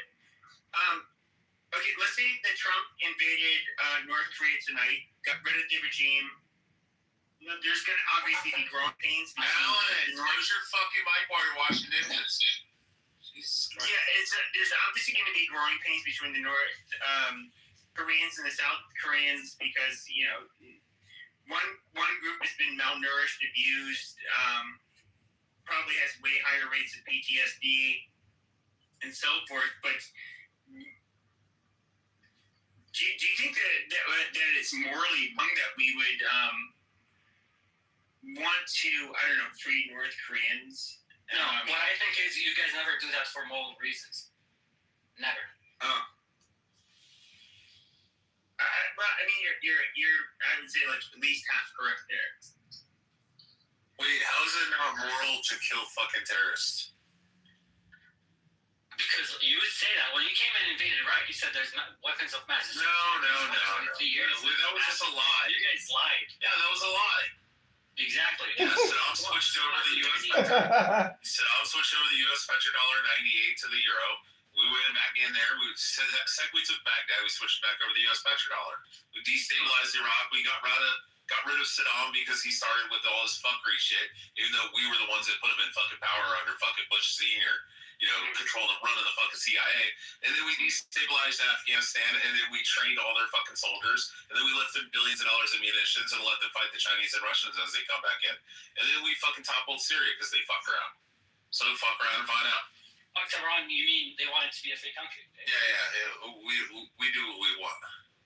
This is America, motherfucker. That's pure tourism. Yeah, it's crazy. So I'm still waiting, because are you going to concede to the point? So you're just mad that you're not the biggest terrorist group. We are. What? You guys are a bunch of pussy faggots that get your ass kicked. And you guys are like, but you guys lost in Iraq and Afghanistan. We killed like 1.5 million Iraqis and over 1 million fucking Afghanis. We killed like 3 to 5 million citizens, civilians. in Iraq and Afghanistan both. Like, how is that a fucking loss when we only lost like 4,000 soldiers over 22 years? Like, we really lost. We lost 4,000. And a huge fucking number of those are like accidents and suicides. You know, like fucking all that big shit. Like somebody drove their fucking truck, their Humvee off a fucking cliff, and like 5 soldiers died. So yeah, I mean, we lost 4,000. You guys lost like 10 million. So go fuck yourself. You lost. You lost. Same thing with Gaza. You know, you guys killed what? Fucking 1,200 people, and we've murdered fucking 80,000 of you motherfuckers. It's amazing. I'm not proud of any civilian killed. I'm like, too bad. You should cry about the Nazis in Stalingrad and fucking Dresden. You should cry about all that shit too. You should cry about Iwo Jima and Nagasaki. You should fucking cry about fucking D-Day.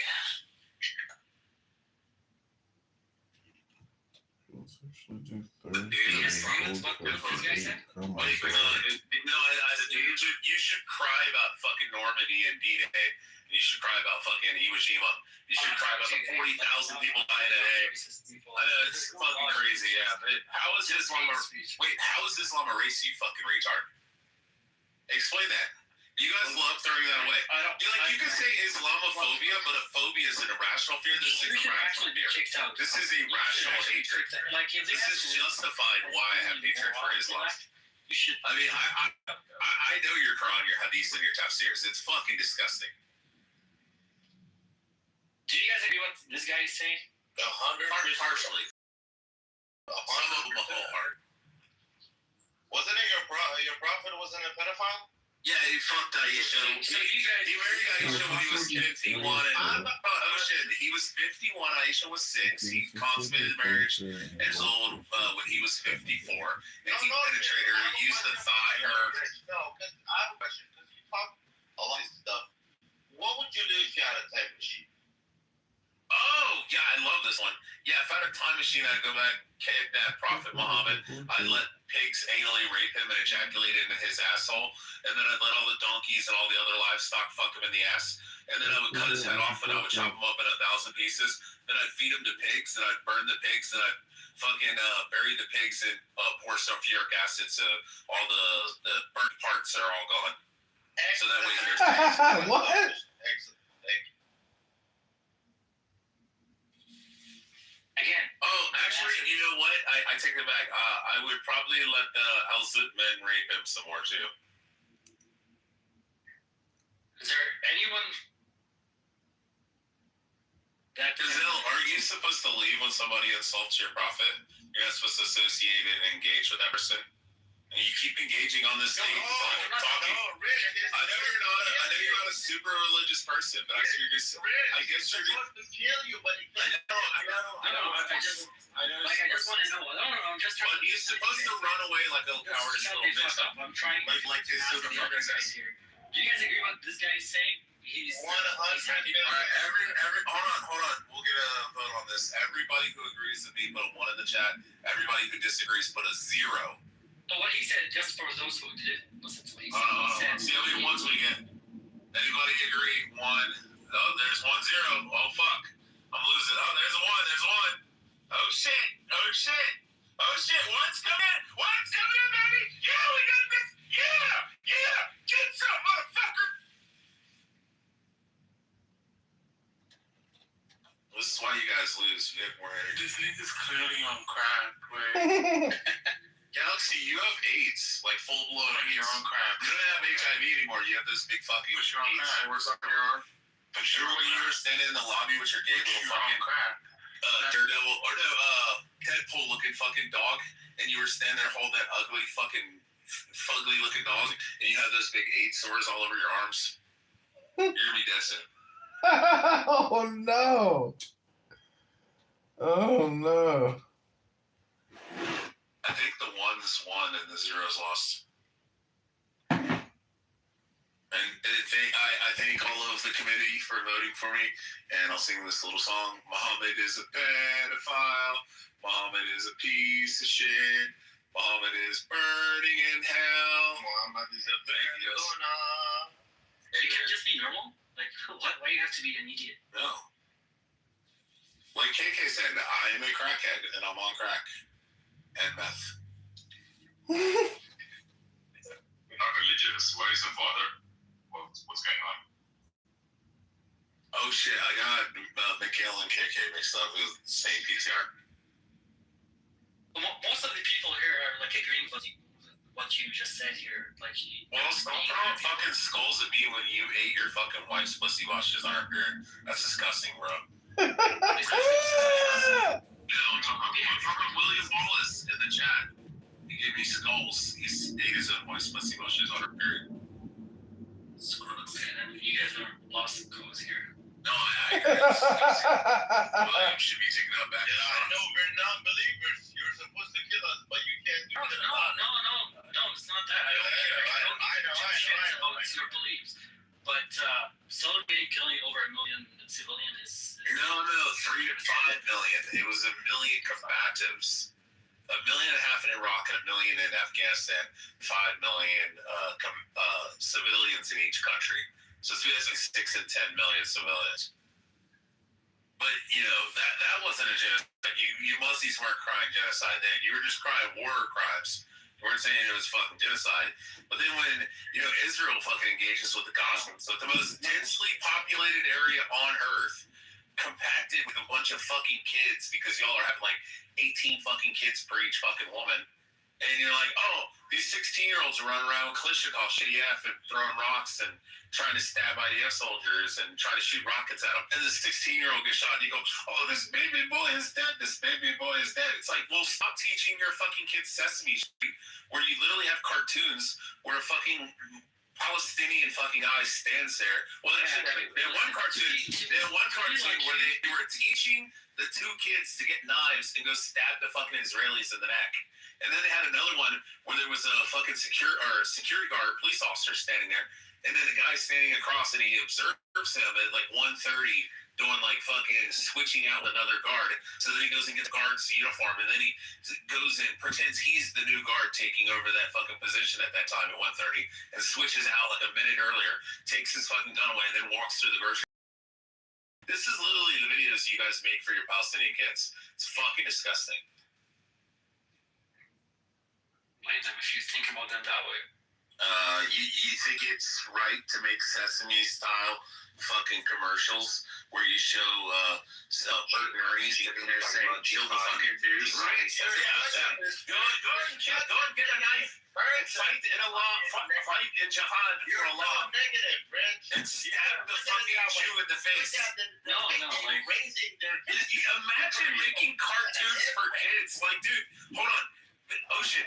When people do that in the United States and they make Spider-Man videos on YouTube and they put them out and they fucking put them out to kids and they're like, hey kids, look, this is Spider-Man like fucking Princess B, and then he like cuts her head off and shit, and they make these like animated cartoons and they market them for fucking kids. They're evil fucking people. We fucking say that that's abhorrent and fucking disgusting and horrific, but then when the Palestinians do the same thing, they're like, oh, Allahu Akbar. Meanwhile, Spider-Man is fighting aliens most of the times, or bad guys. And then these guys are raising their... Yeah, they literally put like cartoon snuff videos and market kids on YouTube.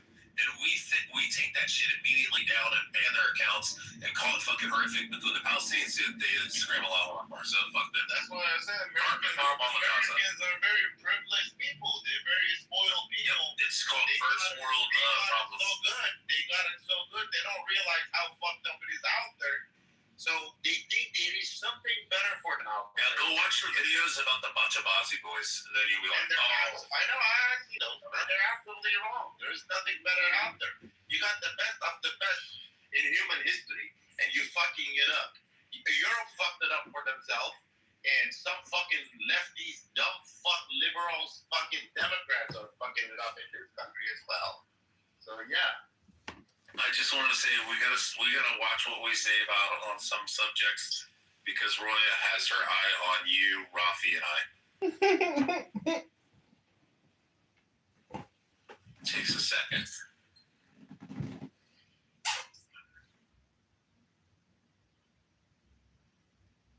What up, Tom?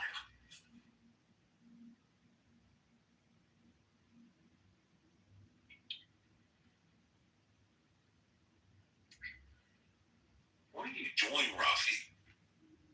Yeah. Oh, nothing. Are you hot micing? I am hot micing. 1 second. Let me mute up. Wait, is that Shuki? Like the real Shuki or fake Shuki? I think it is the real Shuki. I don't know. He follows Amir's house. This is not the real Shuki. Yeah. I feel like follow nobody. Oh, it is Shuki. It is Shuki. Shuki guns, yeah. Hey, listen here, motherfucker. The Chicago mayor is already heating up with the election less than a year away. Community organizer John Kitover is having the Chicago mayor is already heating up with the election. Did somebody kick him? Somebody kicked him? Did BB kick him? Shuki, I'm sorry, BB kicked you. He's a piece of shit. Somebody kick Shuki? Anybody? Why would you kick Shuki? I didn't touch him. Somebody bring Shuki back up. I got it. I want to scream. I see you on the Shuki Express. Look up, Rafi.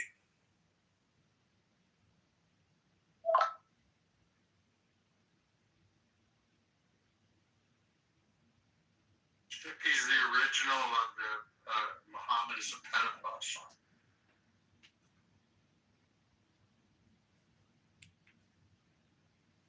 Yeah, where do you think I got it? Yeah.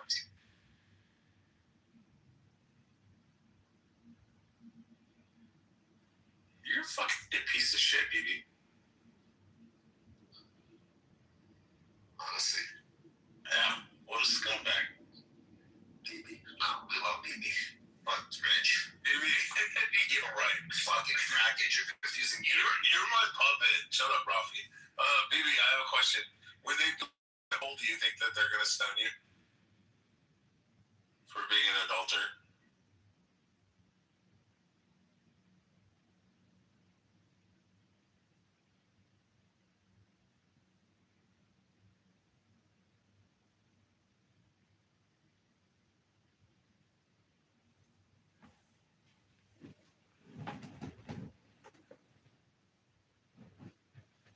You could have multiple wives in the Old Testament.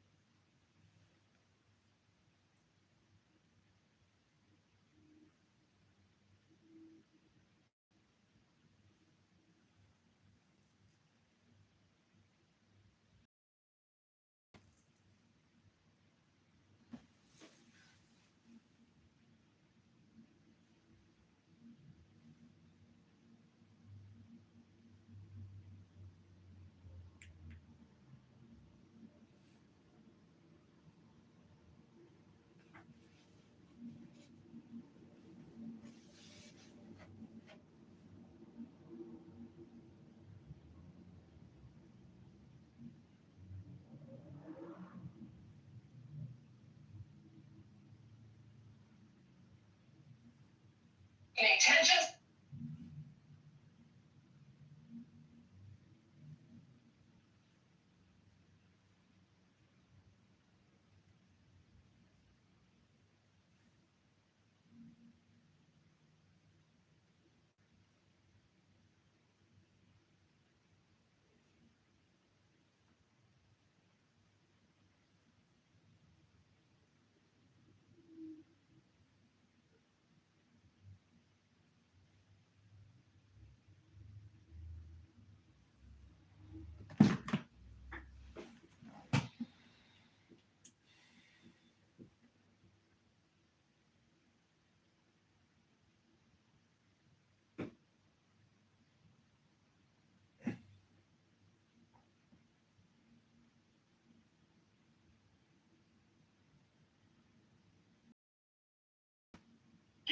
I'm just trying to tell you, yeah, like, go ahead, Nick, but I can talk all day, Nick.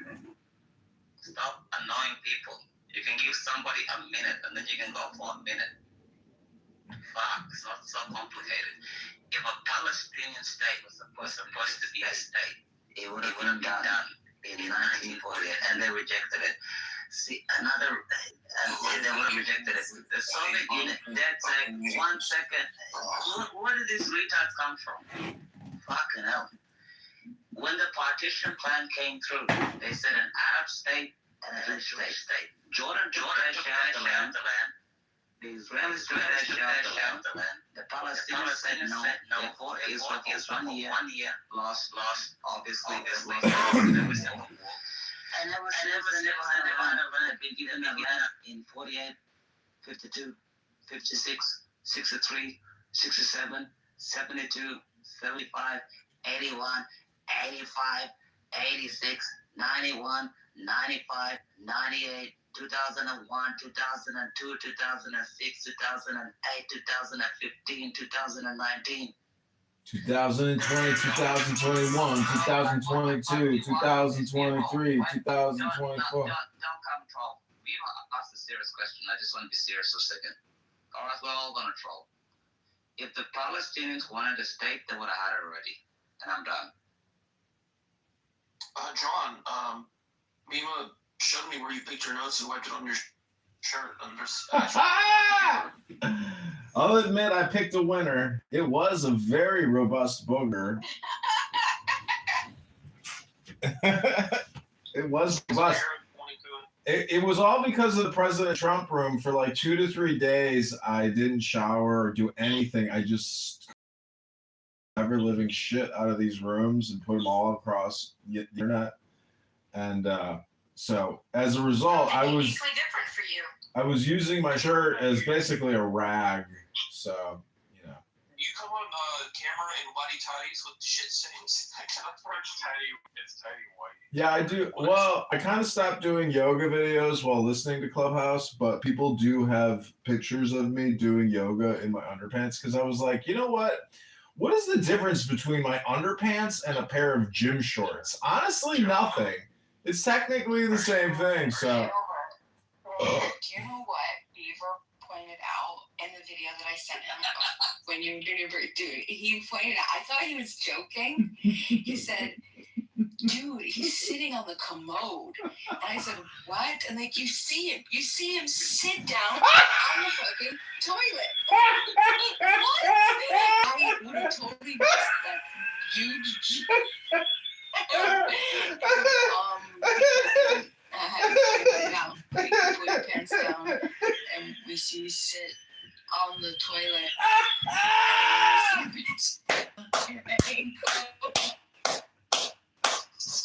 John, like I just imagine with all those underpants videos. You're just like, dude, she's a maniac. I don't know if it was planned, Kitover. I don't know if that was part of the art of that. But if it was part of it, you're way, way more brilliant than I had imagined. If that was a total, what is it called?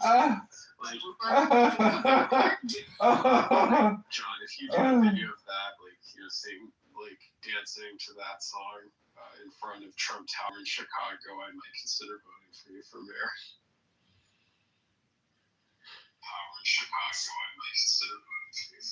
When people say Palestine, they check. Everybody knows what you're talking about. So, wouldn't it, from that standpoint, wouldn't it exist?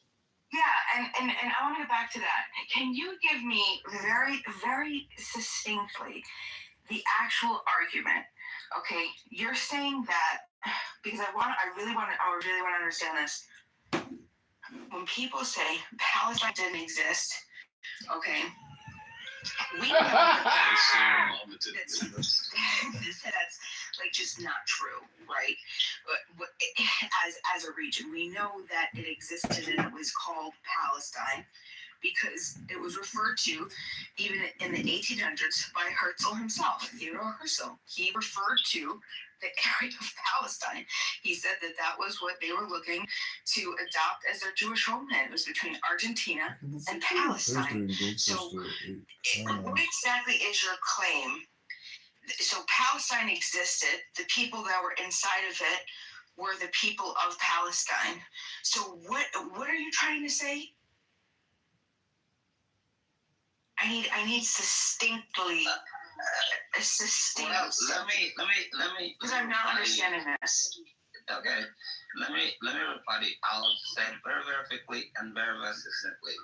So, when you look at the passports from back in the 1900s, 1800s, and everything else like that, when they refer to Palestinians, they refer to Jewish people. Look at the schools. Look at Necro. Shut the fuck up. This is when I lose quotations. When somebody's answering me a question and you won't shut the fuck up. I'm sorry. Talk afterwards. I should have muted up. Fucking hell, so annoying. Yeah. But the thing is, there's no Palestine. It's always been called a region. It was called Palestine, then it was called Syria. People just happen to live in that. Corey is such an insufferable I don't mean. It's so terrible. I can't even finish a sentence. So terrible. But these people, the reason why Herzl said Palestine is because that's what the Romans called it when they took it over after they destroyed the Second Temple and everything else like that. And Jews were littered all around the world and they wanted to go home. By the way, Jerusalem has always been a majority Jewish city. And when they came and they made the Peel Treaty, the Peel Agreement, the Arabs themselves were like, oh, well, we're not going to agree with this. But there was never such thing as a Palestinian nation ever in the history of the world. Nobody called themselves Palestinians. And I'll give you another example, Jordanians. The reason why Jordanians have the Hashemite kingdom is because they were the one that lost to the Al-Sud kingdom. Since Al-Sud won, you're going to get Saudi Arabia, and Saudi Arabia gained their independence in the 20s. And then they sent the Hashemite kingdoms into Jordan. But there was never such thing as a Palestinian, ever in my... What about Syria and Palestine? Yeah, but there's no such thing. No such thing as Syria Palestinian. That's just what the Romans called the land. Such thing as H-Track. Prove me wrong. Okay, wait, hold on, Necro baby.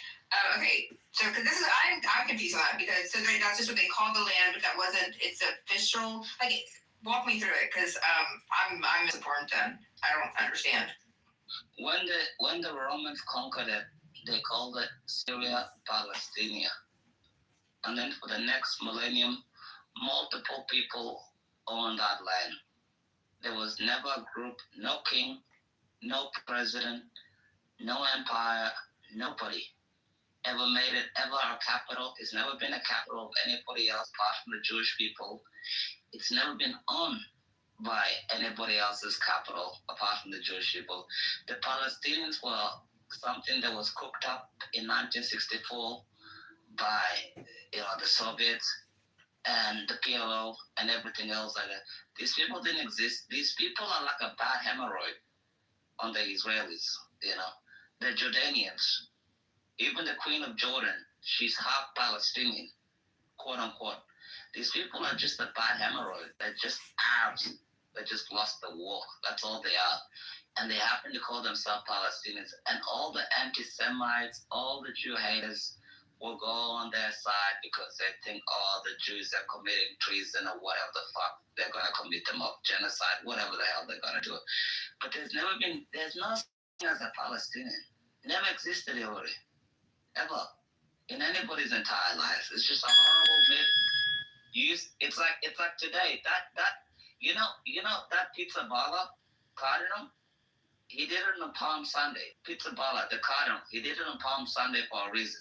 The reason he did it is because he wanted to drop Catholic support for the Jewish state in a fundamental time right now when they're destroying Iran. Pizza baller is a radical Islam lover. Yeah, you can say, how can you call a Cardinal that? But it's the same thing. They just hate the Jewish people. I pray to God, there never will be, Hillary. Just never happened.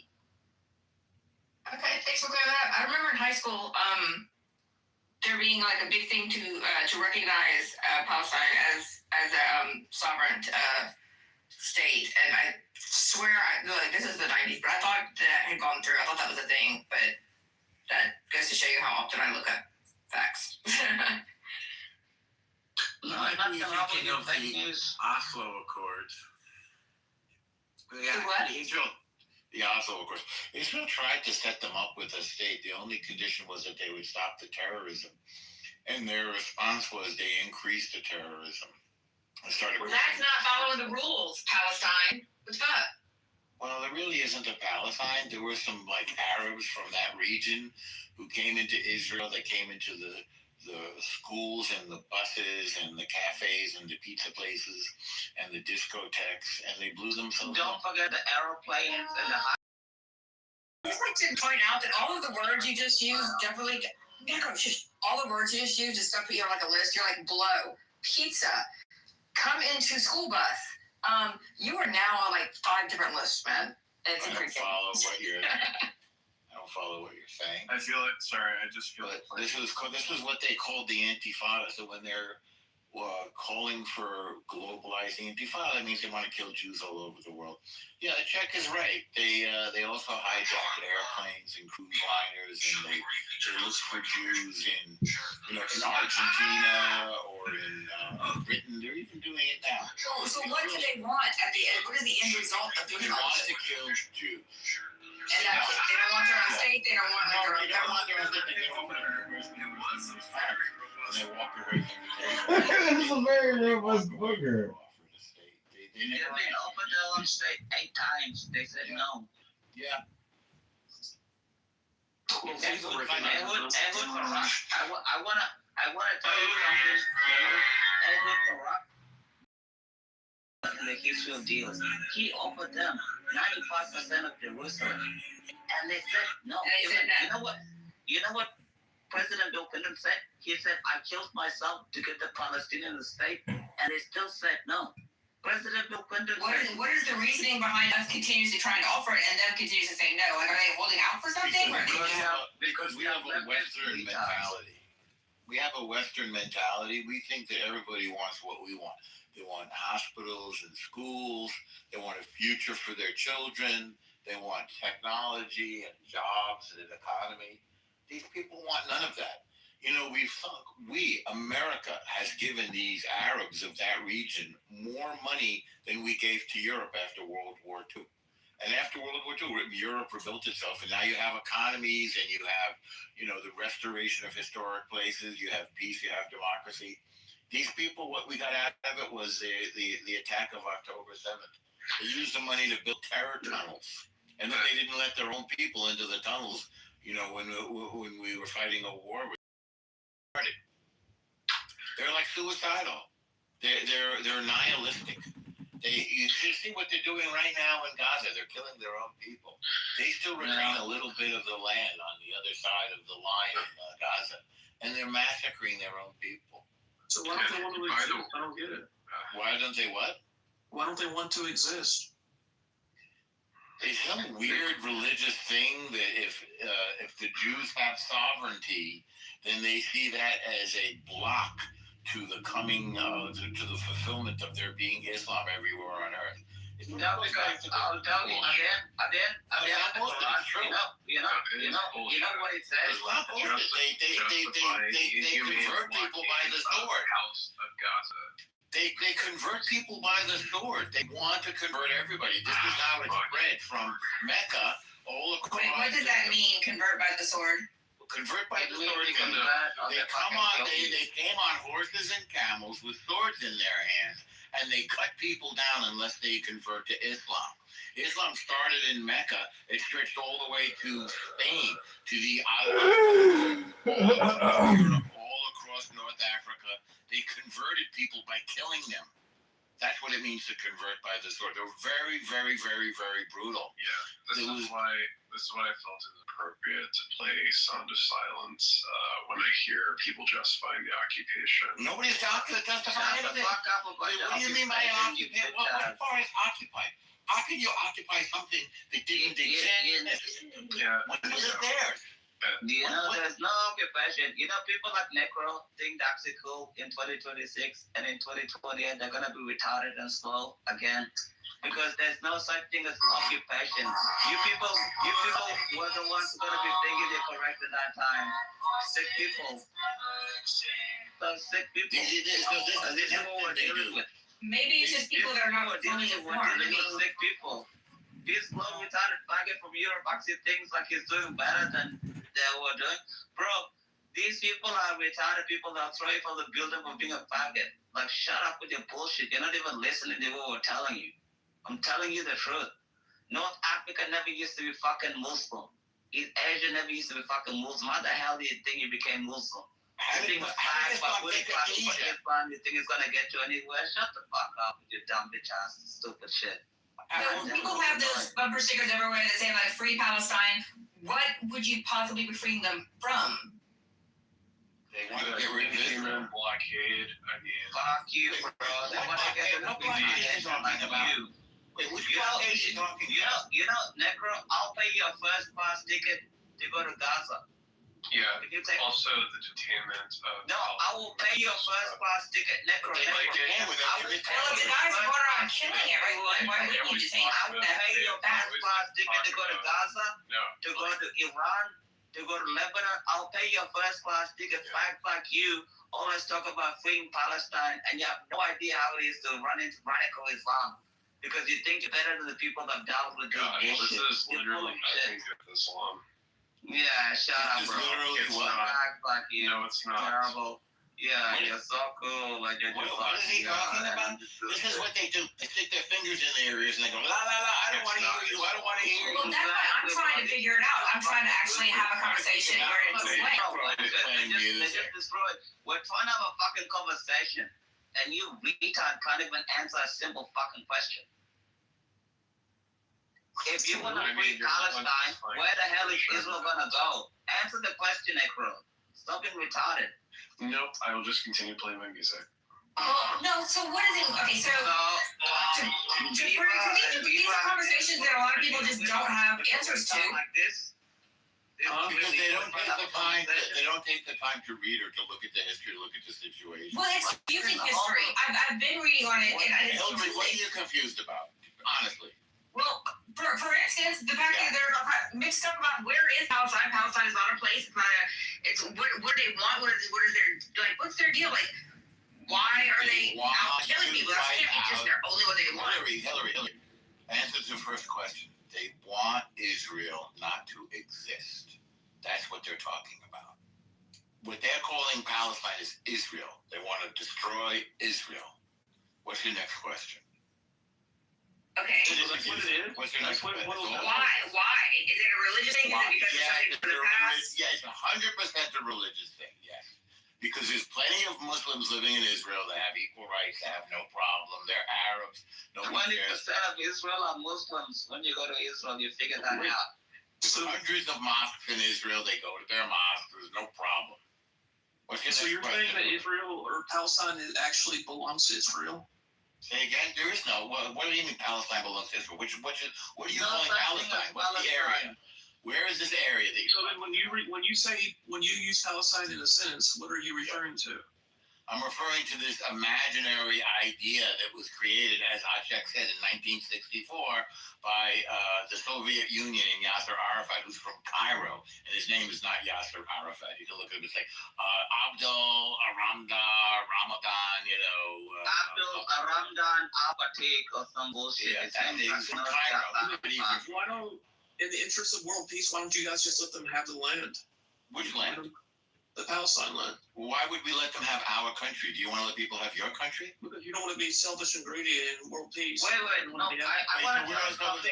Okay, so Beaver, do you think we should just give ourselves to Russia or China in the interest of world peace? Like you want America to go away? Even if that was to happen, what would happen to the people that they were wanting to leave? Even if that wasn't the case, that didn't happen, would they? I just want to answer something. When was the last? What do you guys remember the last time something happened when the Jews didn't have a state? I don't think that was a serious question, though, Beaver. Why don't you just leave? That's your answer, Beaver. Why don't you just leave? No, I'm just asking to understand the problem. The last time. Wait 1 second. Beaver, that wasn't just serious. But you're not just asking. You know, Literally just said, why don't we do it? let me explain, Lord. Let me explain. Yeah. I know, obviously, that you're going to push back and say, no, I'm trying to understand the actual crux of the No, you're different. not. You just said, why don't we leave? I don't think you would, and I'm not saying you should. I'm asking you to illustrate, like, why do they believe these people believe that they have a right to that land versus Because they want the Jews not to have a country. I just said that. That's why. It's really simple. That's why. But why does it belong to the Jews? Beaver. Well, when you say belong, let me tell you why it belongs to the Jews. Number one, we've been there uninterruptedly for thousands of years. Number two, when all of the nation states of the world were formed, go look at a map of Europe, of Africa, of Asia. In the 20th century, there was the fall of empires like the French and the Belgian and the Spanish and the British, and nation states were born. Are you with me so far, Beaver? I think so. Excellent. That includes the Ottoman Empire, which stretched from Turkey all the way to the gates of Vienna. Okay, they kind of were like former Yugoslavia, if you remember. So when the empires fell, the indigenous people formed nation states or countries. Are you still with me? I think barely. Okay, then let's stop right there. Which part did you not understand of the second part? Empires fall and nation states are born. Like all the countries in Africa, all the countries in the Arabian Peninsula, Nigeria and Kenya and Senegal, Saudi Arabia and Kuwait and Oman, all of these countries were born when the empires fell. You get it? Yeah, but I mean, they only exist as far as the people there that can protect the land and hold claim to it. Yes, if you wish. So when people contest borders and lands, and they have wars, like Rhodesia becomes Zimbabwe, as an example, or South Africa becomes led by black folks instead of by white folks. So there's another example. So it's the struggle over. British East Africa becomes Kenya. There you go. So now, are you okay with number two? The empires fall and the nation states are born, and those nation states belong to the people who were there, who declare themselves, and then they're able to defend it, as you just said. Now, are we good with step two? Yeah, so I don't think these people, I mean, they obviously can't defend it. So which people? Palestinians, like they lost. Well, yes, they lost. That's correct. But they weren't they weren't really Palestinians. They were Arab nations that were formed in the empire. Israel declared itself. If you look at it too hard, all the nations in the United Nations. The 20th century was the big time of the nation state. That's why we had World War I and World War II. The empires were formed, the nations were. It wasn't the 18th century that was like Russia. So there was this new thing called the borders of France changed, the British Empire obviously fell. All of these empires battling it out. All the nations in South America. Now is basically Israel and Israel is not Palestine. There is no Palestine. This is Let's go back to they just ship these people off to some other place, like little like. Okay, that's the next question. That's called population transfer. So when the Ottoman Empire fell, the Greeks formed Greece. Before that, they were under the thumb of the Ottoman Turks and forced to be Muslim.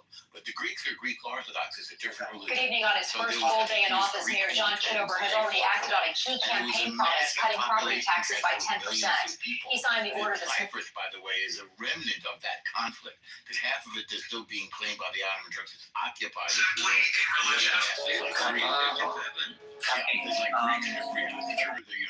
They're Greek Christian people. So what you're saying is usually what was done when Germany lost World War II. Millions of Germans were transferred out of what is now Poland. When 7 million. Yeah. So right now it's like oil and water. So why don't we got to get the oil Okay. out? I want to know what Can I you're just suggesting. can I pause you because I'm not. Well, I want to finish Elmano. my thought and then come after me.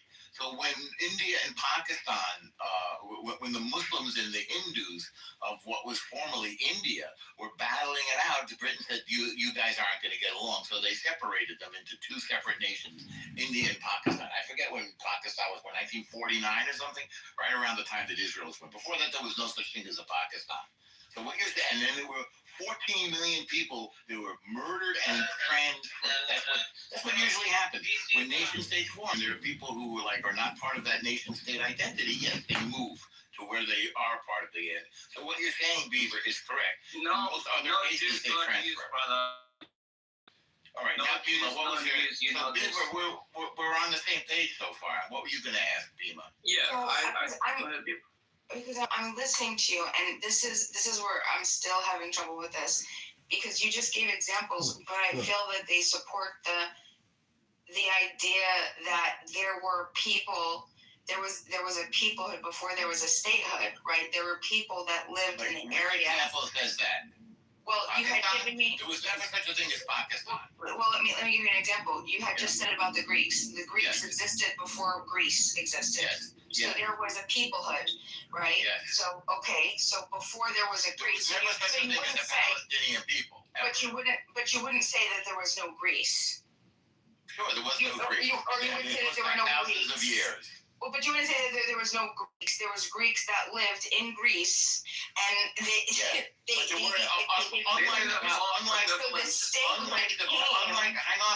unlike the Palestinians. But it's difficult. I wanted to get my thoughts out because I know it, but I'm correcting you because you're going off the track. No. Yes. So B, you're correct. The voices are loud, and I want to It be able doesn't to have to do with the mental comprehension. The Greek identity existed before the modern You state think of that Greece. when you push like this, that I learn anything or anybody else? You've never learned anything. I'm letting. Wait, so I think you're saying you're correct. The Greek identity of the people existed, Bima. So we all can agree on this, right? No, because I believe that there's a confusion between statehood and peoplehood. The people existed before the state. The history of peoples existed before their modern states. People that were in the region of Palestine existed before Palestine existed as a state. No, this is where you don't know. This is where you don't know history. You don't. Greece before Greece. No. You can say it many times, and you're still wrong historically. It's true for Greece. It's true for Italians, and it's true for who did I leave out? The Greeks, Germans, and Italians.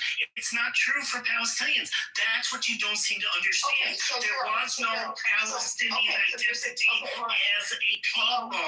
Okay, so give me now. You said it's not true for Palestinians. Now that you understand where I'm coming from, can you explain? Where are you coming from? Hold on. Listen to him. Just listen. Please don't complexify this even worse. Okay. Well then, Normal, just listen. He understood it because he just reiterated it back to me. So now that you understand, because now I fucking lost my. Normal, you're annoying me. Listen, I'm gonna fucking no. You gotta stop. What do you mean? No, write it down if you can. El Normal. Thank you. Sorry. Euro, can you please explain to me, now that I know that you understand where I'm coming from, explain to me why Palestine is different than that's what I'm going to do. The Greeks, the Italians, the Germans, the Kurds, the Armenians, the Indians. Can you explain that difference, please? Sure, because they never, ever in history identified as a people. There was never a political entity. What happened was when the British won World War I and the Ottoman Empire collapsed, they created a mandate for Palestine. Okay, so Palestine, for the first time, was used to mean all the people that lived within the mandate, whether they were Jews, whether they were Christians, whether they were Arabs or Muslims. People identified by other criteria, primarily Muslim Jews and Christians, for instance, but they also had other identities which were based on local regional names, but not Palestine. Just didn't happen. You can look at the literature. This is very well documented. What happened was initially there was a Arab reaction against the Jewish presence in this mandate, and this was fueled by the leader of the Arabs who was a Nazi who went to Nazi Germany, and it was based on racism, and he came back and by the way, his name is Al Husseini. Exactly. Checking. Yeah. Thank you. And he really pushed this very strong anti-Jewish sentiment, and it was Arabs or Arab/Muslims versus Jews. It was not Palestinians. And this Palestinian identity as a people formed later after the creation of the state of Israel, and principally in the 60s. When it became an identity as a people. You know, Bima, Those are a lot of work. I want to ask you a question, Bima. From 1948 until 1967, the state of Israel did not control what you call the West Bank. And now, 80 years later, 75 years later, they say they want to have a Palestinian state on the lines of the 1967 border. Why from 1948 until 1967 did the so-called Palestinians create a state, Bima? You gotta ask me again, clearer. Just ask the question. Can you hear me? Can you look? Yeah, and I'm paying attention now. Go ahead, ask the question. Has attracted some interesting. Until 1967. The state of Israel did not control what you could now call the West Bank. I can only imagine having Israel on your profile has attracted some interesting communication. Create that state there from 1948 till 1967, Bima. I understood that they tried, but there wasn't a reasonable negotiation that led to anything of some substance. That's what I understood. It wasn't that so you're telling me that the Palestinian people from 1948 to 1967 didn't want a state, but that doesn't make sense. That's right. Because but the Palestinian Congress in 1919, there were multiple congresses where they were vying. The Balfour Declaration to explain to the Arab people. No, we're not talking about the Balfour Declaration. This is you want to understand my paycheck. Out of your depth. Listen, if you could just. Out of your depth. And I don't think you know what you're instead of about. saying out of my depth, then correct me and explain. Because saying I'm out of my depth, H.R., please listen. Instead of saying out of my depth, explain to me, because I'm giving you all the information that makes me come to the conclusions that I'm coming to. I'm providing you everything that you need to do. Hold on, listen. I'm providing you all of my thoughts in my brain, so you can come up with a counter argument, okay? Telling me, insulting me, and all this other shit, it's useless. It's pointless. I don't learn anything. Don't think that I'm learning anything. I learn stuff when I have the. Don't tell me I'm out of my depth. Explain to me. Hold on, just wait. When you said that they didn't want a state, or why didn't they form a state from 1948 to 1967? In my brain, that doesn't mean anything, because they were vying for a state in 1919. 30 years before that, in 1918, they wanted a state. They asked. There's evidence of them asking for a state. There's evidence of the Palestinian Congress. There's evidence that they want that this whole thing. I mean, so that doesn't make sense to me. So they wanted it then, but then all of a sudden they forgot about it and they didn't want it, but yet they still fought for it. That doesn't make sense. So in 1918, there was no Palestinian national identity. So what happened was, in 1948 to 1967, the West Bank was occupied by Jordan and Gaza was occupied by Egypt. So there was no attempt to create a separate Palestinian state during that period, because they were occupied by people that weren't Jews. And so their problem was that they were anti-Semitic and against Jews, and not because they were seeking a nation for themselves.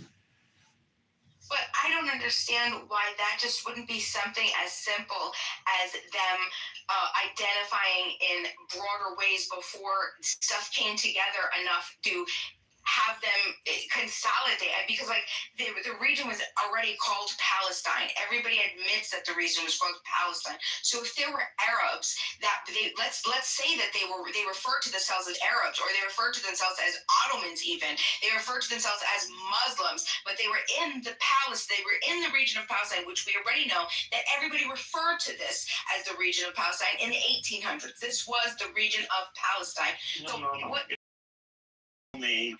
It was not a political entity. I'm not saying that it was a political entity. Well, there were a lot of names for the area, but people did not call themselves Palestinians or think of themselves as somehow united as Palestinians. So Arabs, as you know, is a very broad term. And it includes people inside that area, outside that area. It's just like the term Muslims does. So when the British Mandate was formed, it was set up with the British intention to create a Jewish state out of there and an Arab state. And this was supported not only by the British, but all of the allies that won World War I, also endorsed by the League of Nations, and then subsequently by the United Nations with the UN Partition Plan in 1947. The Arabs were given several opportunities to form a state, and each time they rejected it. They rejected it in 1937 with the Peel Commission, they rejected it in 1947 with the UN Partition Plan, and they rejected it time and time again. I think about at least 7 or 8 times. So they always rejected a separate. So it's just wrong to think like, oh, they were under some negotiations and they were denied it. It's just the opposite. They were given opportunity to accept a separate state. They were the ones that said no. They didn't want a separate state. And the reason they said no is because they didn't want to give 1 centimeter to the Jews. So they wanted everything and the Jews to get nothing. And between 48 and 67, when they had nothing, but they were occupied by Jordan and Egypt, they didn't have a problem. Why don't they want the Jews to have anything? Well, that's a good question. Because it's anti-Semitic, bro. It's very simple. But wait, what not that complicated. So bad about the Jews? Like, why do they hate them so much? No, it's nothing about the Jews. It's because their leader was a Nazi and he went to Nazi Germany and he could propaganda camps. You also have to look at it from the KGB. I've heard Al Norbo talk about it before, but the KGB were operating and supporting. So the Free Palestine cause is an anti-Western cause propped up by KGB funding, KGB intelligence operations. So it's part Cold War too. This whole divide is there's this micro conflict, then there's the macro conflict, which is supporting all of this bullshit. Palestinian identity as a people, as a nation. So the people that live there right now, or that lived there 20 years ago, do they have ancestors that lived there 200 years ago? There were people that lived there, but they didn't call themselves Palestinians. They didn't identify as Palestinians. Well, what does it matter what they call themselves? When people start talking about as if there's some sort of history of a Palestinian movement, it's just not true. So if your point is that indigenous people should be allowed self-determination, I don't have a disagreement with you. And I don't have a problem with them forming a state. And they had that option on multiple opportunities to form a state. And they were the people that decided themselves not to do it. See, it wasn't that they were stopped by the Jews. They weren't stopped by the Israelis. They said no to every single deal. The Jews, on the other hand, said yes, and that's why they have a state. See, these arguments move them somewhere else away from the Jews and say, okay, this is now your place to be, and this is yours, and you have to take it or leave it. Haven't you seen the video of Truman? I have I've heard some Israelis take that position. It sort of goes against international norms, but maybe there would be a solution that would work. And some people have suggested it should be Jordan, because Jordan is primarily Palestinians. It's like over 2/3 of the population is. The Queen of Jordan is Palestinian, for Christ's sake. Do you know why they call it the Hashemite Kingdom? Because for thousands of years they've been making money from marijuana and making hash. It's the truth. Just like how the Afghanis make opium. These people are all drug dealers. So what if they accepted this back in the day, Europe, when they had the chance? Would Norm say that they did have a right to be there? Well, and that's actually there was a position taken by Britain at one point where they did say leave Israel for the Jews and Jordan for the Arabs, and the problem with that position is it made primarily to the Hashemite Kingdom, which is not indigenous to Jordan, and so they had to from Saudi. From Saudi Arabia, it seemed like they had no claim to this land ever. So even if they agreed to it back in 1940 or whatever, 50, they still would have had no right to be there, according to Norm, unless I misunderstood him. I don't know what he said because I wasn't here for that, but I think the Jews and the Arabs were both offered it. The Jews said yes, the Arabs said no, and then Israel declared independence, and then immediately the Arabs declared war on Israel with the intention of eradicating its existence. They declared war, and it was Egypt invaded them, Syria invaded them, Lebanon, as they call it, invaded them. Yeah, it wasn't just the Arabs. Yeah, even Napoleon. And they all, wait. Napoleon invaded them. Wait. Napoleon. I say we just give it all back to the French. You some trolling fucking elves and all. It's like they all invaded them and they all lost. All of them lost. They invaded them 48 lost, 52 lost, 56 lost, 73 lost, 67 fucking lost, 82 fucking lost. Like how many times you have to lose before you realize these people? This is their country. You lost. And every time. Just say, okay, we kick dress all the time, but we're going to be nice and throw you a bone. You can have this piece of land. They keep saying that. Israel has done that. Israel has offered the land many times. Why should they do that? Why should Israel give up their land? That's what Norm was just saying. Yeah, well, some Israelis, Norm's not Israeli, but some Israelis are taking that position now. But certainly, Israel has offered on many occasions land deals, significant land deals, including 97% of the West, and East Jerusalem, and land swaps for the remaining 3%. So if you give homes and farms, does that mean people will stop breaking the law, Beaver, forever and for good, once and for all? How naive and stupid can you be? The question is that even if they didn't give them the land, they won't accept it because their only acceptable offer to them is, okay, we'll take the land and you all have to kill yourselves because we want you to. No. So the latest deals, like in the 2000, 2008, it's a little different. So the previous positions prior to 2000 did include, no land for Jews. So the latest deals in the 2000 and 2008 range involved giving them all of the land that they have, half of Jerusalem, and some other various concessions. All of Gaza.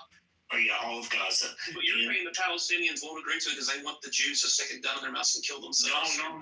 You understand what I'm saying? No. What I'm saying is in 2000, 2008, the reason they rejected that deal was because they insisted on the right to return, and Israel was not willing to do that. So that deal fell specifically on the right to return. So this is like a nasty custody battle, not in a divorce, and they can't come to terms. Yeah, you could think of it that way.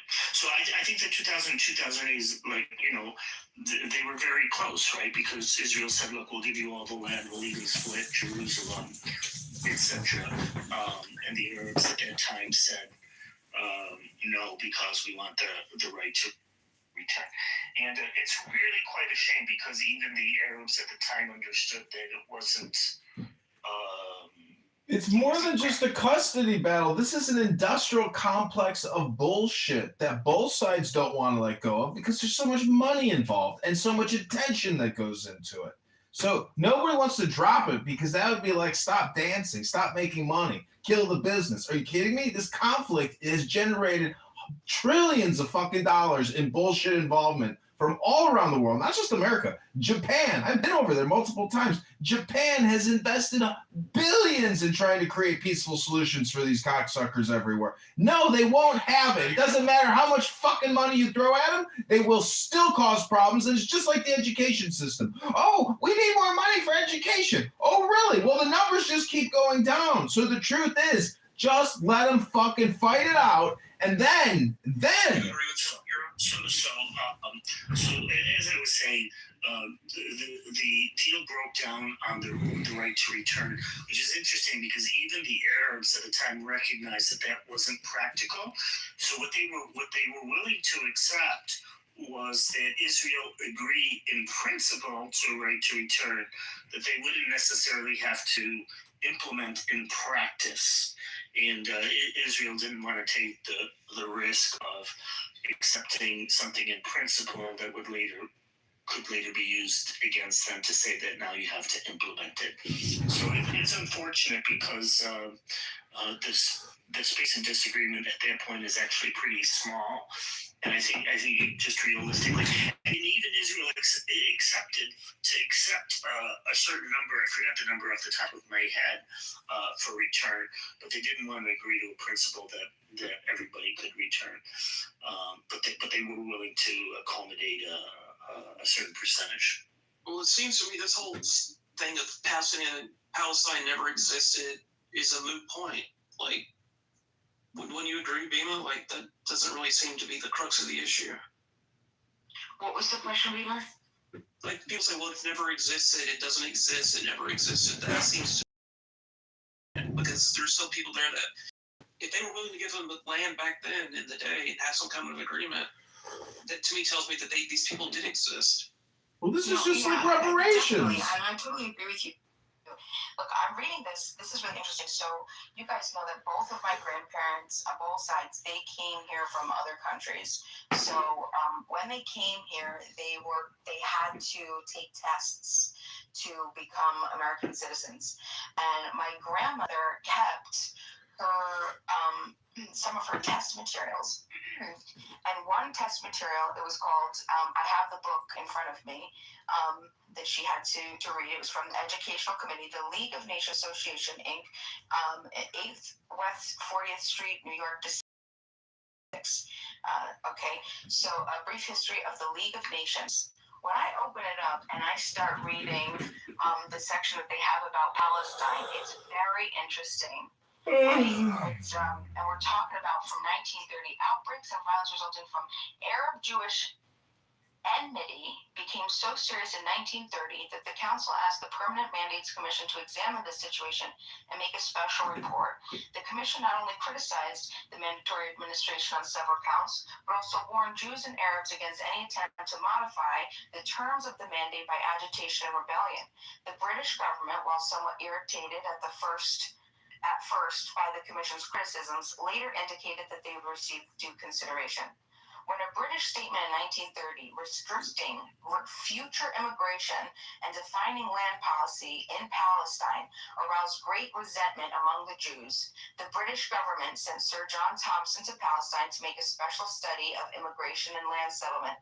The police force was reorganized, and Great Britain has tried to increase the capacity of the land to absorb immigrants. This gets tedious when you just read. I want to point out two things that you said. Hang on a second. Number one, you're not talking. Differences differences between the Jews and Arabs seem to be mainly economic, and Great Britain apparently realizes this fact and is working along these lines. The situation tended to improve after they stopped the Jewish immigration, but the friction continued intermittently until 1936. Until in 1936, the Arabs, led on by young and fanatical elements, launched a general strike against both the Jews and the British. This was accompanied by a campaign of terrorism for nearly 6 months. Neither life nor property was safe in parts of Palestine. The government tried every possible means of settling the trouble without resorting to martial law, but finally a division of troops was sent to the country. A settlement, at least for the time, was effected through the intercession of neighboring Arab kings, and the British is almost done. And the British government is sending a commission to investigate suggest a policy that will make for final settlement of the difficulties. In the meantime, Jewish labor immigration is to be restricted, which has caused dissatisfaction among the Zionists without being sufficient secession to please the Arabs. The situation in Palestine is likely to remain difficult for some time. This was 1936. Okay, printed. Let's see what year this was printed. If they do a print, 1936. That confirmed everything I said. So basically, if we go and we look up Sir John Thompson's investigation, he says that the way that the land was being bought up, in a way, there were these Dunhams of people that lived there, right before the immigration waves, the Jewish immigration waves into the country, right into the area of Palestine. There were these Dunhams, and the Jewish people were buying them, right? But the people that were living on them were Arabs, and they were poor because they had been renting. These weren't owned lands. These were generational farmers who had been farming and creating they had their homes and everything. And who did they rent it from? Muslim kings. Muslim kings rent it to them. Muslim kings. Well, not Muslim. Actually, Sir Souks was a Christian. Christian kings? Christian landlord at the time, which took up a very large portion. Right, the Sir Souks family, they were Christian, and they didn't even live in the region, but they made money. It was kind of like an arbitrage situation where they made money. Arbitrage? Re-rented the Dunhams to the poor, impoverished Arabs, taking advantage of them, right, and exploiting them. So they didn't have any opportunity to buy the land. So when the Jews came in, they were buying the land from the Christians, the Sir Souks, whoever else had whatever that situation was. But once they bought the land, they pushed the Arabs off of it. Where are they going to go? It's now the Jews' land. Right? They bought it fair. But was it fair? Of course it's fair. Well, hold on. What do you think people should be? People. Listen. No, I Okay, well, you're very unfair in this conversation. Okay, well, hold on. The whole point is no, I don't think that it's fair. If people have been living on land and mixing their labor with it, and then someone else is going to come in. First of all, they've been exploited. They've paid their fair share. They've paid their fair share of constant rent. What about rent to own? What about all the opportunities that you rent to own in 1940?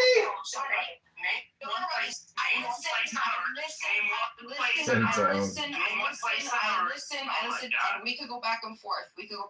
Because I'm fair that way. And I won't interrupt you when you talk, right? That's the way that it goes in this house.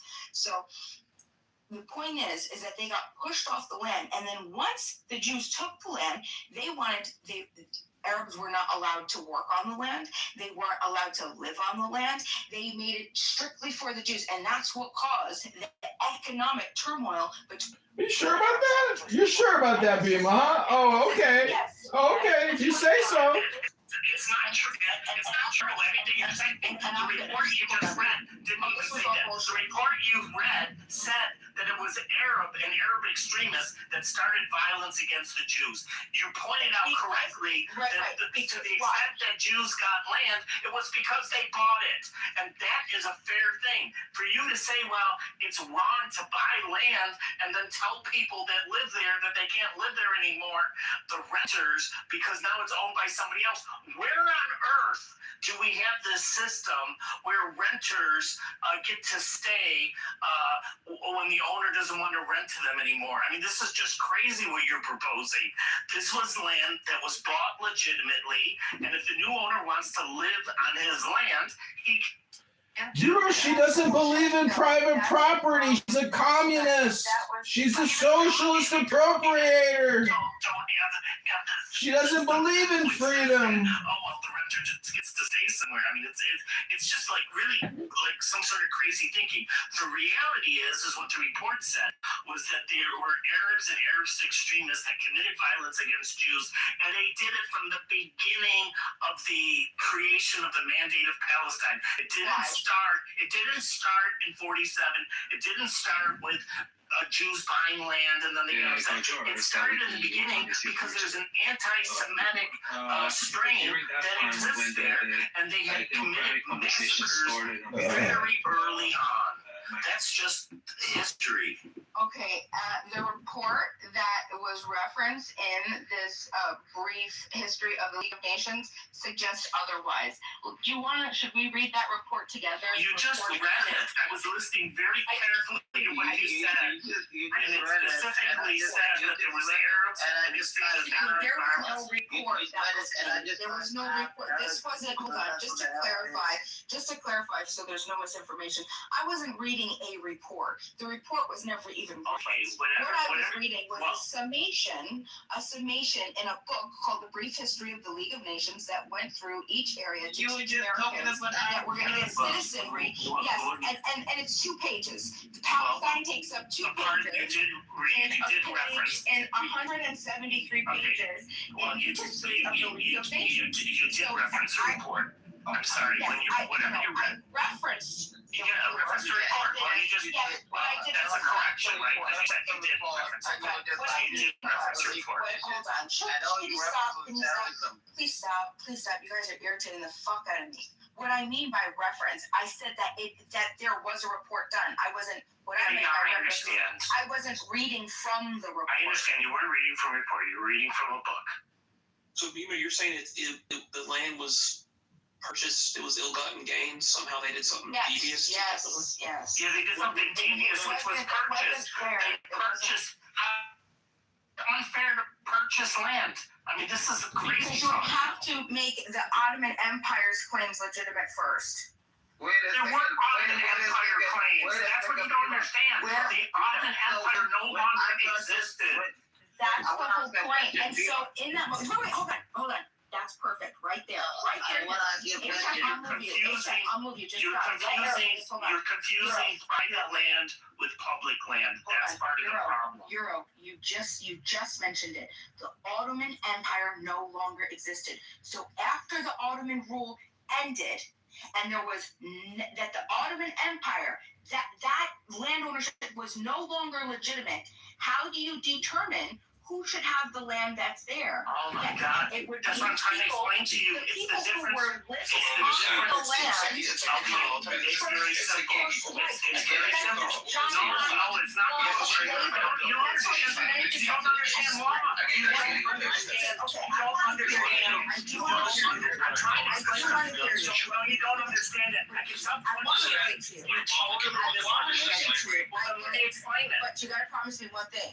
We're gonna go back and forth and not interrupt each other. Yeah, I don't have a problem with that. Okay. The problem is there's a total fundamental misunderstanding of land. There's a difference between private land and public land. So, for instance, I own my house. My house is in a city, so I can sell my house to other individuals and they can buy it. It doesn't change the nationality or the city of which my house is in. This is private land. Do you understand the difference? So when the Jews buy land, they're buying land from individuals, and now instead of it being owned by whoever owned it before, now it's owned by Jewish individuals. That doesn't change it from Israeli territory, Palestinian territory, Ottoman territory. The legal status doesn't change from that. So that is not applicable. Now, there can be lands which are not owned by private individuals, which are public, and those then have to be sorted out. Like, what do you do with this land and that land? So that's why, under the League of Nations, they put this whole thing under a mandate, which included initially Jordan as well, by the way, which is important for later reasons, yes, and other areas. Okay, so they had a very large mandate, and the issue was, how do you divide it up? Okay. So that's why it's important. Now, when individuals, let's say like Arabs, own land, they own that land as individuals, not as a collective. There's no collective territory, and the Jews had no collective territory either. They own territory as individuals. Arabs own territory as individuals, and the whole thing administratively was run by the Mandate of Palestine, which was controlled by the British. So, who did the Jews buy the land from when they started to migrate into the area of Palestine after the fall and of the Ottoman Empire and after the... Whoever owned the land. Okay, but if the Ottoman Empire, if people were owners of the land during the Ottoman Empire, absentee landholders, they were only doing an arbitrage thing, like the Sursouks, who had owned much of the region, and they didn't even live in the region. They were just exploiting, making money off of the people, the Arabs, the poor Arabs in Palestine. Okay, the Ottoman Empire falls. Is their ownership of land, right? Because they technically, what they did was they rented from the Ottoman Empire. So if the Ottoman Empire no longer exists and it's illegitimate, how is the people who rented, how is that even legitimate? That's what I don't understand. No, because they own because it's so simple. Because it wasn't you can't own the land when you're under the Ottoman Empire. That's not because they were not owned. No, actually, they did have ownership. They had different levels of ownership. It's so simple. You're not even listening. Underneath the Ottoman Empire, they had their own ownership policies. So they bought it from the Ottoman Empire. When the British Empire took over from the Ottoman Empire, they still had ownership of the land. So when Jews and stuff came there, even Mark Twain, when he came to Tel Aviv, correct my memory, Europe, I don't know what year that was, but he came in the 1800s, before even that. When the British Empire took it, that's what they called it, the mandate of Palestine. They didn't call it the British Empire, like of East Africa and everything else like that. They still own their land. That's why till today, Bima, in 2026, when Palestinians sells their land to Jews, a lot of them get the death penalty. They get killed and everything else like that. The land is transferable. They sold that land. And when you look at photos of Tel Aviv in the early 1900s, it was a fucking desert. Mark Twain even said this. He was like, oh, this is a terrible place. It's horrible. I don't know why anybody want to buy this land. You know what I mean? And then when the Jews made it great again, all of a sudden the Arabs are like, I have a key for my grandmother in like 1929, 1949, Nakba, all this sort of bullshit. Just accept that the state of Israel is here to exist. This Palestinian crap is just terrible. You know, it's just horrible. I don't understand what you're trying to prove, you know. And I'm bored of it because these people have been through a lot. And, you know, I don't understand why you're trying to prove like, oh yeah, these people should prove they exist that because of this land. They should prove that because that is right. It's ridiculous. These people bought their land righteously. They don't have to explain themselves.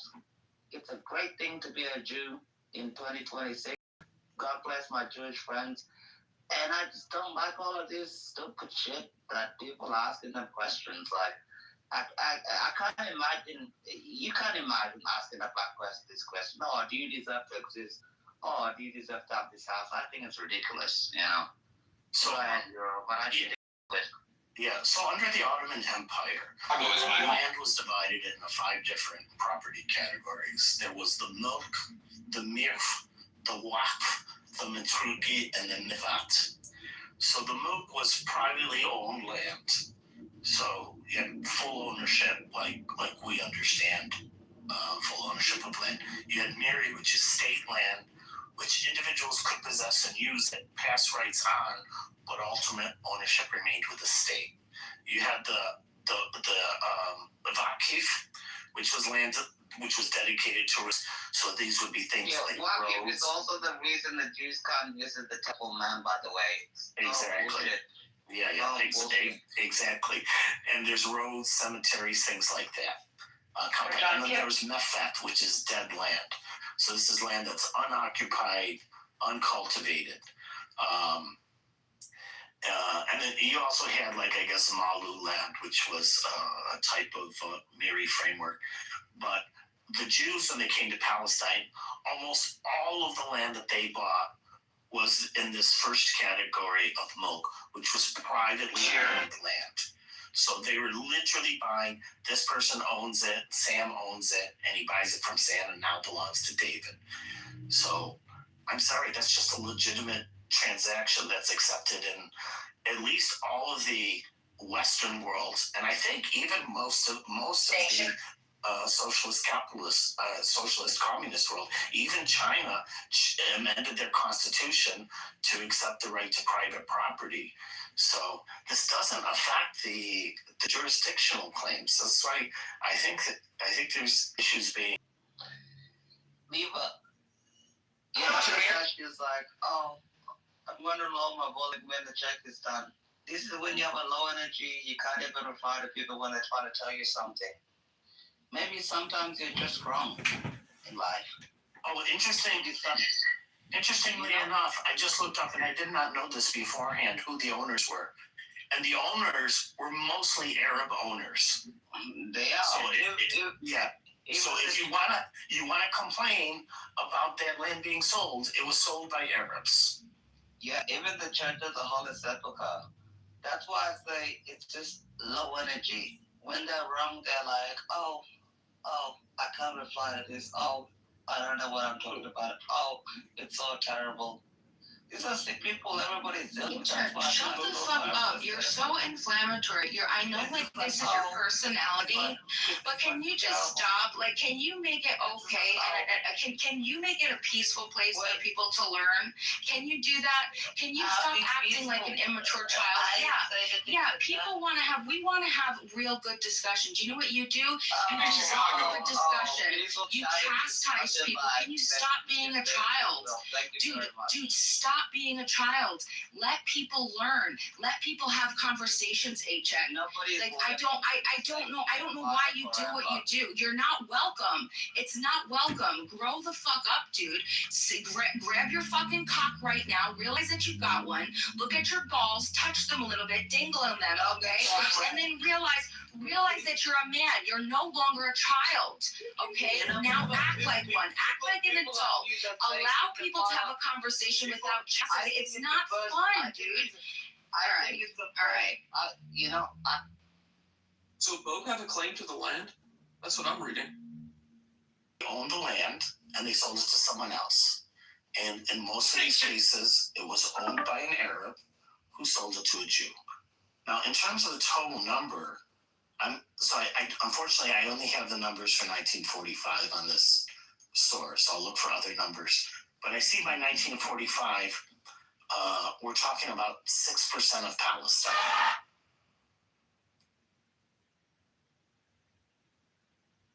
But did they live there like 300 years ago? Were they both living there together, intermixed?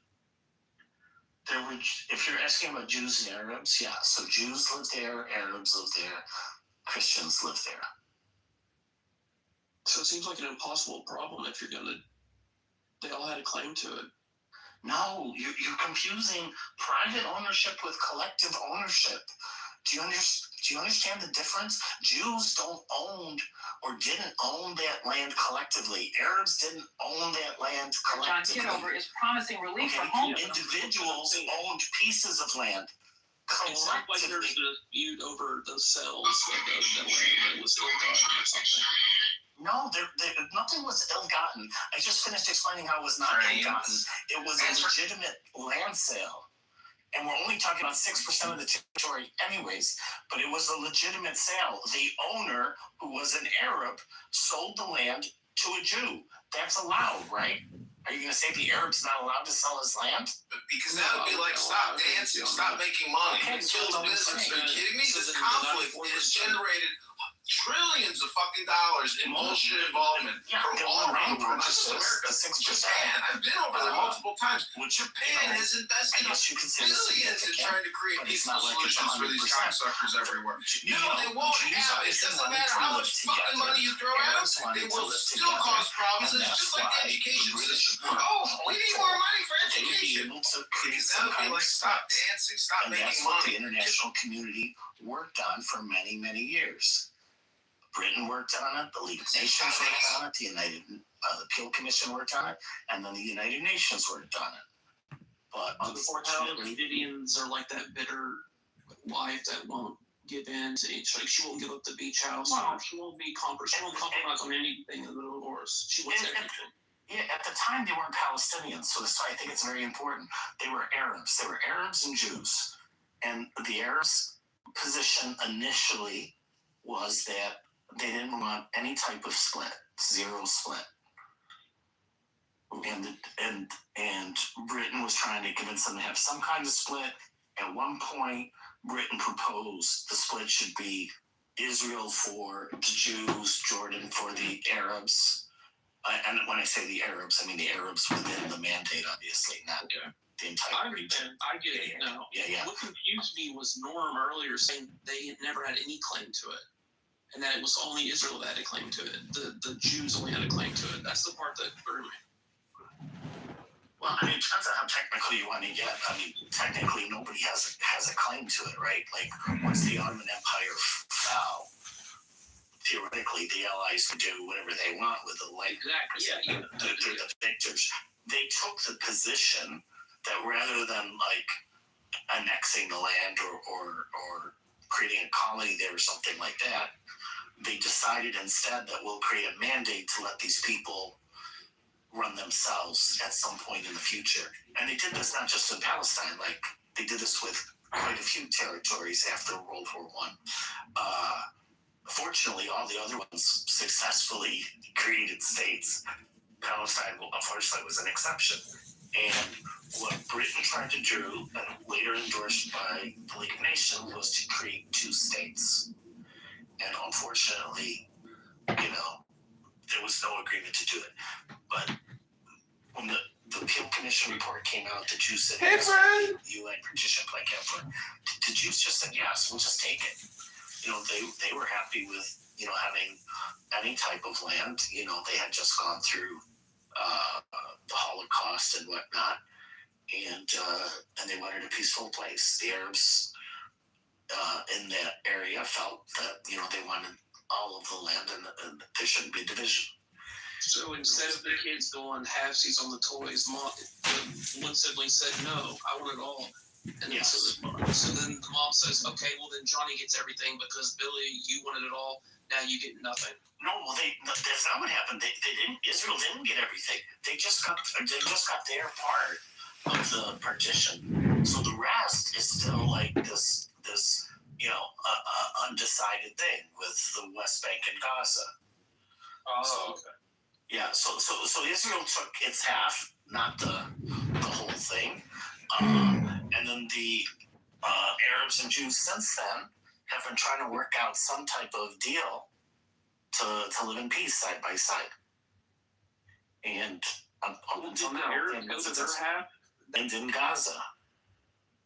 So they are living there. I don't get it then. Why do people say, why do people like Norm and H.X. say that doesn't exist? If they're living there and it was allotted for them, even though they never technically signed on the dotted line. I mean, Norm's not here, so I don't want to speak for him, but to the extent that I understand his position, he simply, from what I understand, he's saying that they don't exist as a state, as a political entity, not that they don't exist as a people. Like, obviously they exist as a people. They're there. They're the ones, engaged in this fighting. And so it's all formality. They never signed on the dotted line to formally accept it, even though they're living there. That's where they're living. This is the problem. They've never reached an agreement, and there's been several attempts, as Ashik tried to point it out. He has all the exact dates. I don't remember, but there's been at least like 8 different times where they sat down and talked and reached some sort of agreement, but just never got to like complete finality on it. So the current agreement is Morning, Chicago. Today we gather not just as a city, but as a family. The West Bank is divided into 3 zones called A, B, and C. And in Zone A, the Palestinians have complete autonomy. And Zone C is under Israeli control. But Zone B is a sort of mix. So when they call it reform, there's people who are not part of that nation state. So that is normally a reference to Gaza, so not the West Bank. And people that call it an open air prison, so basically there's 2 borders for Gaza. There's one with Israel and there's one with Egypt.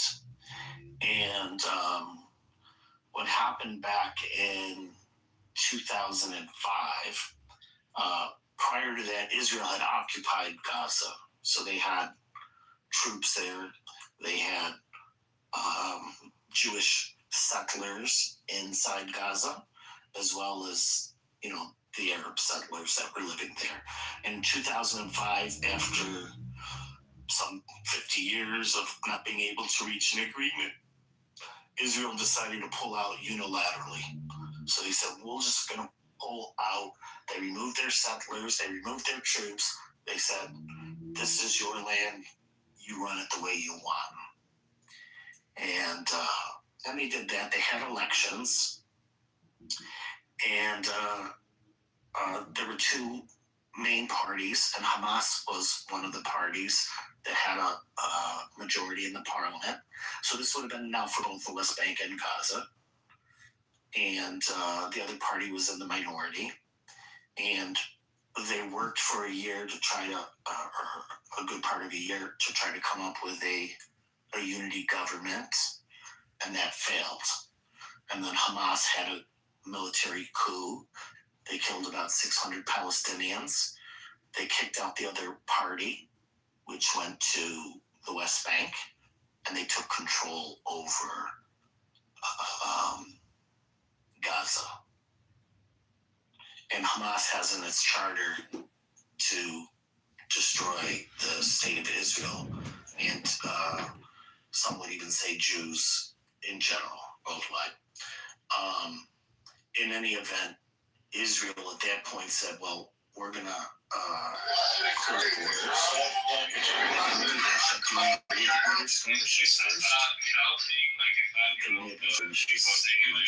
That's right. I like recording retards act like retards, so I can play it for them later and say, hey, retard! Well, you probably heard a lot about the Prime Minister of Israel, Benjamin Netanyahu, BB, on this show and elsewhere. He's the guy who's always at the White House, working to suck the United States into some war of conquest on behalf of his country. What you not know is charges against Netanyahu are real corruption charges. They tell you a lot about him. What exactly do you know about this man who's apparently in charge of the United States? Well, we are now streaming the BB Files. Yeah. Nobody ever talks about We are now streaming the BB Files. This right here is a sprinter.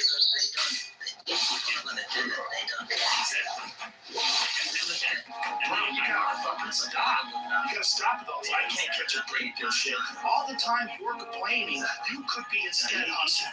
You could be instead chasing your dream. You could be instead figuring out what you're doing while you're trying to put some aspects in your life, getting your shit together, reading a book, meditating, something. Fucking something. This I can't catch a break shit. It's not helping anybody, but it pushes everybody away from it is. when Hamas Horrific strike sex with Islam. I didn't see that one coming. Good job.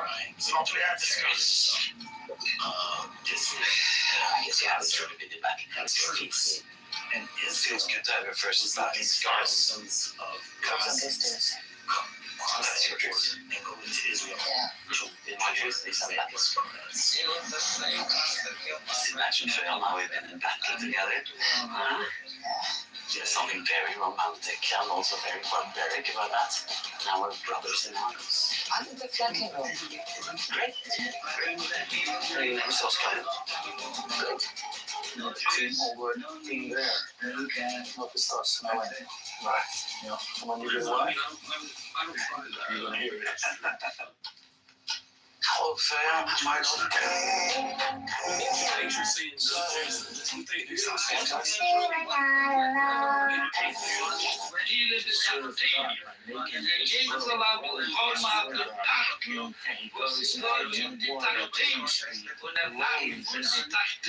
If y'all use this sound.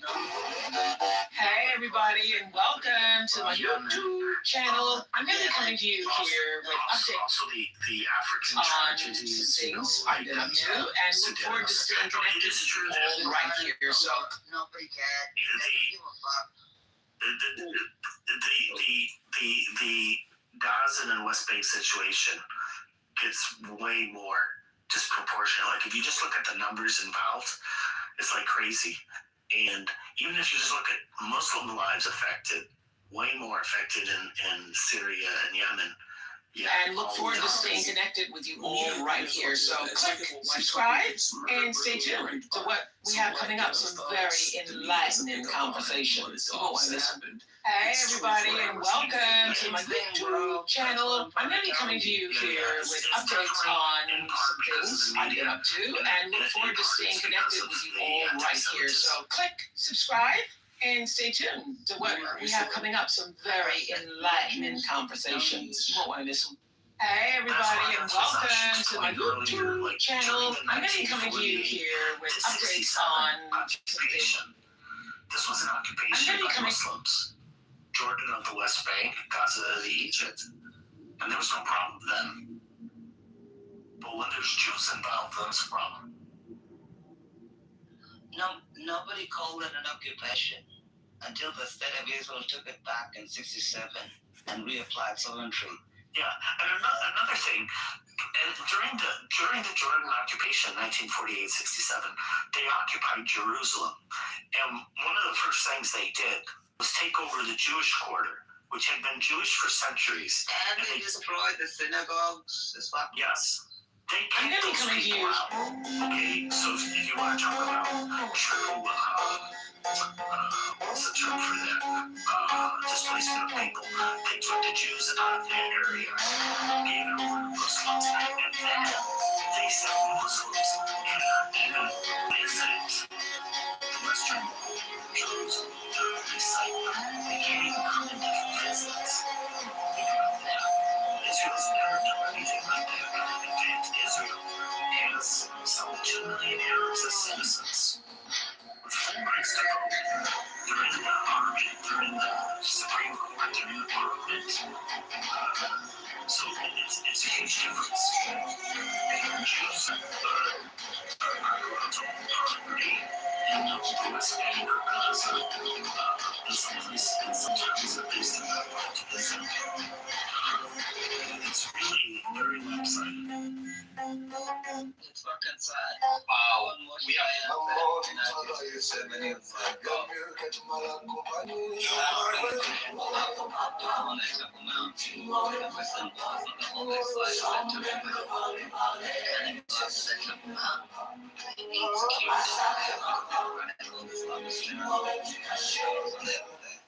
and they keep it there.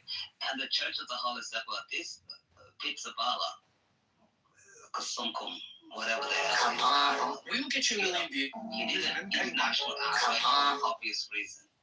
He said it. He did it to decrease I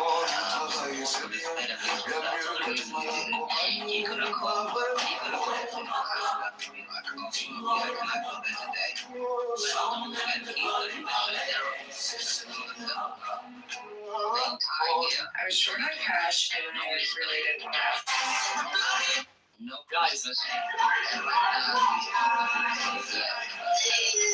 You didn't believe that you'd be a good person until you realized your capacity for evil. I don't mean to act it out in the world. I understand how it's possible. Well, not only understand it, but then to bring it under your control. You see, because there's a big difference between someone who's naive and is a good person. They're a good person because they can't not be.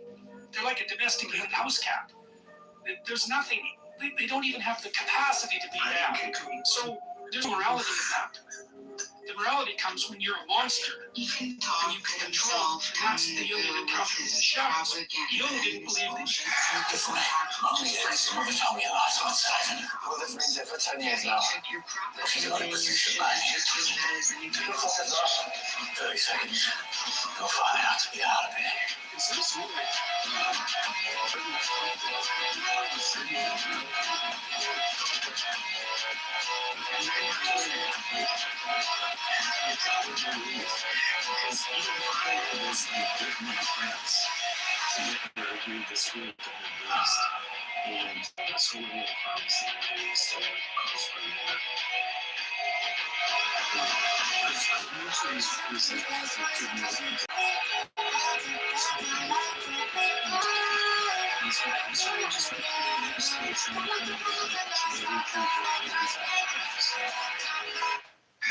Woke up this morning, saw one of my videos.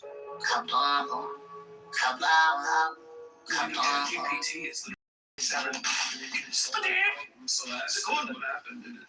Verlierte, gehörte dir. The Jews got Gewinnter, they deserve. bekommt der Proof. There was some population. Thanks. It's gonna go judged. There is also so that's why these deals try to be because these are the too much. And they give an offer, to give more land, for instance, that were accepted. And when these rejections took place, they weren't like so what's up, they said, well, the distribution to the market, 100%. Wo hast du gewusst? Hamburg. Weißt du, von 38. Sometimes it feels tough being a small creator.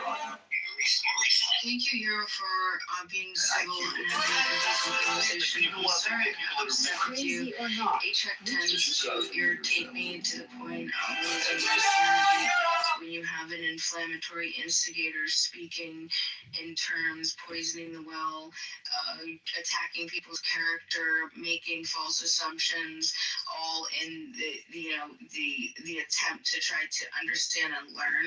And so he's very frustrating, and I appreciate that you are here to teach everybody else how we can have a back and forth and learn and educate each other in truth and not be like A-Check. A-Check is how not to be. John Kitover is how not to be.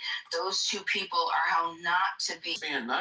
I wasn't frustrated at him. I was frustrated at the yapping chihuahua and all of the thoughts of the shit that A-Check says. It's just so inflammatory, and it really gets in the way of trying to understand and absorb and process things, right? And to check and to learn. Well, I understand. Until they can learn to be adults. I apologize. So it's understandable. I think it's a very difficult topic to talk about because people are very passionate about it. And it also affects certain people personally and stuff like that. My personal approach is, like, I just try to look at the factual parts, the historical parts, and leave the interpretation up to other people. But yeah, it's a very difficult topic, and like.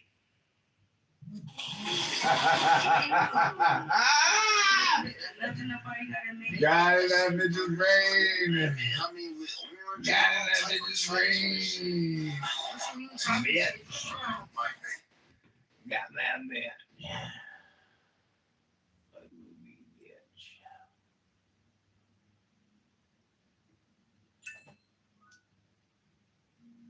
So I feel like, paycheck, that the only way I can respond to you is through a non-response. So. Yeah, I think. Oh, go ahead. Oh, I was just gonna say, like, I think A-Check is probably knowledgeable, and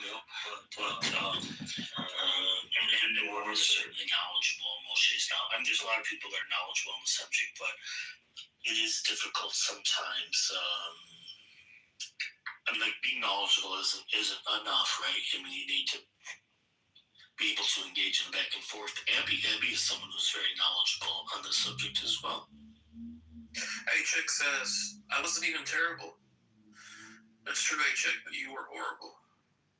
Even though you were not terrible, you were horrible. Yeah, I mean, I don't think it's appropriate to call A-Check terrible. I think it's absolutely valid to call him terrible. Give me again, man. If you want to bring Abby in, she's very knowledgeable on the subject.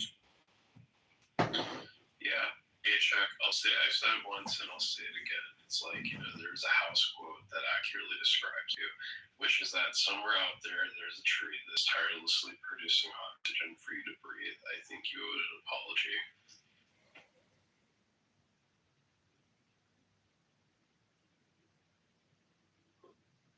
Bima, is A-Chick allowed back up or not?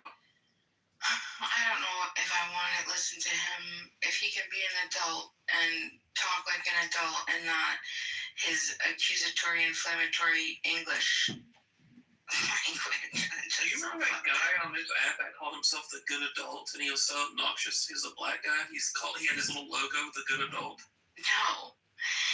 Wait, I wanted to say, have you ever heard of that? There was a situation where they talked about people. This is loose and it's word of mouth, okay? But it was a situation where a very popular company, I want to say it was potentially Apple or maybe not, but some big company. There is a payoff, right, when there are super intelligent people, and sometimes they tend to be just assholes. And this particular company said, we will hire the lesser of the two candidates if they have better communication skills. Because that's what matters more. To Mayor Kitover TV on Ice. Good evening, friends, and welcome to Mayor TV, folks. Let's talk about you folks. Welcome back to Mayor Kitover TV. Level of education, if you're going to literally hinder the process to begin with. Like, I rather talk to somebody that isn't, A+ in the topic, but we can have a good back and forth, and we could make a significant amount of leeway. It's just, it puts too many extra elements into the process of learning. It's feeling defensive. It's so unnecessary. It's so unnecessary. Poisoning the well, creating assumptions. It's literally cruel. I really think that it's cruel. So when we can just have a good back and forth, that's what I like. That's what I want to have. Did you learn anything today, Damon, that changed your position on any of these matters?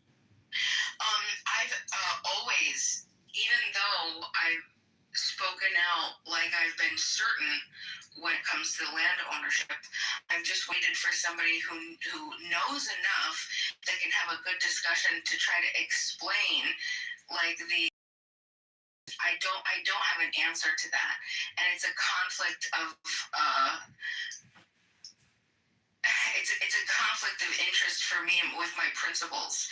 I'm very passionate about it, right? Because private property is core, and so I'm trying to how they operated, how the all the details behind, what is Miri land? What the heck is this? What is Mulk land? What are the Dunhams? I'm trying to understand this, because I understand that the majority of it was Miri land. So, and then just, how what is it called? The transfer of the titles and the records, and then why didn't the peasants want to, why weren't they incentivized to register the land themselves?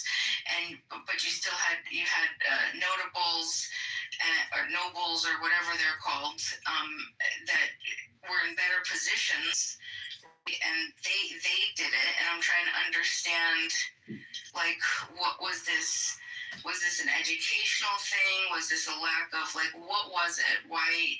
So there's just a lot I'm trying to understand. But what I do know is that there was a lot of absentee landlord ownership, this phenomenon in the mandatory Palestine area, and I'm just trying to wrap my mind around that right now. So I got a lot of good information from Euro, and I'm trying to work through that right now. So thank you. Yeah, thank you. I learned a lot too because, I knew some of these things, but other things I didn't know. So, like, I didn't know who the land was bought from, so I had to look that up. And it was mostly Arab owners. But the other thing is, and the point that you raised too, is those are mostly absentee landlords. And I also get your point about how that can be unfair. But to the extent that that's unfair, it's like a worldwide phenomenon, right? And there's been many issues in the United States worlds of people getting dispossessed in the same way.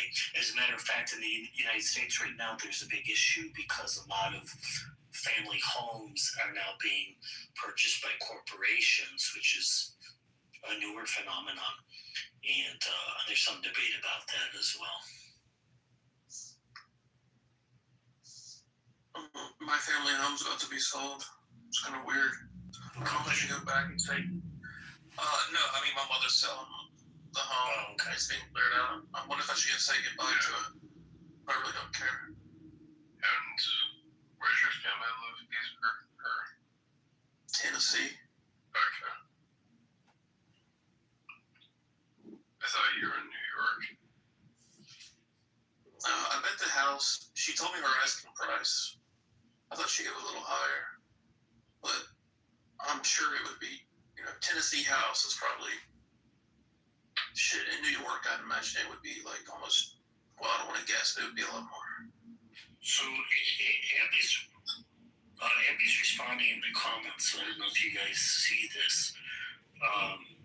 But she says it was deeded property. Many of these deeds go back to the Ottoman Empire. They're land records. She says, no, they were actual real land titles. You need to understand how the chain of title works. She said, do you understand how title transfers? They were purchases for fair market value. We did a TV series. Our TV series is based on a true story of a family that lived in Jerusalem before there was a state of Israel and the land's purchase. Yeah, no, Abby, that's what I mean, I'm not going to speak for we, but no, that's what I don't understand. That's what I'm trying to understand. So if you want to come up, you're welcome to come up. Bima, can I ask you a genuine question? I'm gonna talk a little bit, Bima. I'm just like got other stuff going on. But have you ever purchased land or a house? And did you get a fee simple deed? A fee simple deed? It wasn't ever referred to me as a fee simple deed. You own your house in fee simple. FEESIMPLE, fee simple. Okay. There wasn't like a deed that was called a fee simple that I signed. It's usually say a general warranty or a special warranty deed, but you own your property in fee simple. See, write that word down or remember that word, and you can Google or whatever you do. It was 20 years ago when I didn't know. So when you buy real estate, I mean, I'm going to do like property law 101 with you. And I don't want to talk, I'm not doing it in a derogatory, but you have to understand how land transfers, and you have a chain of title, and you can track title, and you can track the ownership. And so much of that land.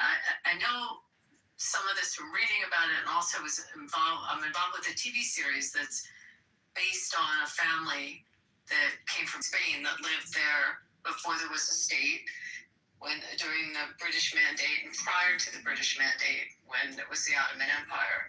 And a lot of the deeds and the chain of title track back in fee simple. And fee simple is the way you own land. It means that it's not a leasehold. You own it.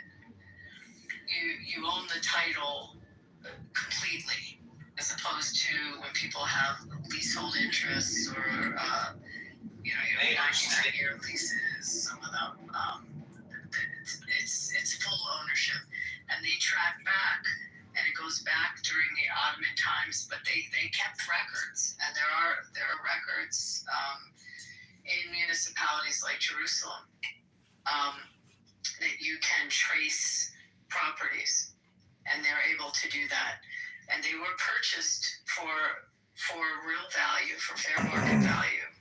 I mean, there were different people living in that area before there was an established state. There's large Jewish, both Sephardic and Ashkenazic communities. They actually didn't get along with each other, by the way, in Jerusalem. They were very separate communities. They owned homes, they owned commercial properties, and they inhabited that city and that area going back, hundreds and hundreds of years. I mean, you can meet Israelis that have families that were old Jerusalemites tracking all the way back. There's actually a very famous family that the guy was the Minister of Justice under Begin, and anyway, let's get into all the different families there. But understand how you own real estate, and that'll help a little bit in trying to get through this mystery. And as you look at some of the disputed land, I mean, the land was purchased. You're thinking of it like it was just all this conquest, but there were deeds and there were purchases, and there were also very wealthy Jews from some from Europe and from different parts of the world that bought up land. The Montefiore's, by example, was a family that bought up land to cultivate it and bought it through a chain of title. So one of the ways to look at this is to track title. If that helps. It's not that, we're based in the United States on the English system, and over there, the way title transferred, but there's a recorder of deeds, and you can search a piece of real estate and search it all the way back. That's what I wanted to say. I hope I didn't confuse you more.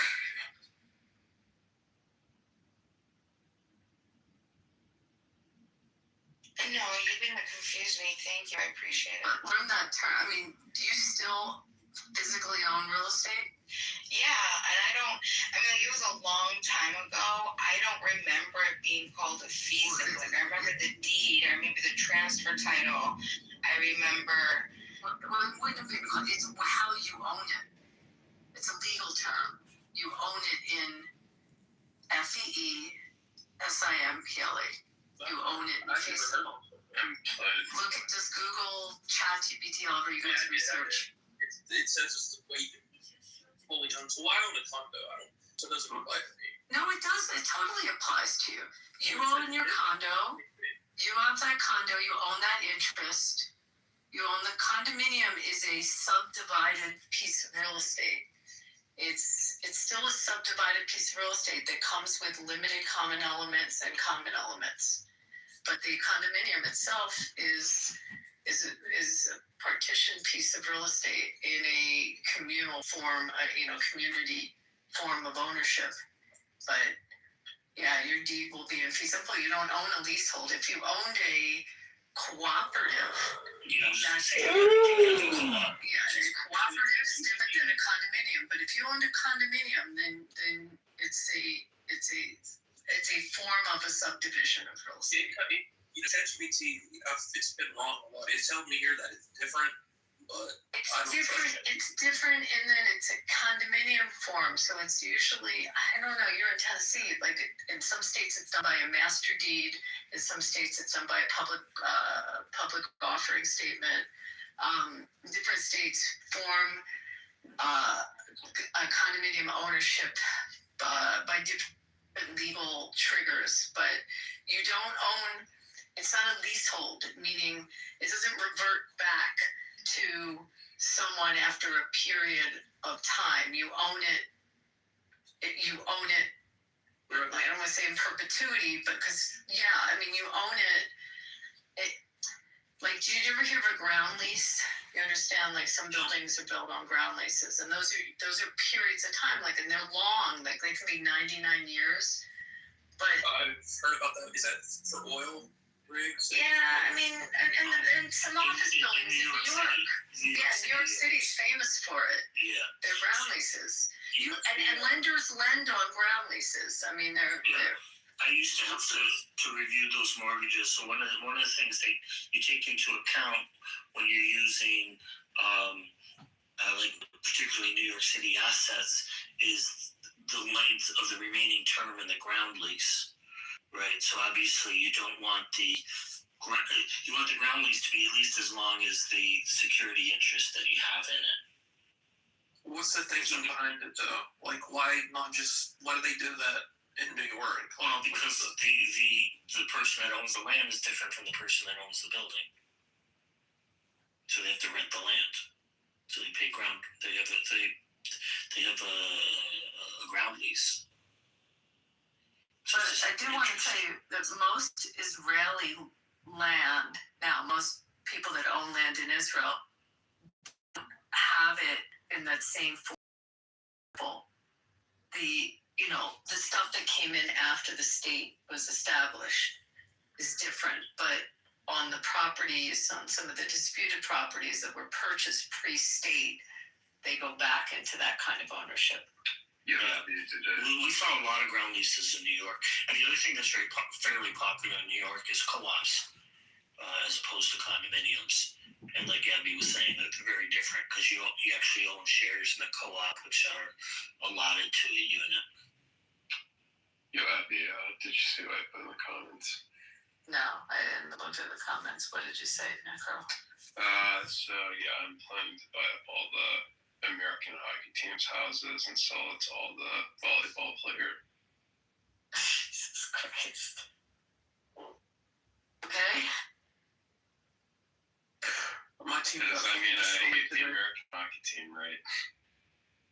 Did you see Michigan versus Tennessee? Oh my God. Okay, so wait, can I just tell you, I still have all my bets on the last four. But they're not great. None of them were the long shots. Yeah, it went chalk pretty much. There were no real big upsets. No, not at all. Anyway, I hope that explained it, Bima, but you have such an inquisitive mind. Like, this is a subject, like, especially because you've gone through the process of owning something. It could sound really boring, but it actually isn't. It's really fun the first time you title search and you go take the property that you own and go sit in your county records or your city records and search, go I don't know where you live, but go all the way back to when the first deeds on it. It's kind of fun to do that. Now I guess most of it's online.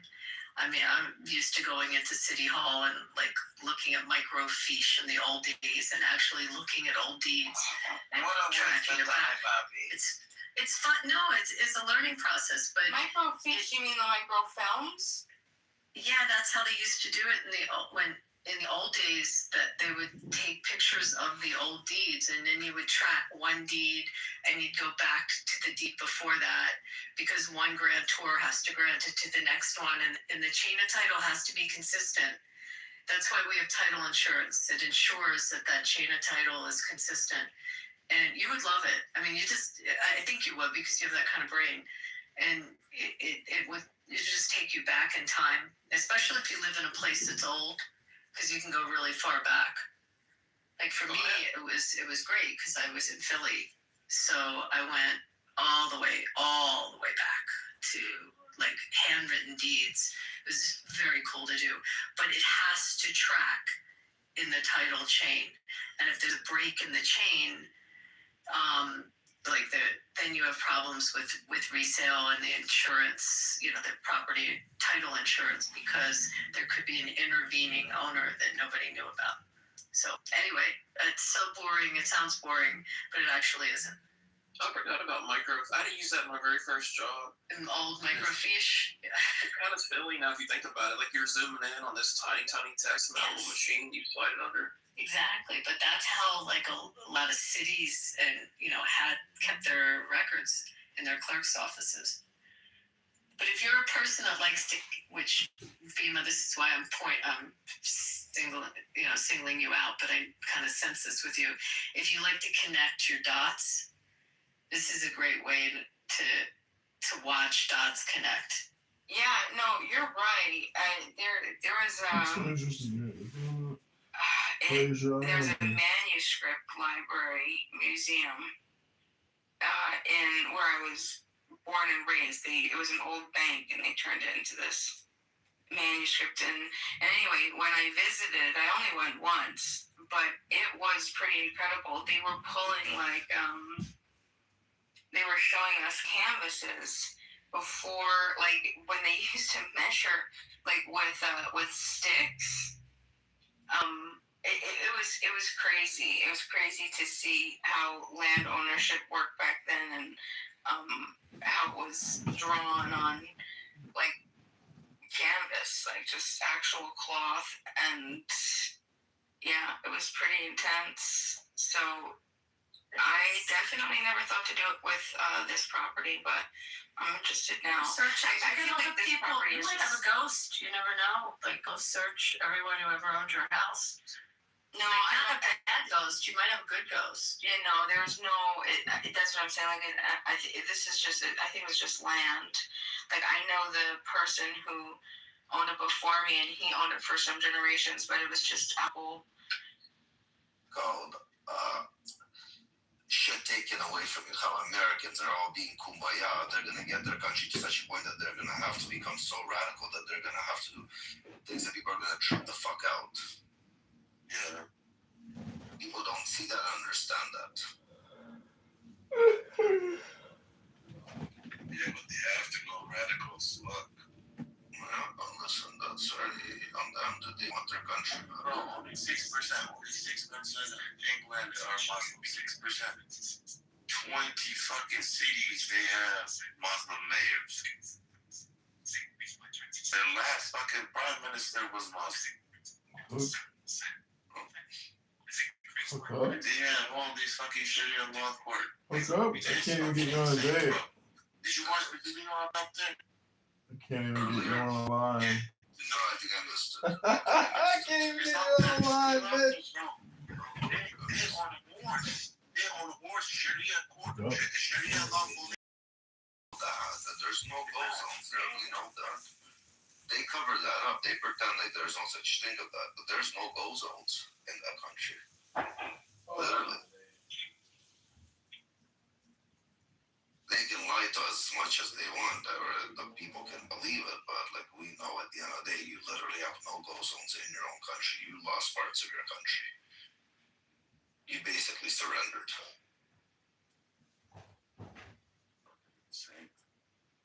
It's crazy.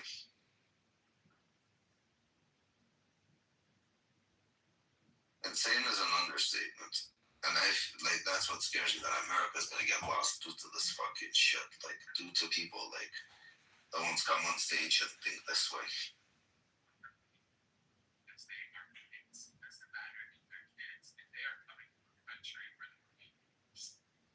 I also like KK.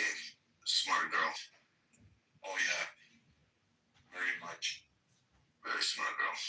Common sense, understands that she can do 1 + 1. She knows what it means to. 15-year-old girl raped in the UK by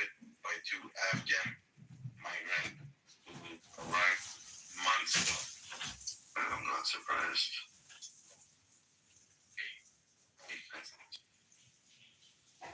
Probably forced. You know the difference, bro? The difference in America is that Americans are like warriors, basically. They grow up with guns and shit. They all have guns. Shit like this happen over here, bro. Like in a big scale, it's gonna be a fucking river of blood over here. But it's gonna be a river of blood between American citizens. It's gonna be American citizen on American citizen. It's gonna be a division between the left and the right. That's what's gonna happen in America. I mean, part of it is it could be if they stand something that they guarantee you. If there's the Muslims, though, it's not saying with the Muslims. It's either you stand with your country or against your country right now. That's what it is. I'm not talking about the administration. I'm talking about if any administration at a scale. There's no common grounds in any administration today. They're so far away from each other and they don't want to talk, they don't want to communicate, they don't want to compromise. That's how fucked up it is. So either you go far left or you have to go far right, and both are losing their fucking minds with every move that's happening.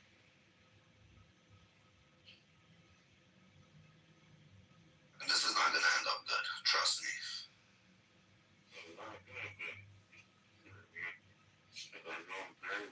You're gonna do something about Mandani and fucking all these motherfuckers. There's no middle ground. That's the problem with America. Literally, there's no middle ground. Nobody wants to compromise. Nobody wants to talk. They just want to yell, scream, and they fucking lose their minds.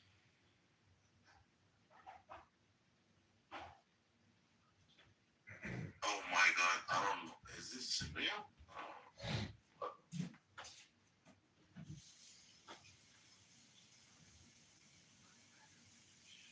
What's real? Watch the video.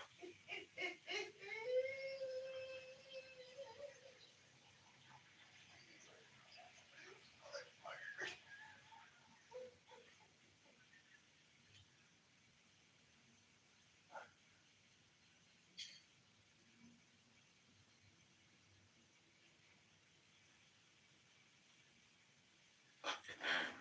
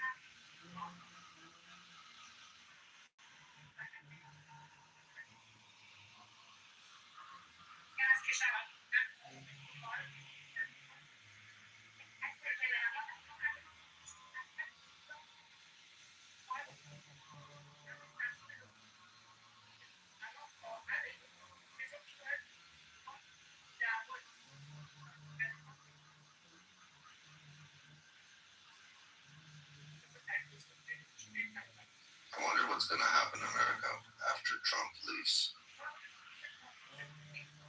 It's very important what's going to happen during his presidency. He pulls this off, next president is going to be fucking Vance or Rubio. You think? 100 fucking percent. And all the other shit that he's doing pays off, bro. The fuck you think? Republicans are gonna stay noticing even the right is getting brainwashed. Like they're already talking about body bags. Like they don't want to go in. That there's gonna be body bags. You guys, you don't know how it's gonna play out. Why you guys already doing that? That's how. That fear mongering is already fucking indoctrinating the right against Trump. That's the fucked up part. Nations are usually like that when it comes to wars. No, America wasn't like this. I don't remember, again, I might be wrong, but I don't remember America going into wars and being so divided. In any operation, there was always at least one side that had the backing. This time, like, Something's just, even the right is turning their back on Trump for some fucking stupid reason. It's either, I don't know, maybe the hate for Israel. I don't know what the fuck is going on that they all got indoctrinated with.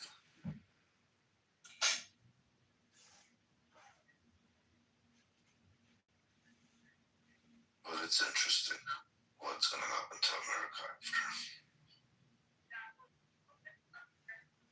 Either they're going to stay on the right path, or they're going to want such a radical change just because Trump was in power, and they're going to do something so dramatic that's going to undo everything he did just to prove a point that they're not Trump. And it's just going to hurt America in the long run. And that's what I'm afraid of. You understand where I'm coming with this? Yeah. Just to show that, like how people even like remember during the Biden administration, with Biden that will vote for Biden as long as it's not Trump. Okay, you guys got Biden saying, what the fuck, who did you do a favor to? Like that stupidity of just saying, as long as it's not Trump, we'll vote for anything but Trump. Okay, that doesn't really make sense. But sure. You didn't die the first terms. You already know, like, you survived. You'll survive probably the second one too, just. But as long as it's not Trump, sure.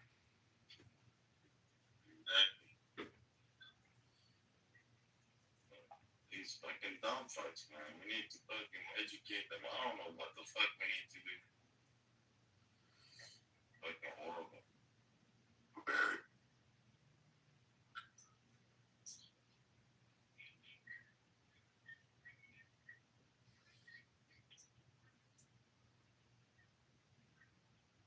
Well, let's see what plays out, bro. As you say, think of the worst, but hope for the fucking best.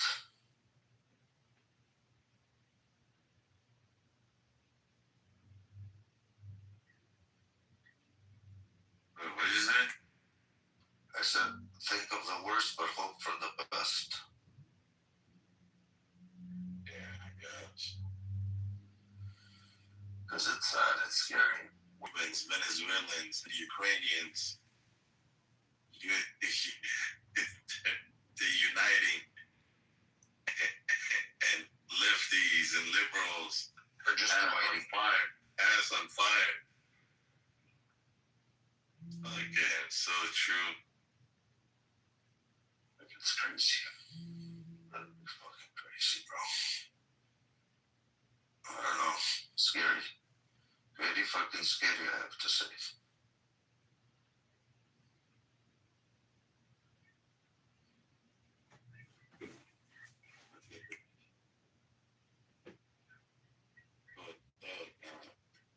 Very fucked up, very, very fucked up. Ready up, bro. My board. Only $2 more. Hey, play poker with Chinese. $60. They want to raise to 60. 60. You want to hear a joke? There's an Indian guy, they go, it's like, how old are you and how old is your wife? He's like, my wife is dirty and I'm dirty too.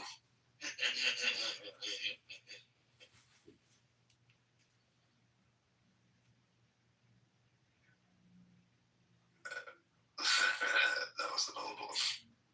An old one, but a goodie. My wife is dirty and I'm dirty too.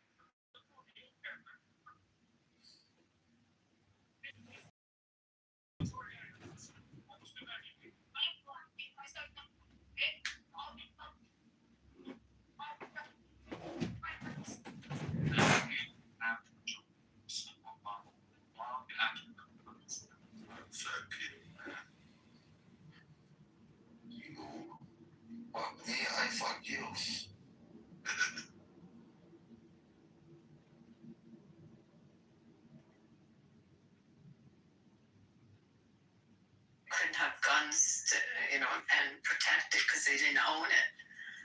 So it kind of kicks into a few of our rights and a few of our inalienable rights, as you know, when it was colonized here.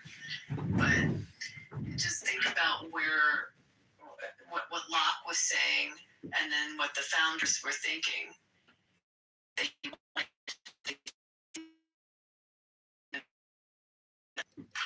what would actually be landowners that they